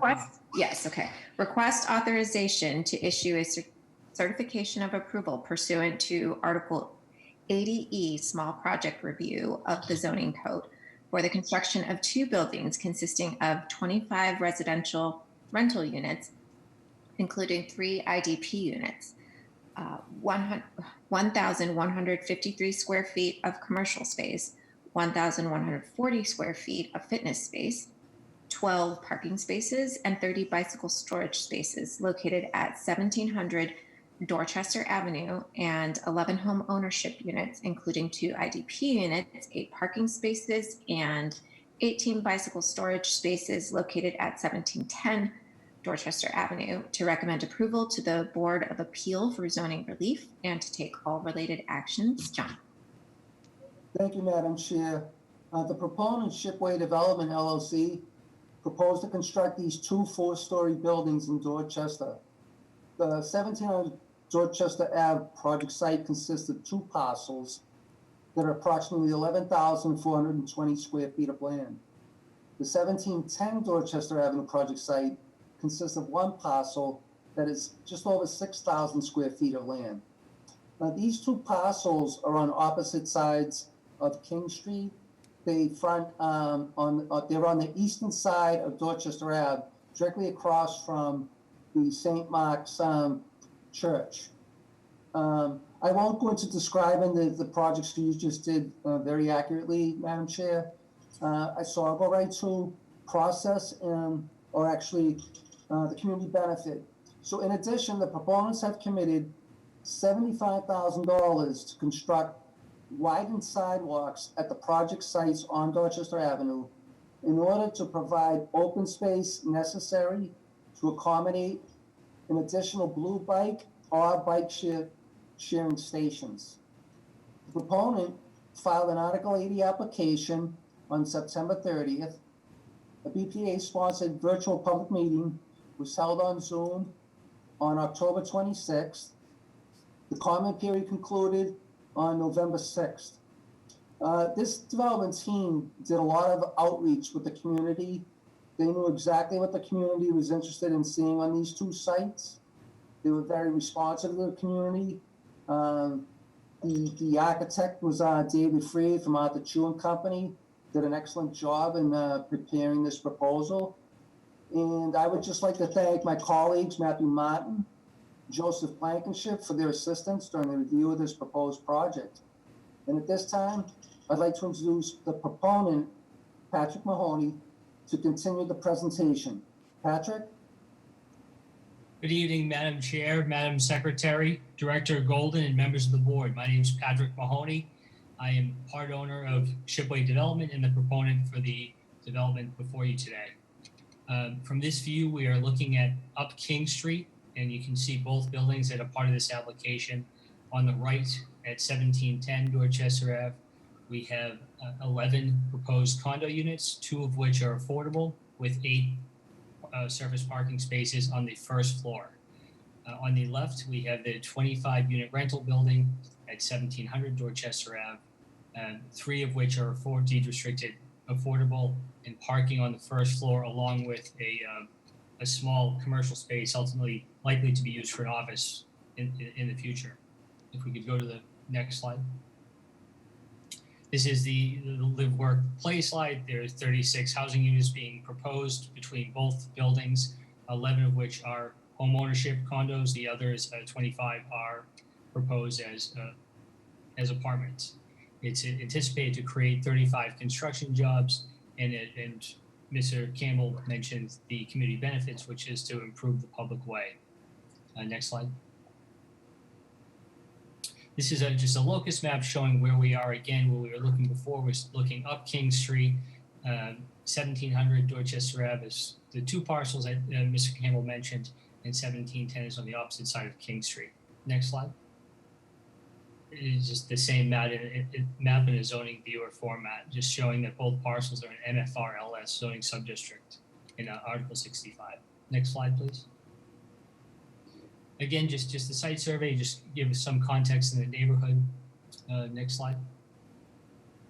This is the exterior elevation showing the 4-story building, which is the 25-unit apartment building. Primarily, the first floor consists of parking, a small gym amenity space on the first floor. On the left will be a commercial use, likely to be professional agency use or an office. And the upper 3 stories consist of the apartments. Initially, we did propose the 5-story building, and after some work with the community prior to the Article 80 involvement, it was suggested from the direct abutters and members in the community that we do propose a 4-story building at both sites. Next slide. Again, this is the current building that's there now. It'll be demolished. It's currently at home to a construction company. Next slide. Just the same view from King Street showing context. Next slide. This is the first floor plan of 1700 Dorchester Ave, which again is the apartment building. The orange is the gym amenity. The yellow is the office space, and the rest is 12 surface parking spaces. Next slide. This is the exterior elevation showing brick, cementitious siding, and then sembrick, which is a cementitious panel that's through bolted to furring strips. Next slide. This is the rear as it abuts the multifamilies in the area. It's a cementitious called Nietzsche siding. Next slide. And again, this is off of King Street, the garage access. Next slide. And where it abuts the commercial building it's otherwise not really visible. There's a commercial building abutting this 5 feet away. Next slide. That's okay. This is a cross section just showing the height. The height in the area is 35 feet. We have proposed 42 feet, which came after some great community feedback. Initially, we did propose 5 stories, and the community thought that that was a bit much for the area, and had this particular civic association was very good to work with and reasonable, and they had requested 4-story proposal. Next slide. This is the materials for both buildings, just shown on one sheet, which is the brick that runs up the columns to the first 3 floors, Nichiha, which is a cementitious panelized material, and then Sembrit, which is also sheet panelized cementitious material that's through bolted. The Nichiha is a clip system. Next slide. This is 1710 Dorchester Ave across the street. This is the condo building. It's 11 units, 8 parking spaces on the first floor with a bike room and a building amenity of a smaller gym, and then 4 units on each floor above and 3 units on the top floor. Primarily, it's 8 2-bedroom units and 3 1-bedroom units. Next slide. This is the locus map, and as we've seen on the previous slide, the other proposal is directly across the street. Next slide. This is the opposite view looking at the current proposed vacant parking lot. Next slide. This is the first floor plan, and part of the community benefit, which is to eliminate the current sidewalk and expand it and have a larger pedestrian walkway and a home for the blue bikes that were there along, as well as street trees. There's 8 surface parking spaces to accommodate the 11 units. There are 2 affordable units, deed restricted affordable units in this building. Next slide. The front elevation, as you're looking at it from Dorchester Ave, first floor first through 3rd floor has a blend of Nichiha, which is a cementitious, similar to the architectural block of the other building. It's a slightly different shade of color. And then, unlike the other building, we did introduce a different element of cedar, also Nichiha, but it is a cedar color on the interior bays and the exterior bay. And then the Sembrits on the top floor stepped back. Next slide. This is at King Street, looking at it. It's just the same elevation, same material types. Next slide. This is the rear as it faces the 3-family and also the garage entrance. It was our intent to have the garage entrances not face the street where possible. Next slide. This is the back of the building. Only the top floor will be seen as it does abut another commercial building. Next slide. Similar cross-section showing a similar height as the other building. This is 45 feet due to a grade elevation change. Next slide. And the materials, again, is the same as the last, slightly different variation in color. Next slide, please. Is there any, be happy to address any questions from the board. Very much. Do we have any questions or comments from the board? Okay, hearing and seeing none, a motion is in order. So moved. Second. Okay, roll call for a vote. Ms. Downs? Aye. Mr. Monahan? Aye. Dr. Landsmark? Aye. Mr. Miller? Aye. And the chair votes aye. Motion passes. Great project. Congratulations. Good luck. Thank you, Madam Chair. You're welcome. See you soon, John. Bye. Okay, so we're going to take a brief 5-minute break. So we'll see you in 5 minutes. Okay, thank you.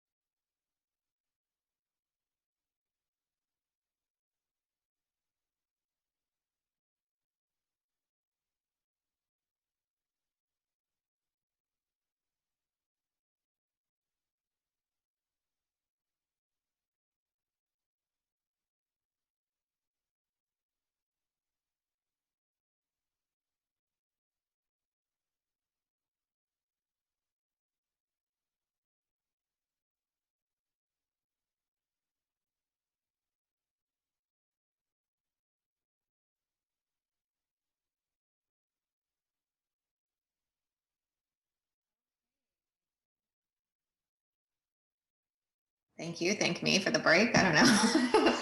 Okay. Here we go.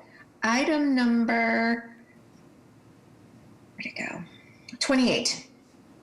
Request authorization to issue a certification of approval pursuant to Article 80E Small Project Review of the Zoning Code for the construction of a mixed-use building consisting of 29 compact living rental units, including 4 IDP units, 1,360 square feet of retail space, a fitness space, and 30 bicycle storage spaces located at 1463 through 1469 Dorchester Avenue, to recommend approval to the Board of Appeal for zoning relief and to take all related action. Stephen. Good evening, and thank you, Madam Chair, members of the board, Madam Secretary, and Director Golden. My name is Stephen Harvey, and I'm a project manager at the BPDA, and I want to thank you for your time this evening. The project I bring before you today is 1463-1469 Dorchester Ave. It's located in Fields Corner, a historical neighborhood and commercial district in Dorchester, a neighborhood within Boston. On February 10, 2020, the Boston Planning and Development Agency received a small project review application from Travis Lee Development LLC, the proponent. Travis Lee Development LLC proposed to construct a mixed-use building housing 29 rental compact living units with 1,360 square feet of first-floor commercial space. The project site was formerly the location of a neighborhood commercial business, the John C. Gallagher Insurance Agency. The single-story structure of the former business still exists on the proposed project site today and will be demolished for the proposal. If approved, the new structure will again contain 29 rental compact living units with ground floor commercial space. There will be bike storage for 30 bicycles. The proponent has also agreed to provide space for a bike share station. The project will have no parking spaces for vehicles, but with the Fields Corner subway station, a station on the MBTA Red Line being adjacent to the project, we expect residents to utilize this asset, but I will allow the development team to elaborate more on the project. On September 24th, 2020, I had a virtual public meeting where the project was positively received by those present. That September 24th meeting was advertised in the Dorchester Reporter. With all that said, I would like to pass it over to Jana Bilecki from Place Taylor, lead designer for the proposal. Jenna will run through the project presentation and will answer questions put forward. I also have Travis Lee, representing Travis Lee Development LLC, and Andres Bernal, Director of Architecture at Place Taylor here. They are also available to take questions from the board as well. I also have BPDA staff available to answer questions about the IDP. Thank you again for your time. And I believe, Travis, you want to say something, but please, Travis, keep it short. There's a long agenda tonight. Sounds great, Stephen. Madam Chair, members of the board, thank you so much for entertaining our project tonight. We appreciate your time. My name is Travis Lee. I'm the owner of T. Lee Development.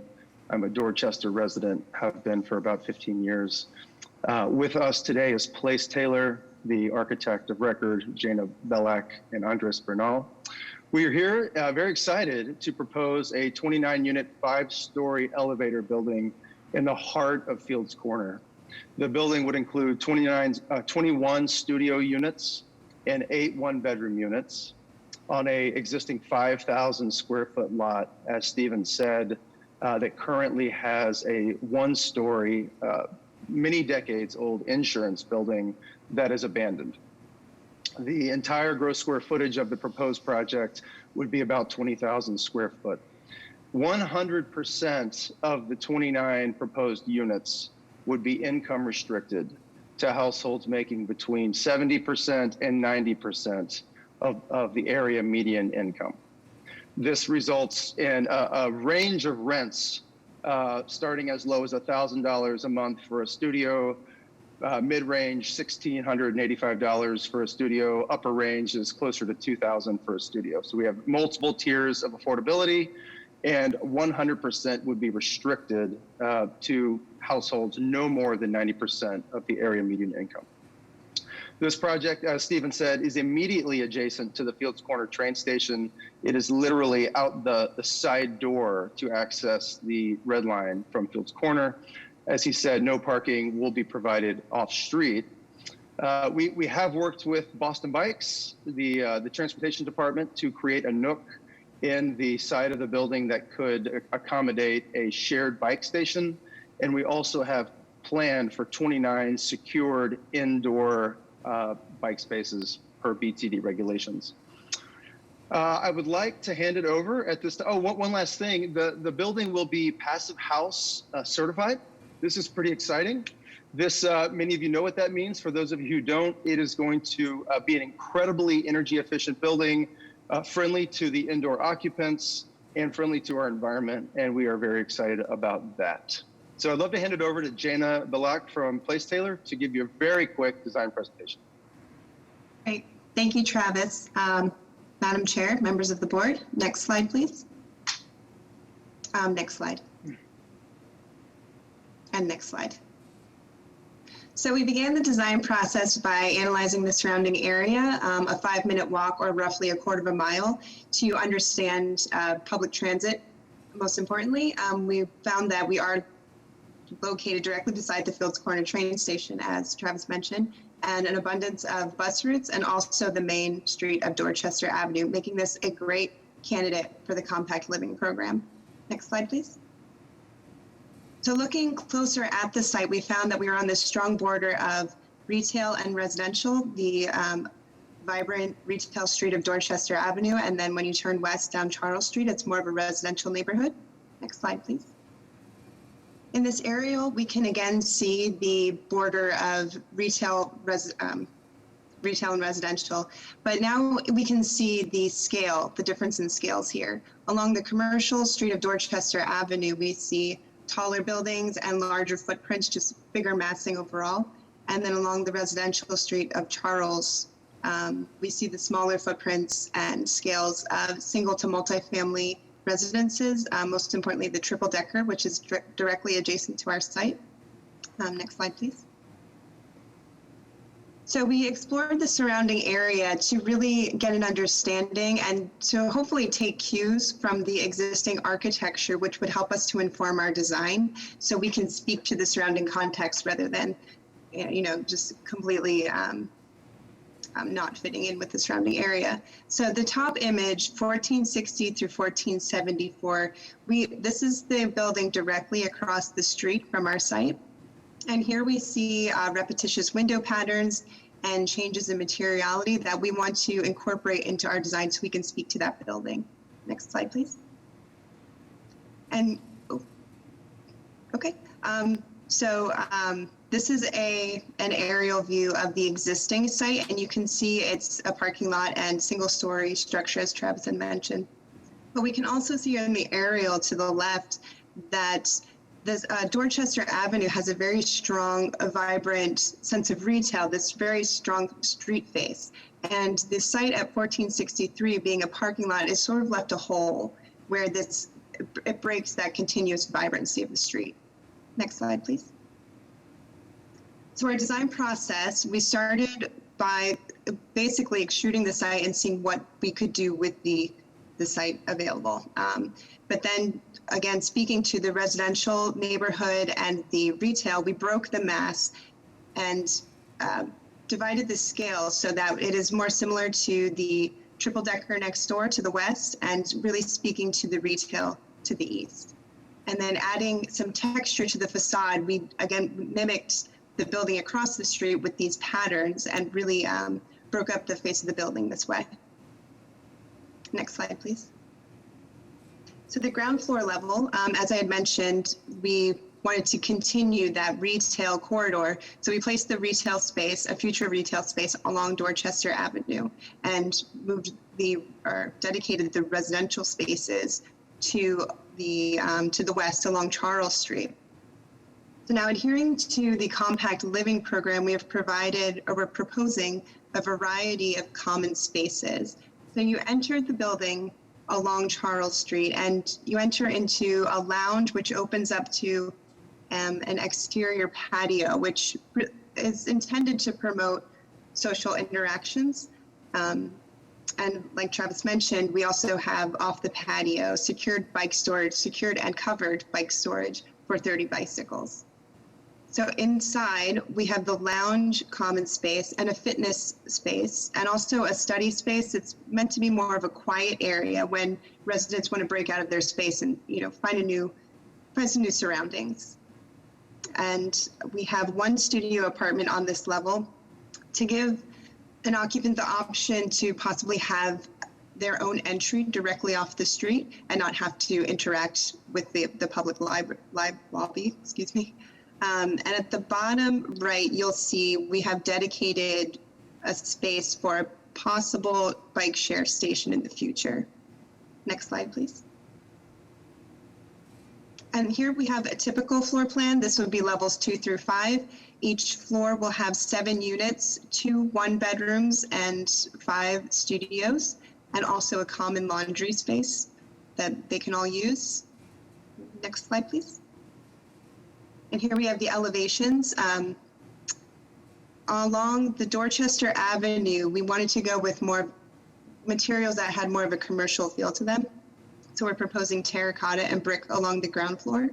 And towards the back of the building where we're entering the different scale of residential, we want to speak to that also in materiality. So the scale of the materials changed to be a cementitious lap siding and panel siding, and also warmer colors to really bring a vibrance to the area. We have cedar cladding around the entry on the residential side facing the triple deckers, and a red cementitious panel. Next slide, please. Here we have a rendered view from Dodd Ave and the Charles Street corner. Next slide, please. And here's a view of what one might see when riding the MBTA, the Red Line train, into the station. Next slide, please. And we're happy to answer any questions you might have. Thank you. Okay, thank you. Great presentation. Any questions or comments from the board? Okay, hearing and go ahead. I'm sorry, I was slow to get my screen. I was confused by the description of the project as all affordable when there are only 4 IDP units. What was the meaning of that? I didn't understand that. Yeah, fair question. The building is being financed with a set of financing partners, and our collective commitment as a developer, as the financing agencies, is that the highest rent that we will be charging would be affordable to a family making 90% of the area's median income.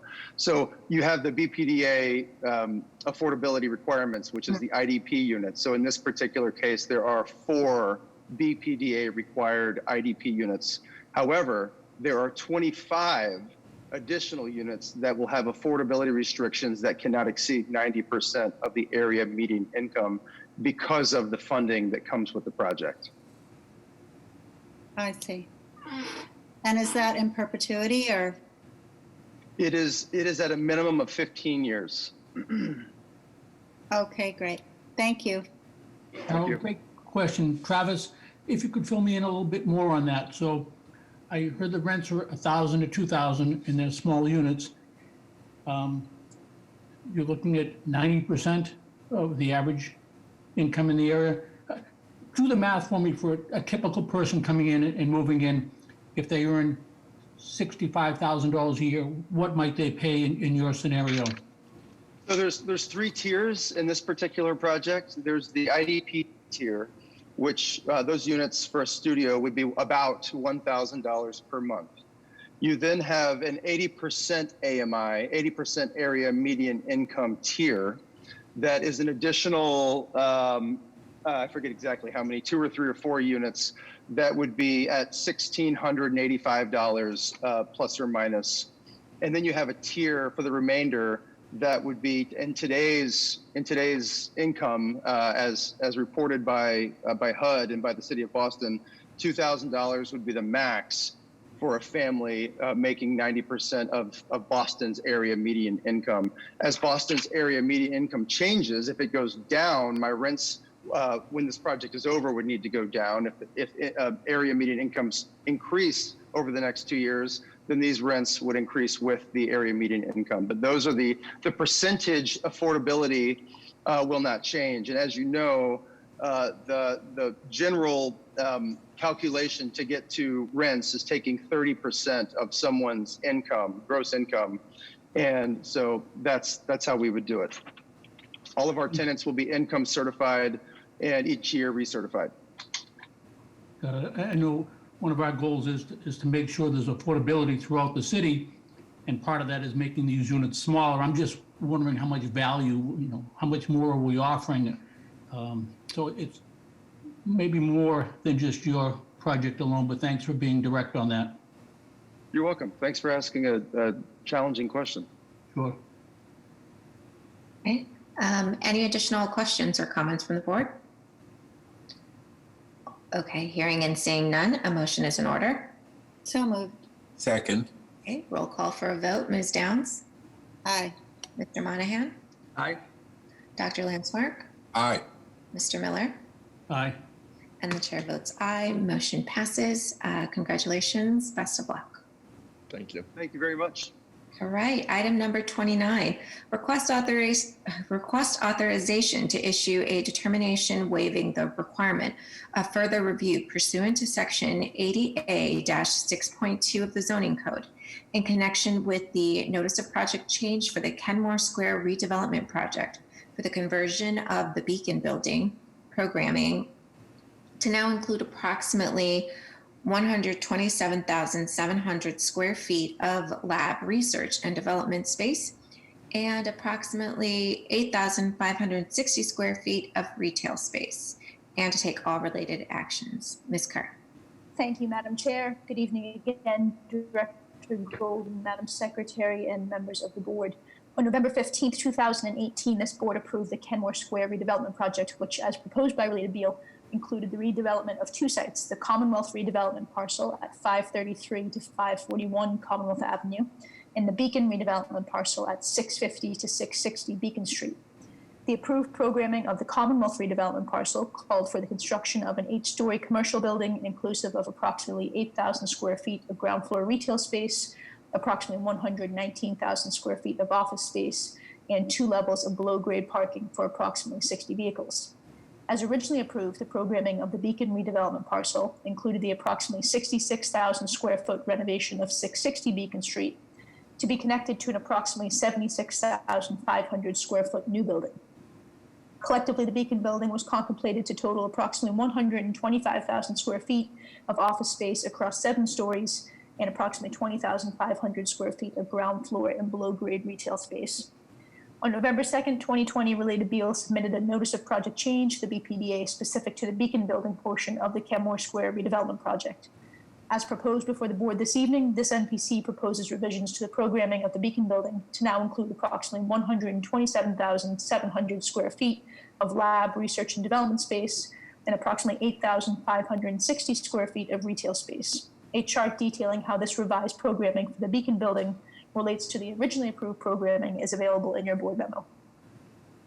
The revised Beacon building programming, as proposed under the NPC, is consistent with the development plan for planned development area number 121, which was approved in connection with the Kenmore Square redevelopment project by this board in November of 2018 and later adopted by the Boston Zoning Commission on December 12th, 2018.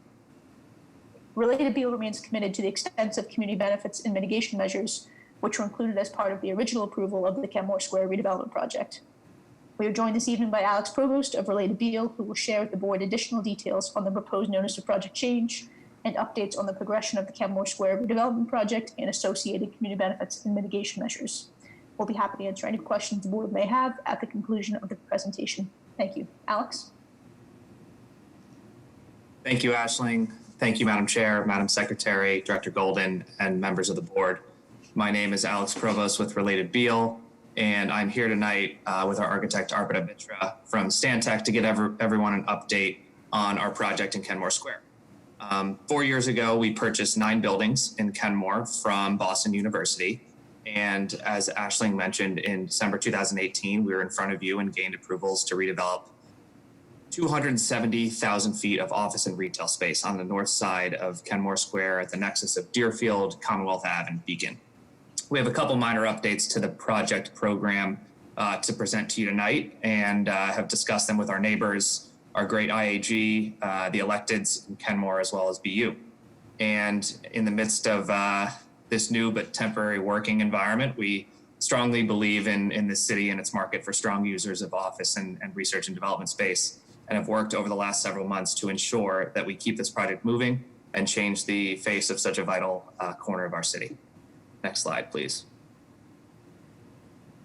So just to give everyone a sense of where we are today and what was approved, the Kenmore Square redevelopment project was two project components. The Commonwealth building on the left was a 130,000 square foot new construction building with 120,000 square feet of office from the second through eighth floor and about 8,000 square feet on the ground floor.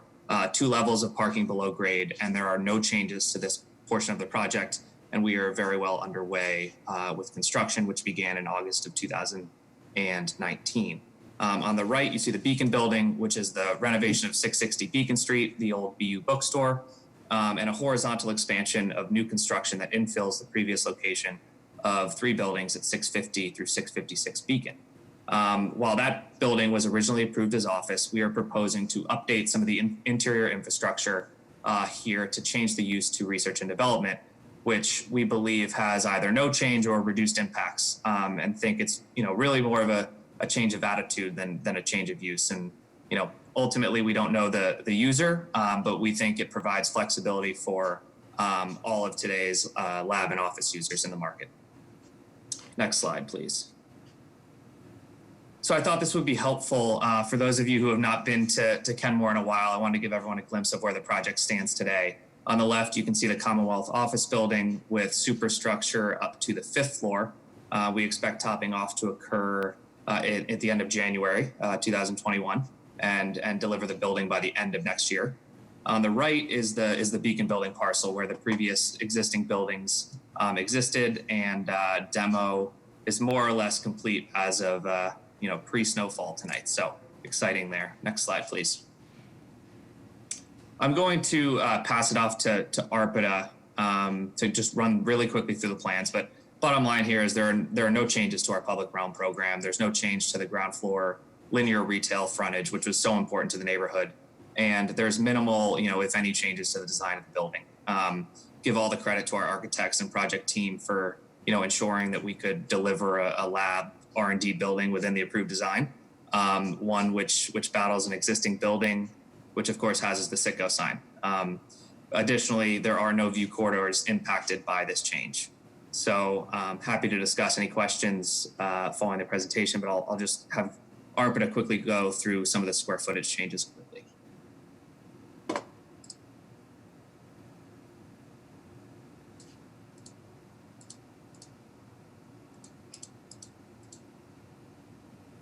I don't think Arpita's on.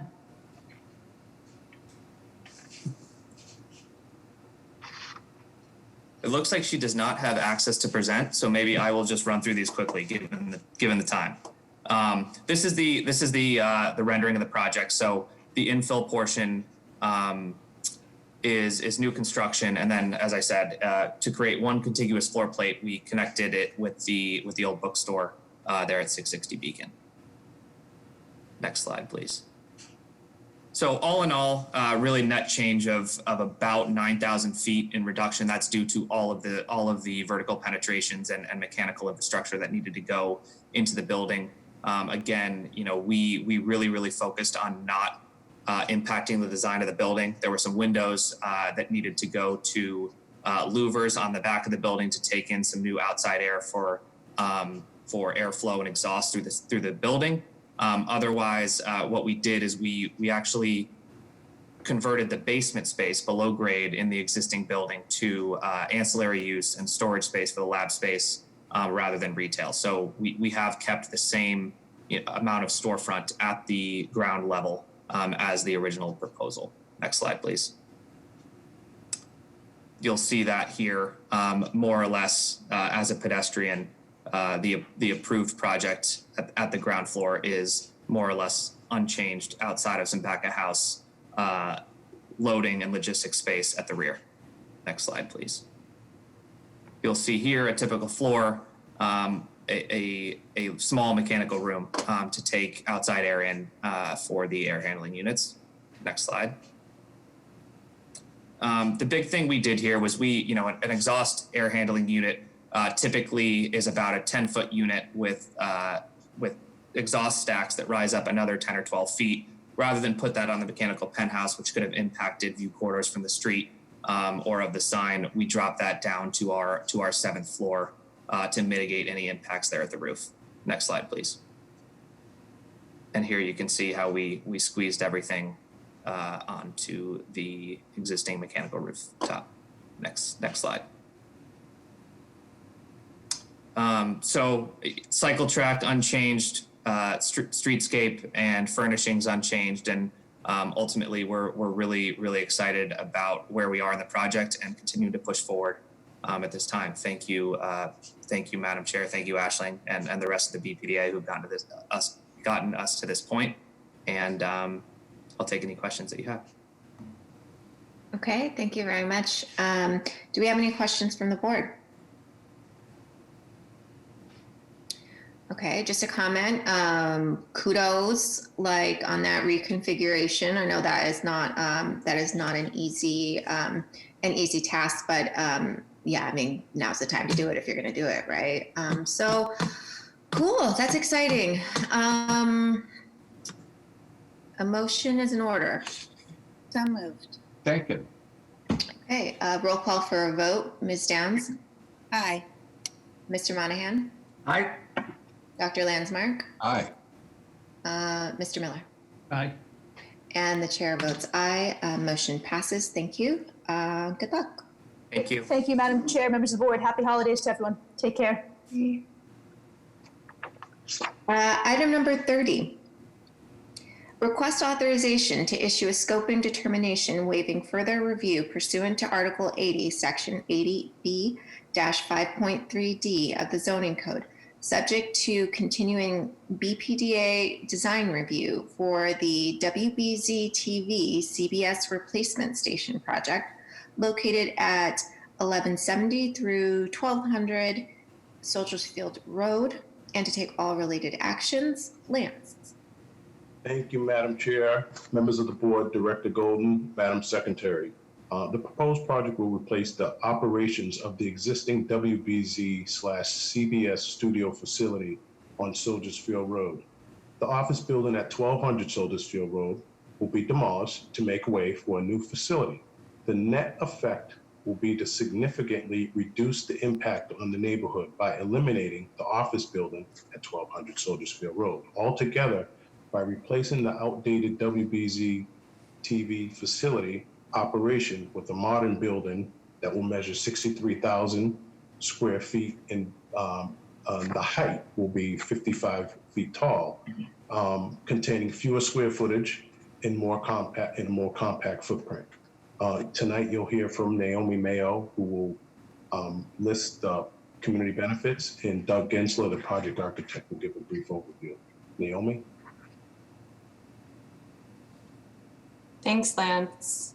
Thank you, Madam Chairwoman, Madam Secretary, and members of the board for hearing us this evening.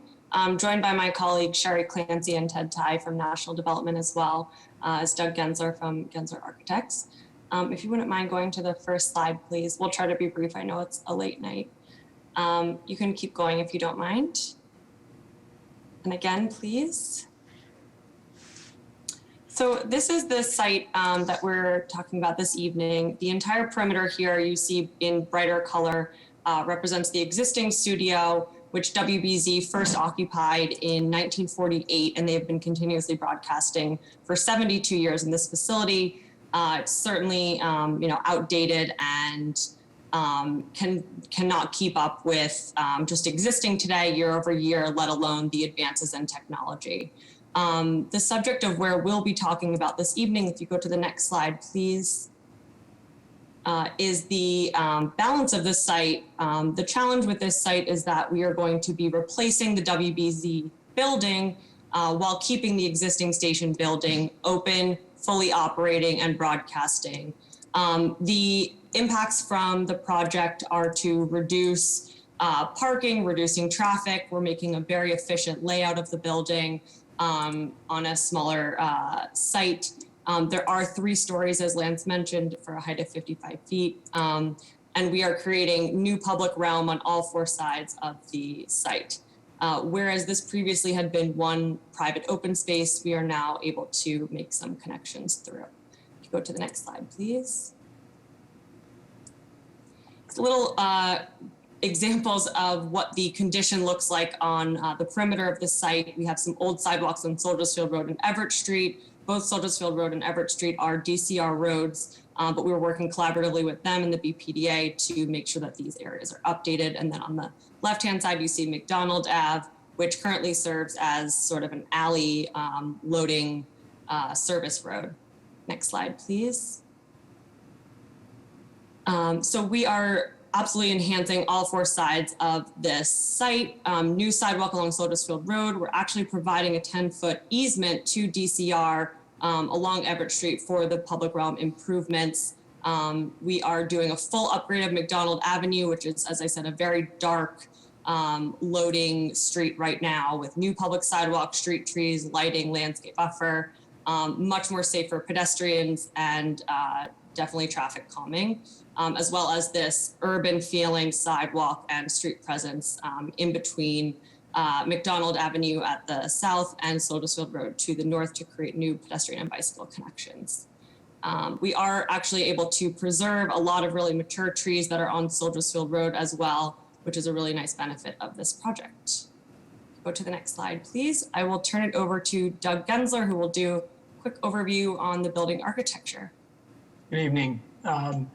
Just simply put, the building has got a very specific program, as you can imagine. There are 2 primary components today. One is the broadcast related functions that are mission critical and are spaces that don't want daylight. And then there's the people spaces where there's workplace, et cetera. And then there's the public space, which is the arrival lobby.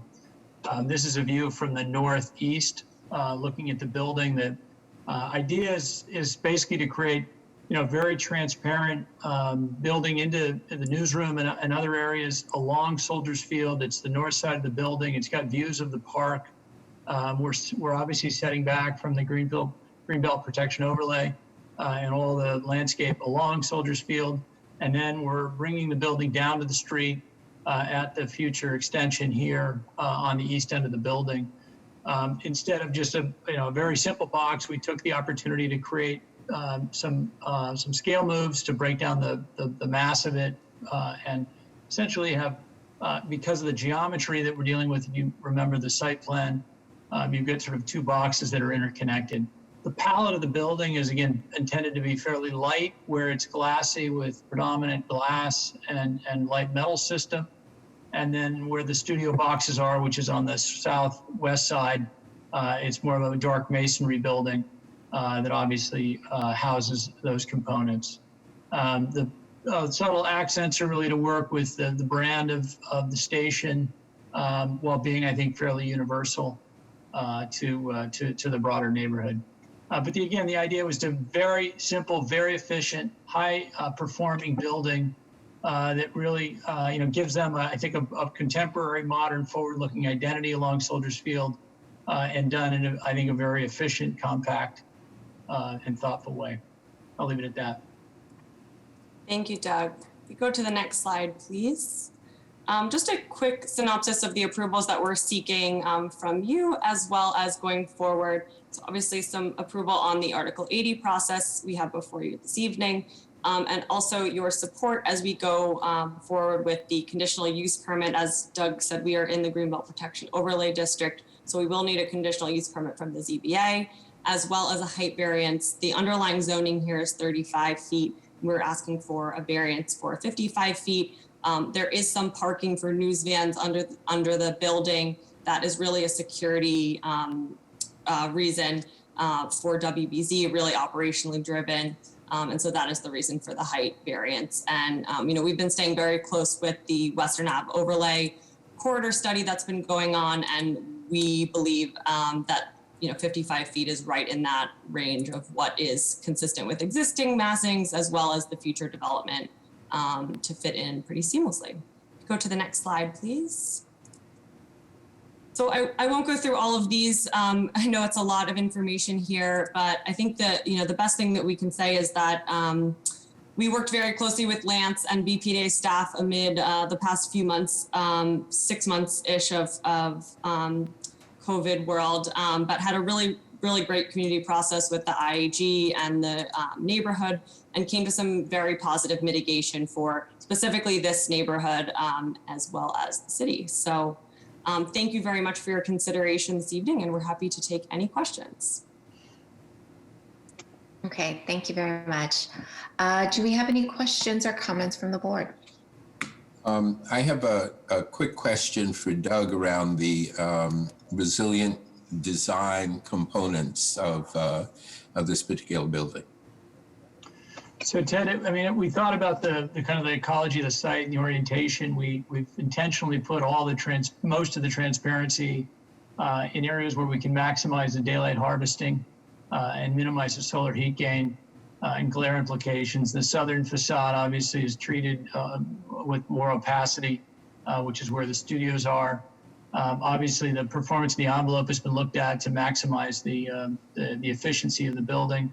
And then from a overall site stormwater management and landscape, we've been working with the green engineer, VHB, and John Copley on obviously looking at attributes there. I think later in the deck there are some specific things if you wanted to go a little bit deeper. But our goal, Ted, is obviously to deliver a high performance building. There's a lot of demand because of the function inside of the building from a energy standpoint, but in terms of its benchmarks, obviously considerably more efficient than what they're coming from. Thanks. Okay. Any additional questions from the board? I had one question. Can you talk about what is going to happen to your site of your old building? Absolutely, thank you. So the balance of the site, while we have to keep it open and operating while we build the new studio, so they actually have to run for about 60 days full, both in operation, the new building and the old building, to make sure that everything is happening seamlessly. There's no kinks in the system and the new technology. And then eventually that site, the balance of the site, which was the existing studio, will become the subject of another separate filing. Thank you. Okay. Any further questions from the board? Okay, hearing and seeing none, a motion is in order. I'll move. Second. Okay, we'll call for a vote. Ms. Downs? Aye. Mr. Monahan? Aye. Dr. Landsmark? Aye. Mr. Miller? Aye. And the chair votes aye. Motion passes. Congratulations. Thank you. Thank you so much. Take care. You too. All right, item number 31.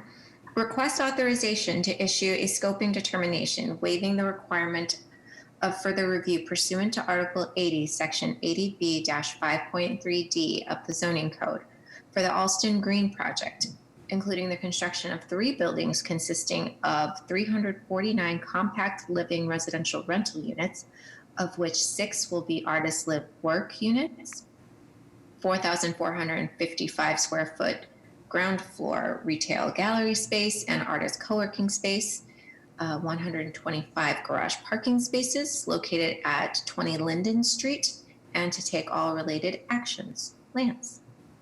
Thank you, Madam Chair. Again, members of the board, Director Golden, Madam Secretary. You so eloquently, Madam Chair, said the numbers for me. Definitely a mouthful.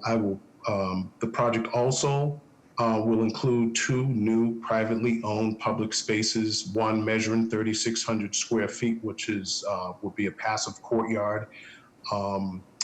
The other open space will measure 16,465 square feet, and that will be a neighborhood green. I think that's going to be a nice little addition, or a nice addition that I don't think anybody envisioned for this part of the neighborhood. This neighborhood struggles for open space in this project is going to create close to 2 acres of open space right off of Harvard Street and Cambridge Street.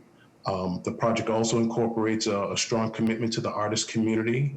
Like you said, there's 6 ground floor artist live work unit spaces within the project. They'll be designated with a deep affordability.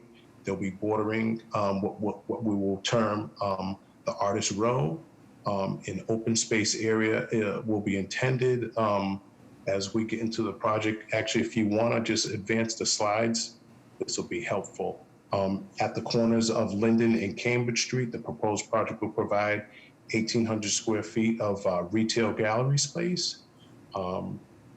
The proposed project will provide another 1,900 square feet of artist co-working space that will be open to all Allston residents and artists, and will be located between mid-block of Linden Street. You'll see this in the presentation. Let's see, there's one other thing. Oh, there's also a mural component. I'm stealing the lawyer's thunder. There's 2 murals. There's a 4-story mural and there's going to be a 7-story mural. The 7-story mural will be seen from the turnpike. That will be commissioned by and coordinated with the local artist community. So you're going to hear tonight from Johanna Schneider, who is the project counsel, and David Snell, who will give a brief presentation of the project. Johanna? Thank you, Lance. Good evening, Madam Chair, members of the board, Madam Secretary, Director Golden. My name is Johanna Schneider. I am legal counsel on behalf of the developer, Partners Properties. On the line with me are Margarita Kovacheva from the developer and Dave Snell from PCA, our project architect. I first want to start out by thanking our extraordinary project manager, Lance Campbell, for his hard work and endurance on this project, and also the rest of the BPDA staff who had a hand in this, especially the folks from urban design who really pushed to make this project what it is today. Today is the culmination of a more than 2-year public process. During that time, we have had more meetings with BPDA staff than I can count. We've had 4 IAG meetings and 1 full neighborhood meeting. We presented to the BAIA 4 times. We've met with the executive board of the ACA 3 times and with the full ACA 3 times. We've had several meetings with our elected officials and numerous conversations with members of Allston's artist community. The project that we're presenting tonight reflects input from all of those groups. It has evolved from a 14-story tower to a series of smaller scale buildings ranging in height from 4 stories to 7 stories. It includes 53 on-site affordable units at a range of AMIs, including 6 artist live work units at 50% of AMI. It creates a new 20,000 square foot publicly accessibly, privately maintained open space in a part of Allston that, as Lance said, sorely needs it. This park will cost over $2 million to construct and $70,000 a year to maintain, and we really consider it the jewel in the crown of this project. The project also meets the need for workforce housing. By utilizing the city's compact living pilot program, the rents in this project are between $300 and $500 less per month than standard market rents in new developments in Allston. We're hoping that it will fill a housing gap for people who want to live in the neighborhood, but can't afford to live in new luxury developments and don't qualify for IDP units. We also have a substantial public benefits and mitigation package, which includes a $100,000 payment to the Allston Brighton CDC, a $30,000 contribution towards the implementation of the Allston Brighton Mobility Study, and $350,000 for the undergrounding of existing utility poles on Linden Street. Overall, this project represents a $140 million investment in an area which to date has not received the same level of investment as other parts of Allston.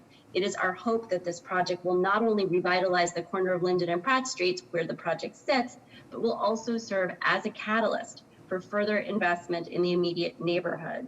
We've received the support from the community and elected officials. We are hoping that you will like our project as well. I will now turn it over to Dave Snell from PCA to give a brief presentation, and I will be here to answer any questions the board may have. Thank you.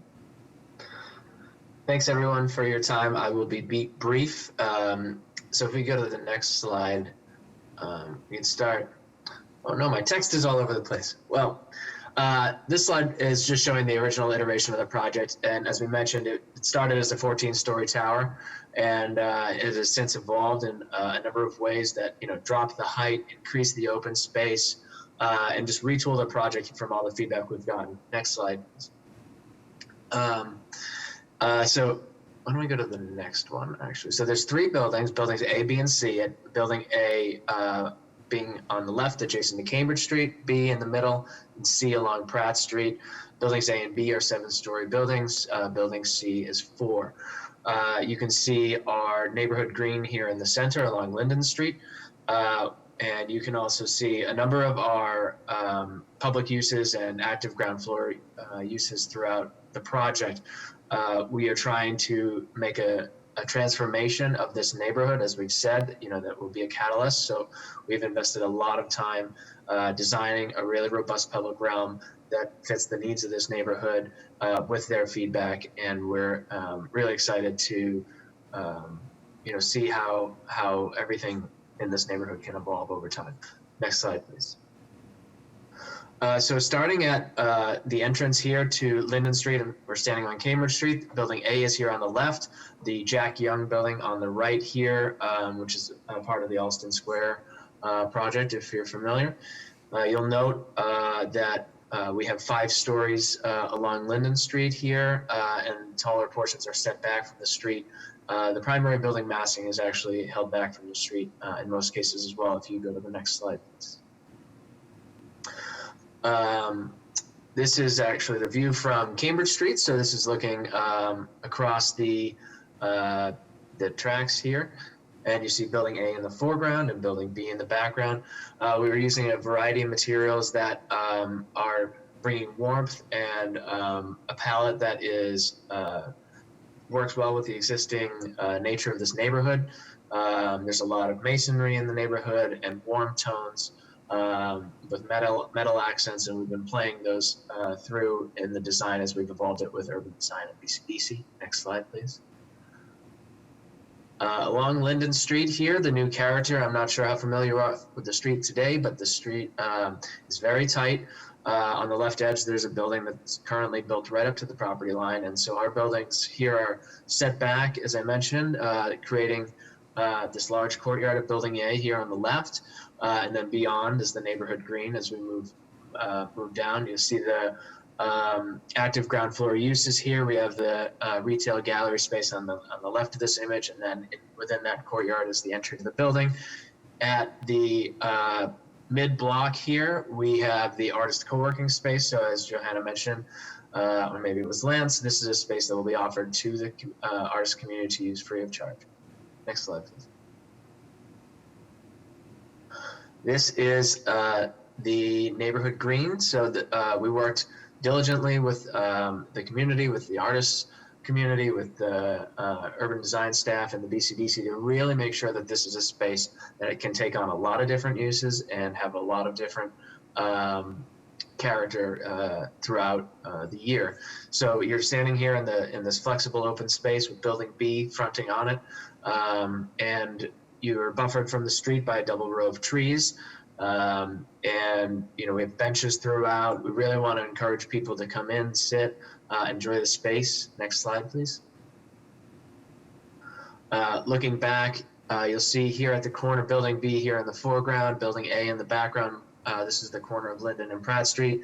You'll note our blue bike station, which is part of our project. And then at the entry plaza to building B, we have a swing feature to add a little fun and whimsy to the neighborhood. And then the park goes from there. Next slide.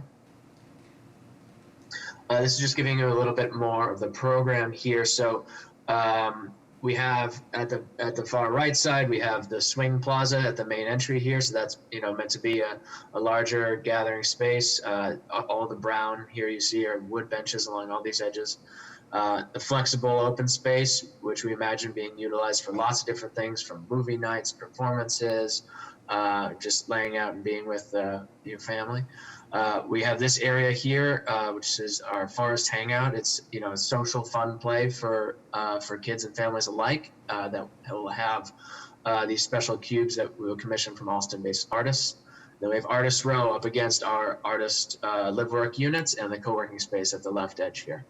Next slide.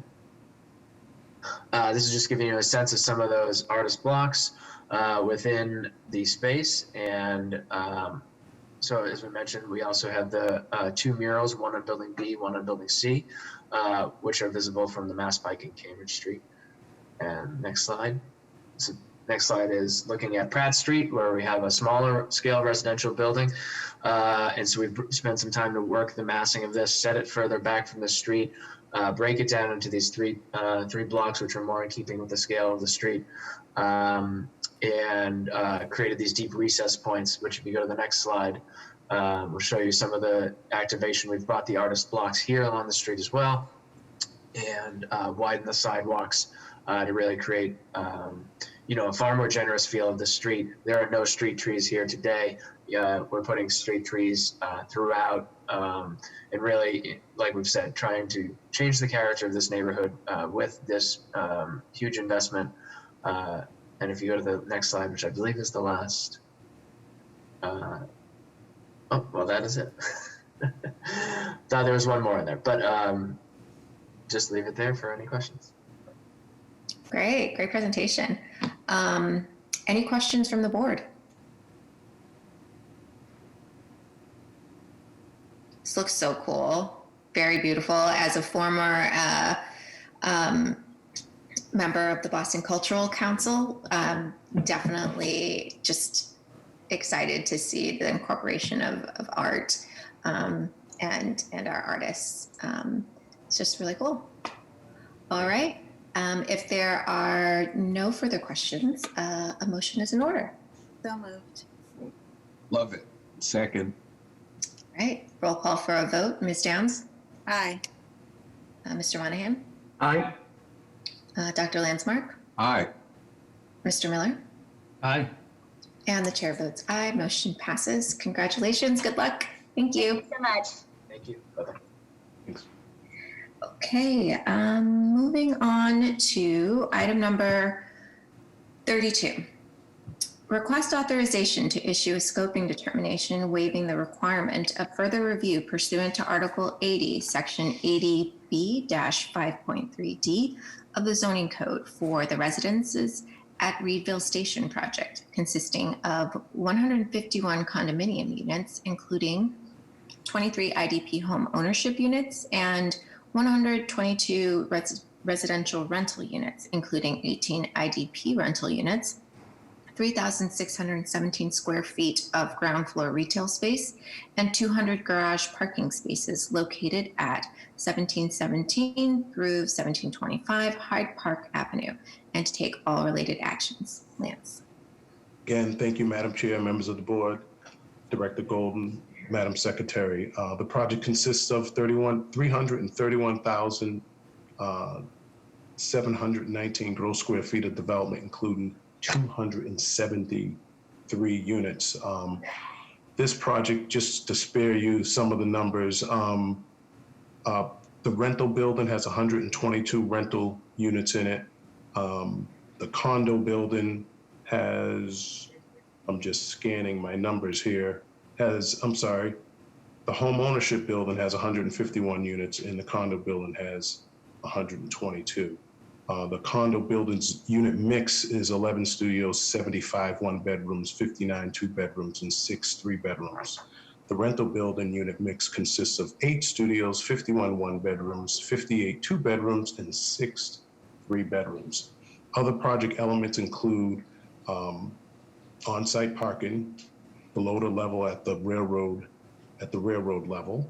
The project is up to 300 parking spaces. And the reason why we say up to 300 parking spaces, because there is the 3,600 square foot retail restaurant. Hopefully the restaurant will be, when the economy comes back and the project's done, they have a very popular restaurant there. They're gonna do stackers to accommodate the activity that's going on at the project. With that said, you're gonna hear a brief presentation from the project architect, Mike Doherty. Some of the community benefits associated with this project. There's gonna be a complete upgrade and improvement of the sidewalk from in front of the project Basically, the bridge abutment at Father Hart Bridge all the way up to Reservation Road. It's a little over a quarter mile away. They're also going to do conduit so new streetlights can be put in. That's a $400,000 plus investment. There's also an MBTA dedicated bus lane that's also going to be part of this infrastructure. They're also, the developer also agreed to give $100,000 to DCR owned Foul Meadow. It's an open space that's in the neighborhood that needs some studying and some reviewing and some protecting. And then the project also went from 13% IDP to 15% IDP. With that said, you're going to hear from Mike Doherty. Mike? Thanks, Lance. Good evening, everyone. Can you hear me? Okay, great. Thank you. Lance, do you have the slides available? Just say to advance the slides, Mike. Okay. Yeah. Okay, so obviously these are the highlights that Lance touched upon, but I'd like to give a brief presentation of the design of the project. So it's in the Reedville neighborhood, which I believe the next image will show. Yeah, here's an overall site plan, site area plan, which shows you that we're immediately adjacent to the Reedville T station and within walking distance of Wolcott Square. Obviously the highlighted buildings are the two proposed buildings that constitute the project. Next slide, please. So this is an aerial view of the existing conditions of the site. It's a basically abandoned industrial site at the corner of Hyde Park Avenue, which runs north-south more or less, and Milton Street, which crosses the Father Hart Bridge to the left. Next slide, please. Here you can see the proposed project, which consists of two buildings above grade, and they're connected on the lower levels. And as Lance mentioned, parking's at the lowest level, concealed from the street. Next slide, please. So this is the site plan for the project. You can see the two buildings, and you can see that they come together at three spaces between them. Basically, the space on the lowest part of the drawing, abutting Hyde Park Avenue, is sort of the arrival parking court with a pocket park open to the public and entrances to the two buildings. Then the intermediate space is a courtyard level for the use of the residents, which has a swimming pool and some grill areas and some landscaping features. And then the lowest level, where you see the plus 62, is down at the more or less at the level of the tracks, and that's the parking level, which, as I mentioned, is concealed for most of the project, but above grade along the tracks.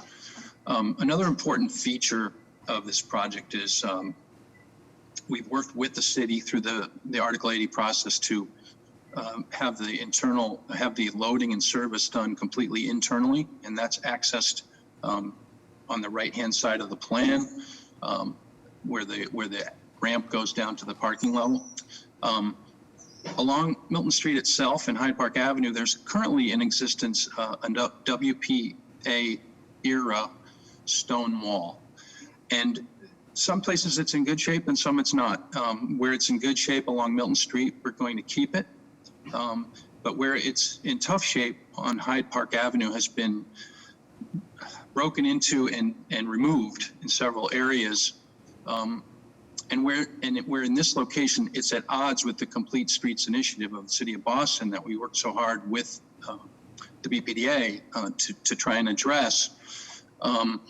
In this location, we're going to repurpose and relocate portions of that wall to basically better define the pocket park. And this will allow us to have street trees and have a safer walking area and a wider sidewalk. So next slide, please. So this is a little bit of a detail on the upper left of the plan of the proposed pocket park and the auto court where we have temporary parking spaces for deliveries and Ubers and whatnot, the entrances to the buildings, and also you see the terracotta color, that's a terrace for the proposed restaurant retail space. But the pocket park is about 4,300 square feet, and it's conceived as a seating area with planting, landscape, the repurposed WPA wall, but also with some commemorative artwork, which is hinted at here in some of these drawings that sort of highlights the WPA program. And we worked hard with Copley Wolf landscape architects on this, and also with the Boston Civic Design Commission. Next slide, please.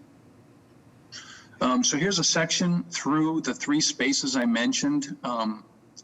On the right is the upper arrival space with the pocket park. In the middle is the courtyard level, which the amenity spaces flow out onto.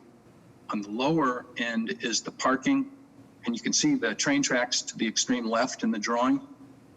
But we're trying to take use of the topography to conceal the parking and to really meet grade appropriately as you go around the building. Next slide, please. So these are the elevations, which again, we work with the BCDC to craft these. And basically there are 2 different cladding systems that sit on top of a masonry base. And then there are projecting bay windows and also balconies at certain specific locations to break the scale down and, provide interest. Next slide, please. So there are a series of perspective views now. This is from the north on Hyde Park Avenue looking south. So that would be the northern building, which happens to be the rental building. Next slide. This is from the south on Hyde Park Avenue looking towards the corner of Milton Street, and to the left would be the Father Hart Bridge. You can see the building steps down as it comes to the corner and is set back further from the street in that area than other locations. Next slide. This is right sort of at the corner of Milton Street going to the left and Hyde Park Avenue going to the right. You can see the 2 cladding systems break the scale of the building down. You can see some of the bay windows on the left and on the right, and the distinctive curve at the corner. Next slide, please. So this is an aerial view of the pocket park that I mentioned. So you can see the park is in the middle. You can see there's a one-way drive in and a one-way drive out for the drop-off area. The building to the north is the rental building on the right. The for sale building is on the left. And the courtyard is sort of beyond, and you can see through to the rest of the Reedville neighborhood between the buildings. Next slide. Here's an eye-level view, sort of as you're entering the drive-in aisle with the pocket park to the left and the proposed restaurant cafe with outdoor seating to the right. The tower you see sort of in the middle it would be the entrance point to the north building. Next slide. Here's a view of the courtyard level. You can see the arrival zone is to the left and up 11 feet above this courtyard level, which is for the residents, and the parking level is to the right and down and sort of out of view from this location. But again, you can see the different siding types and the bays and the balconies, provide some scale. Next slide. So just to recap, sorry, there's a typo here. It's actually 273 new units, as Lance mentioned. Over 3,000 square feet of new restaurant/retail space. There's a gathering space in the building that will be dedicated for use by the community. There's the pocket park. There's support for the Fowl Meadow improvements. The project's going to be LEED certifiable on a silver level. So those are kind of the highlights of the project, and we're all here for any questions you may have. Great, thank you. Do we have any questions from the board? Okay, great space. Oh, did you have something? Go ahead. I'm sorry. Isn't this building a good candidate for solar, and are you making it solar ready? It seems like it has a big unobstructed giant roof. That's certainly been talked about. We do have a number of mechanical equipment systems that have to go up there based on the current mechanical system we're looking at, but we can certainly look into that. I don't know if Jan or Paul, the owners, are here. They may want to, further comment.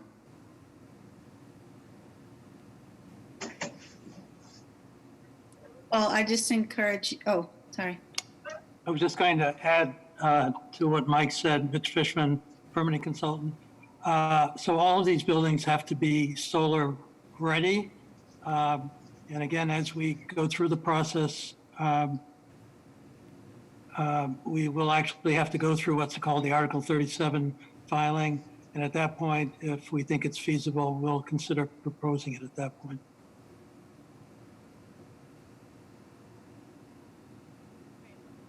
It's a sizable building, and I think it'll be around for a while, and it would be wonderful if you could manage to put solar on it. Thank you.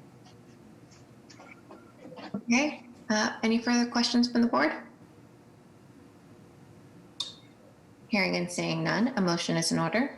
So moved. Second. Okay, roll call for a vote. Ms. Downs? Aye. Mr. Monahan? Aye. Dr. Landsmark? Aye. Miller? Aye. And the chair votes aye. Motion passes. Thank you. Congratulations. Thank you. Thank you so much. Thank you very much. You. Item number 33, request authorization to issue a certification of approval pursuant to Article 80E, small project review of the zoning code for the construction of 34 residential rental units, including 4 IDP units, 8 garage parking spaces, and 37 bicycle storage spaces located at 11 East Lenox Street, to recommend approval to the Board of Appeal for zoning relief and to take all related actions. Lance. Thank you, Madam Chair, members of the board, Director Golden, Madam Secretary. I promise you, this is my last project today and for this year. With that Your said, last project, not ours. the project consists of a 7-story residential building made out of timber. You'll hear that from the architect. The building's going to measure approximately 43,564 gross square feet, containing 34 residential rental units, including 8 at-grade parking spaces. The unit mix consists of 4 studios, 6 one-bedrooms, 10 two-bedrooms, and 14 three-bedrooms. Gotta take my hat off to 14 three-bedrooms.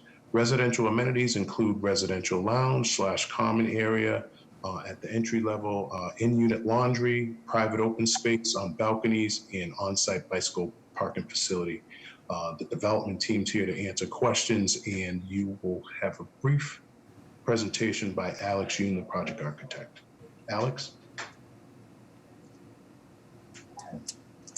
Actually, Lance, I'll begin. I'm Will Evanesian, one of the development team. Madam Chair, Director Golden, members of the board, thank you for your time. And I'm joined today by Alex Yoon from Monty French Design Associates. Let's get straight into the presentation. Next slide, please. So to go through the community benefits, we are contributing $40,000 to 5 not-for-profits that are all within 150 yards of the project site. We are creating 4 IDP units, and I think what makes this project stand out more than others, or other projects that we have done, is this is our first project done to passive standards using cross-laminated timber, CLT. And next slide, please. So here is a view from the front elevation of the building along East Lenox Street. Next slide. So the site is today an 8,500 square foot underutilized parking lot along East Lenox Street. It's nearest Washington Street, basically halfway in between the Mass Ave corridor and the entry to Nubian Square. Next slide, please. This view will give you a context of the proposed massing. It's a 7-story, 43,000 foot development next to similar sized buildings in the area. It will measure 70 feet in height. Next slide, please. Again, another view of the massing. Alex, I think at this point you should take the rein as it's gotten into the design. Hi, thank you. I think our presentation order has been a little mixed up. Yeah, so that confused me. We'll try to go through this as we can. Just to speak briefly on the CLT and passive house design, this is a first for us in the development team, and we're quite excited. We have a good design team on board, as well as a CLT manufacturer also on board as well with their production. So we do have some experience helping us with this project. It is a CLT mass timber building, meaning all the columns, posts, and beams will be glulam mass timber, and our structural floor plates will be cross-laminated timber. And so we are planning to expose as much of this kind of novel mass timber as we can, as the finish, as it will lend a warm tone to the aesthetic of the interior. It is a low carbon sequestering product and construction type, and it is lightweight. It's much more efficient than other construction types. In pairing with that, this will be a passive house. We are looking to certify this as a passive house project. And I believe one of the previous projects had also touched on that. It's just high energy efficiency. We're hoping that this project will be near net zero, if not net zero. We're looking into that. We'll feature photovoltaic panels, high efficiency, airtight, insulated building envelope, high efficiency mechanical systems, fresh ventilation with the energy recovery, and a whole host of efficient LED, water, plumbing systems as well. Next slide. This is a street wall elevation showing the kind of density and scale of our project. And so our 7 stories is kind of just left of center in that dark gray, just behind 1884 Washington Street. And then to the left of that is East Atlantic Street, and then Grant Manor Apartments, which is 7 stories. And so we're actually under Grant Manor. And then there are a number of 6-story projects that are in construction right now, one being 1 Newcomb, right behind our proposed project, and then 1950 Washington, which is, I think, nearing completion. Next slide. I think to go through the project summary, it is consisting of 34 units, as Lance said, 14 3-beds, 10 2-beds, and the remaining being studios and 1-bed plus. We really wanted to focus on providing larger family style units in this project. There are some zoning violations which we will be requesting relief on, mostly building height, FAR, and parking. But we hope that the benefits of this project in being a kind of transit-oriented, very sustainable, near net zero project will make up for the violations that we are seeking relief on. Next slide. I touched on many of these before. It's carbon sequestering, it's lightweight, it's drastically reduced in construction time, and the passive house benefits. We are looking to create a quite comfortable living environment with the high indoor quality, high indoor air quality, with the fresh air ventilation, energy efficient systems. And this will translate to reduce operational costs for both tenants and the owner. And of course, this is a very sustainability forward design. Next slide. This is a cross section showing some of the systems, many of which I've already discussed: the photovoltaics, triple pane thermally broken windows, super insulated airtight envelope, water sense plumbing fixtures, efficient appliances, and a groundwater recharge. And so just a quick note on the top left, we're seeking passive house certification. We're utilizing the Mass Save program, which is a great program. We are thoroughly impressed by the depth and support that we're receiving from Mass Save. And we've also looked into the D&D Zero Energy Building guidebook, and I believe that and the Passive House kind of goals are aligned in that. Next slide. This is just a precedent reference of a project in Oregon, but showing the kind of the warm finish of exposed natural CLT. And we're hoping to achieve the same with the exposed columns, beams, and slabs as ceilings. Next slide. Again, this is a front elevation, 7 stories. We've made the windows as large as possible for both the tenants as well as for people walking by the street to kind of look in and see the exposed wood. The ground floor is composed of the 8 indoor parking spaces and the enclosed garage, amenity spaces. And then there's a small designated area to the lower right that we will commission a mural by a local artist. And so we've been in communication and we're looking to commission that as well. Next slide. Ground floor, sorry, I believe the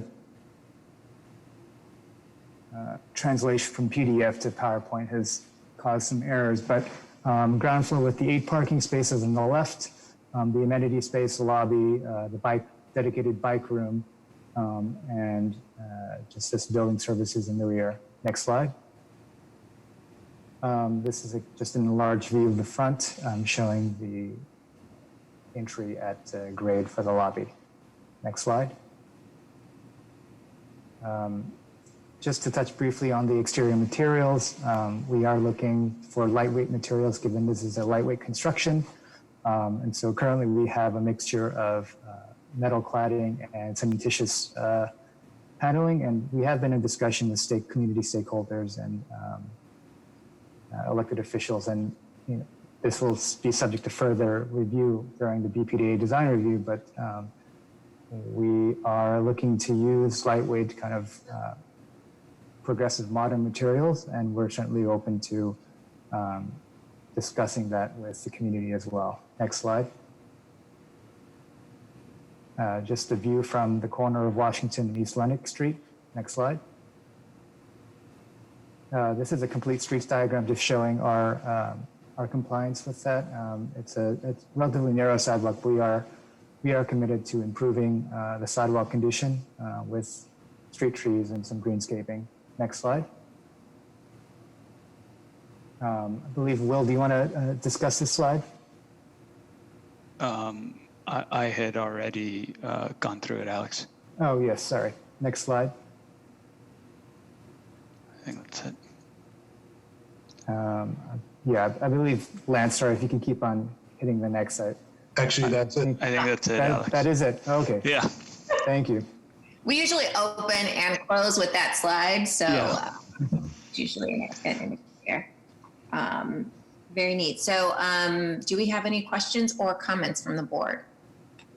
Why the dark gray color for a building that you are projecting to be a very energy efficient and bright spot in a neighborhood that already has a lot of sort of sadness? I can answer that. I think we're looking at, first of all, I think we were looking at lightweight materials. So just the mixture of the cementitious cladding and the metal panel. It could be in its natural state, it's going to be kind of a silvery gray. And I think the way that it's been rendered, it can be quite dark. But we're looking into that. We have heard concerns with the darkness of the material. And so that is noted. And we are looking at ways that we can either use different materials or use different finishes to kind of lighten up the building. We're hoping that the kind of neutrality of the gray tones will be kind of offset by the kind of exposed wood that you see, and that will kind of accentuate the wood. But we're open to suggestions, and obviously there's still a design review process with the BPDA involved as well. Well, my only suggestion would be that given that this is timber frame and you're trying to emphasize natural materials, that dark gray color is not only kind of depressing, frankly, to me, but it also seems rather industrial for what it is you're trying to say about the nature of a resilient, net zero, bright, cheerful, future-looking building. It's only one person's opinion, and you folks are the designers, but it does seem that given that neighborhood, something that might look a little bit more like what the Mass Art Dormitory or some other brighter color that carries the interiors out to the street would say more about your intentions with the building. Because Lenox Street, particularly, number 11 there, is not exactly a major thoroughfare. I don't know, it seems like you've taken an industrial motif on the outside that betrays the innovation that you put into the interior. But that's just one person's opinion. It's had, the building has had, some people have looked at it and loved it, and others have looked at it, and it's not just one voice. To be honest, Councillor Janey also had a very similar reaction to the,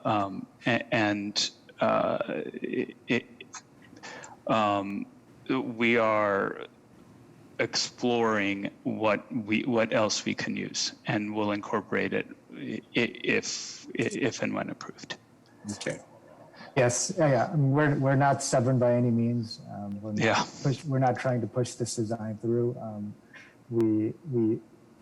I think the merits of the project are the sustainability and net zero, and I think we can work with the community and with the BPDA to make sure that this building is as warm and inviting and welcoming as it is in the interior. Okay, great. Further questions or comments from the board? Again, very, I'm out of words here. Very cool project. That's very exciting. Good luck finding that light-colored cementitious outdoor paneling for the outside of it. Yeah, very just commendable. So. Thank you. We're excited. Thank you. All right. If there are no further questions or comments, the motion is in order. So moved. Second. Okay, roll call for a vote. Ms. Downs? Aye. Mr. Monahan? Aye. Dr. Landsmark? Aye. Mr. Miller? Aye. And the chair votes aye. Motion passes. Thank you very much. Congratulations and good luck. Thank you. Thank you. Hope days be well. You too. I just closed the window. Okay. Item number 34. Request authorization to issue a preliminary adequacy determination waiving the requirement of further review pursuant to section 80B-5.4C4 of the zoning code for the redevelopment of a mixed-use building consisting of 151 residential units, including 25 IDP units, of which 8 will be artist live work units, 1,200 square feet of ground floor artist workroom space, and 102 condominium units, including 14 IDP units and 160 garage spaces located at 1515 Commonwealth Avenue, and to take all related actions. Michael. Thank you, Madam Chair, members of the board, Madam Secretary, and Director Golden. Actually, at this time, we would like to ask to defer this project to a later date to allow for some more time for community input. Okay, thank you. So hearing that, a motion is in order. I move we table the 1515 Commonwealth Ave project. Second. Second. Great, roll call for a vote. Ms. Downs? Aye. Mr. Monahan? Aye. Dr. Landsmark? Aye. Mr. Miller? Aye. And the chair votes aye. Motion passes. The project has been tabled. Thank you. You're welcome. Item number 35, request authorization to issue a scoping determination waiving the requirement of further review pursuant to section 80B-5.3D of the zoning code for the interior renovations of the Langham Hotel Boston, including the guest rooms, lobby area, conference facilities, restaurants, and a new ballroom, and the exterior renovations, including a new marquee, lighting, and signage and canopies located at 250 Franklin Street, and to take all related actions. Michael. Thank you again, Madam Chair, members of the board, Madam Secretary, and Director Golden. Again, my name is Michael Sinatra, BPDA Development Review Project Manager. The project before you is 250 Franklin Street, the Langham Hotel in downtown Boston. The project consists of the renovation and refurbishment of the existing hotel, including a lobby, guest rooms, as well as a new ballroom and restyled restaurants. There will also be exterior refurbishment of the marquee, awnings, and canopies. The work exceeds 100,000 square feet, which triggers Article 80 large project only. It is located in a PDA, but does not trigger any PDA amendments or DIP exactions. The total development cost is $97 million. At this time, I would like to turn it over to the development team to run through their presentation in more detail, after which we would be happy to answer any questions that you may have. Thank you.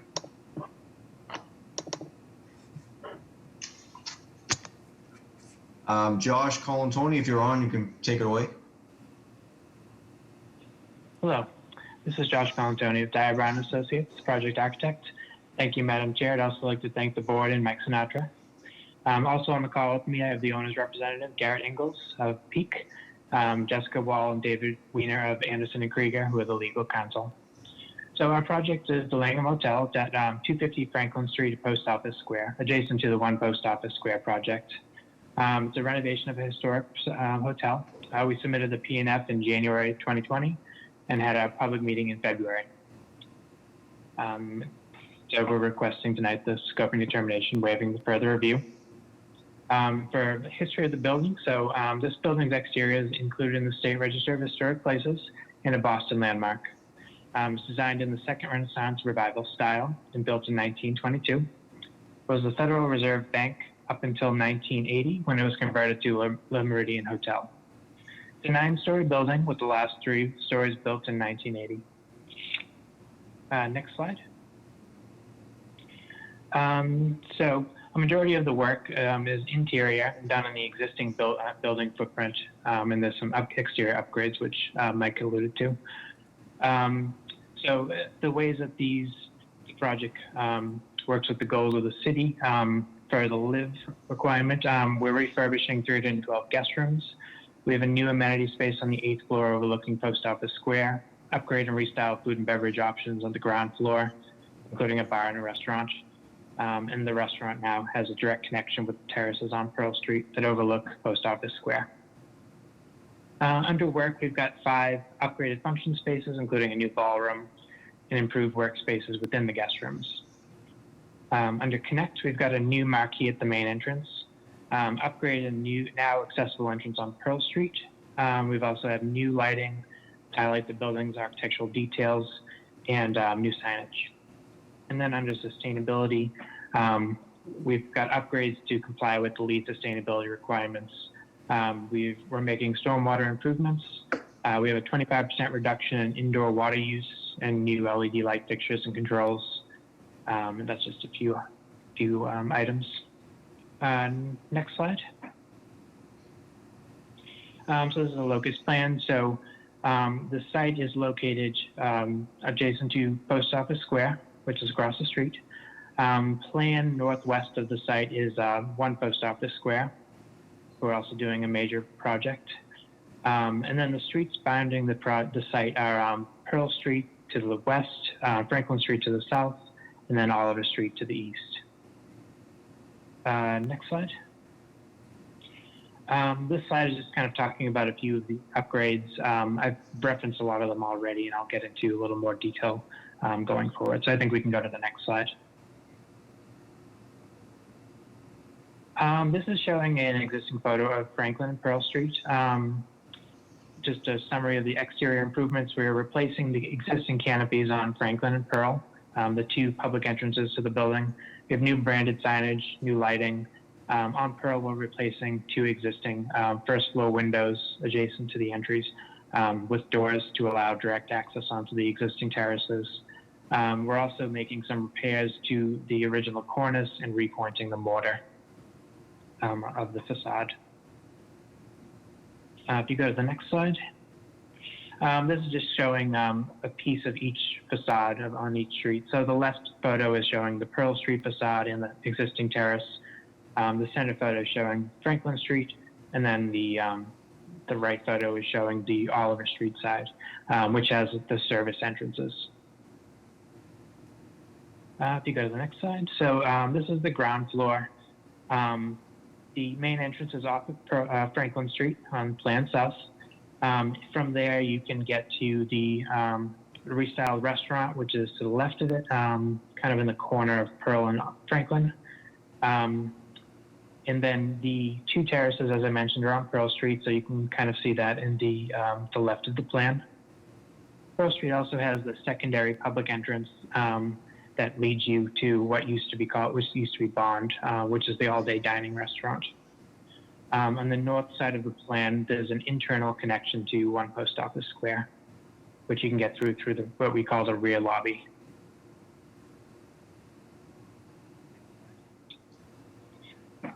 These are showing two renderings. The left rendering is Pearl Street with that secondary entrance, and the right rendering is Oliver Street. So here's demonstrating what we anticipate the lighting to look like, the upgraded awning fabric that we're replacing, and you can kind of see the new Pearl Street entry. You can go to the next slide. So this is a bird's eye view of the Pearl Street entry. At this entrance, we're replacing that canopy, as I've mentioned. We're also making this an accessible entrance. Currently, there's a set of stairs that lead to that door. So we're adding in a ramp. We're actually adding in two ramps because of the strong symmetry of the building. We're also adding in a few handrails at those existing steps to allow a safer transition from the sidewalk into the building. If you go to the next slide. This is the rendering of Franklin Street. In the center of the rendering at the bottom, you can see the new marquee at the entry. And again, you can see the lighting, and you can see the awning fabric replacement. You go to the next slide. So showing a street level view of the Franklin Street entry. The existing canopy was a red canvas awning or canopy that had two posts into the sidewalk. We're replacing it with something we feel is a little more complementary to the grand architecture of the building, drawing inspiration from other marquees of that time period. We've also removed that post, so there's no longer that impediment in the sidewalk. I think you can go to the next slide. The next few slides are interior renderings. So this is the restyled bar on the first floor. So it's designed to be a more intimate space with darker lighting and darker finishes such as wood and leathers. And this will have direct access out onto Pearl Street through the terrace, through the new door that we're creating. If you go to the next slide. This is a rendering of the former Bond space. This has been converted to the all-day dining space. This used to be the banking lobby, and we're alluding to the past skylight that used to be in the original building, which was removed several years ago. It's not a new skylight, it's backlit panels. Also in here, throughout the building design, we have the interior design, we have alluding to the 1920s banking theme. So there's little bank lights that have that are used throughout the tables. Here we're also re-exposing the existing terrazzo and mosaic flooring was previously covered up by carpeting. So we're excited to see that. I think you can go to the next slide. This is one of the function rooms called the Wyeth Room. This is right off Post Office Square on the second floor. The original ceiling and detailing of this room has been maintained since the Federal Reserve Bank days, and we're continuing to do that. So you can see the decorative ceiling and a lot of the trim is existing. So we're just changing some of the finishes to give it a light upgrade.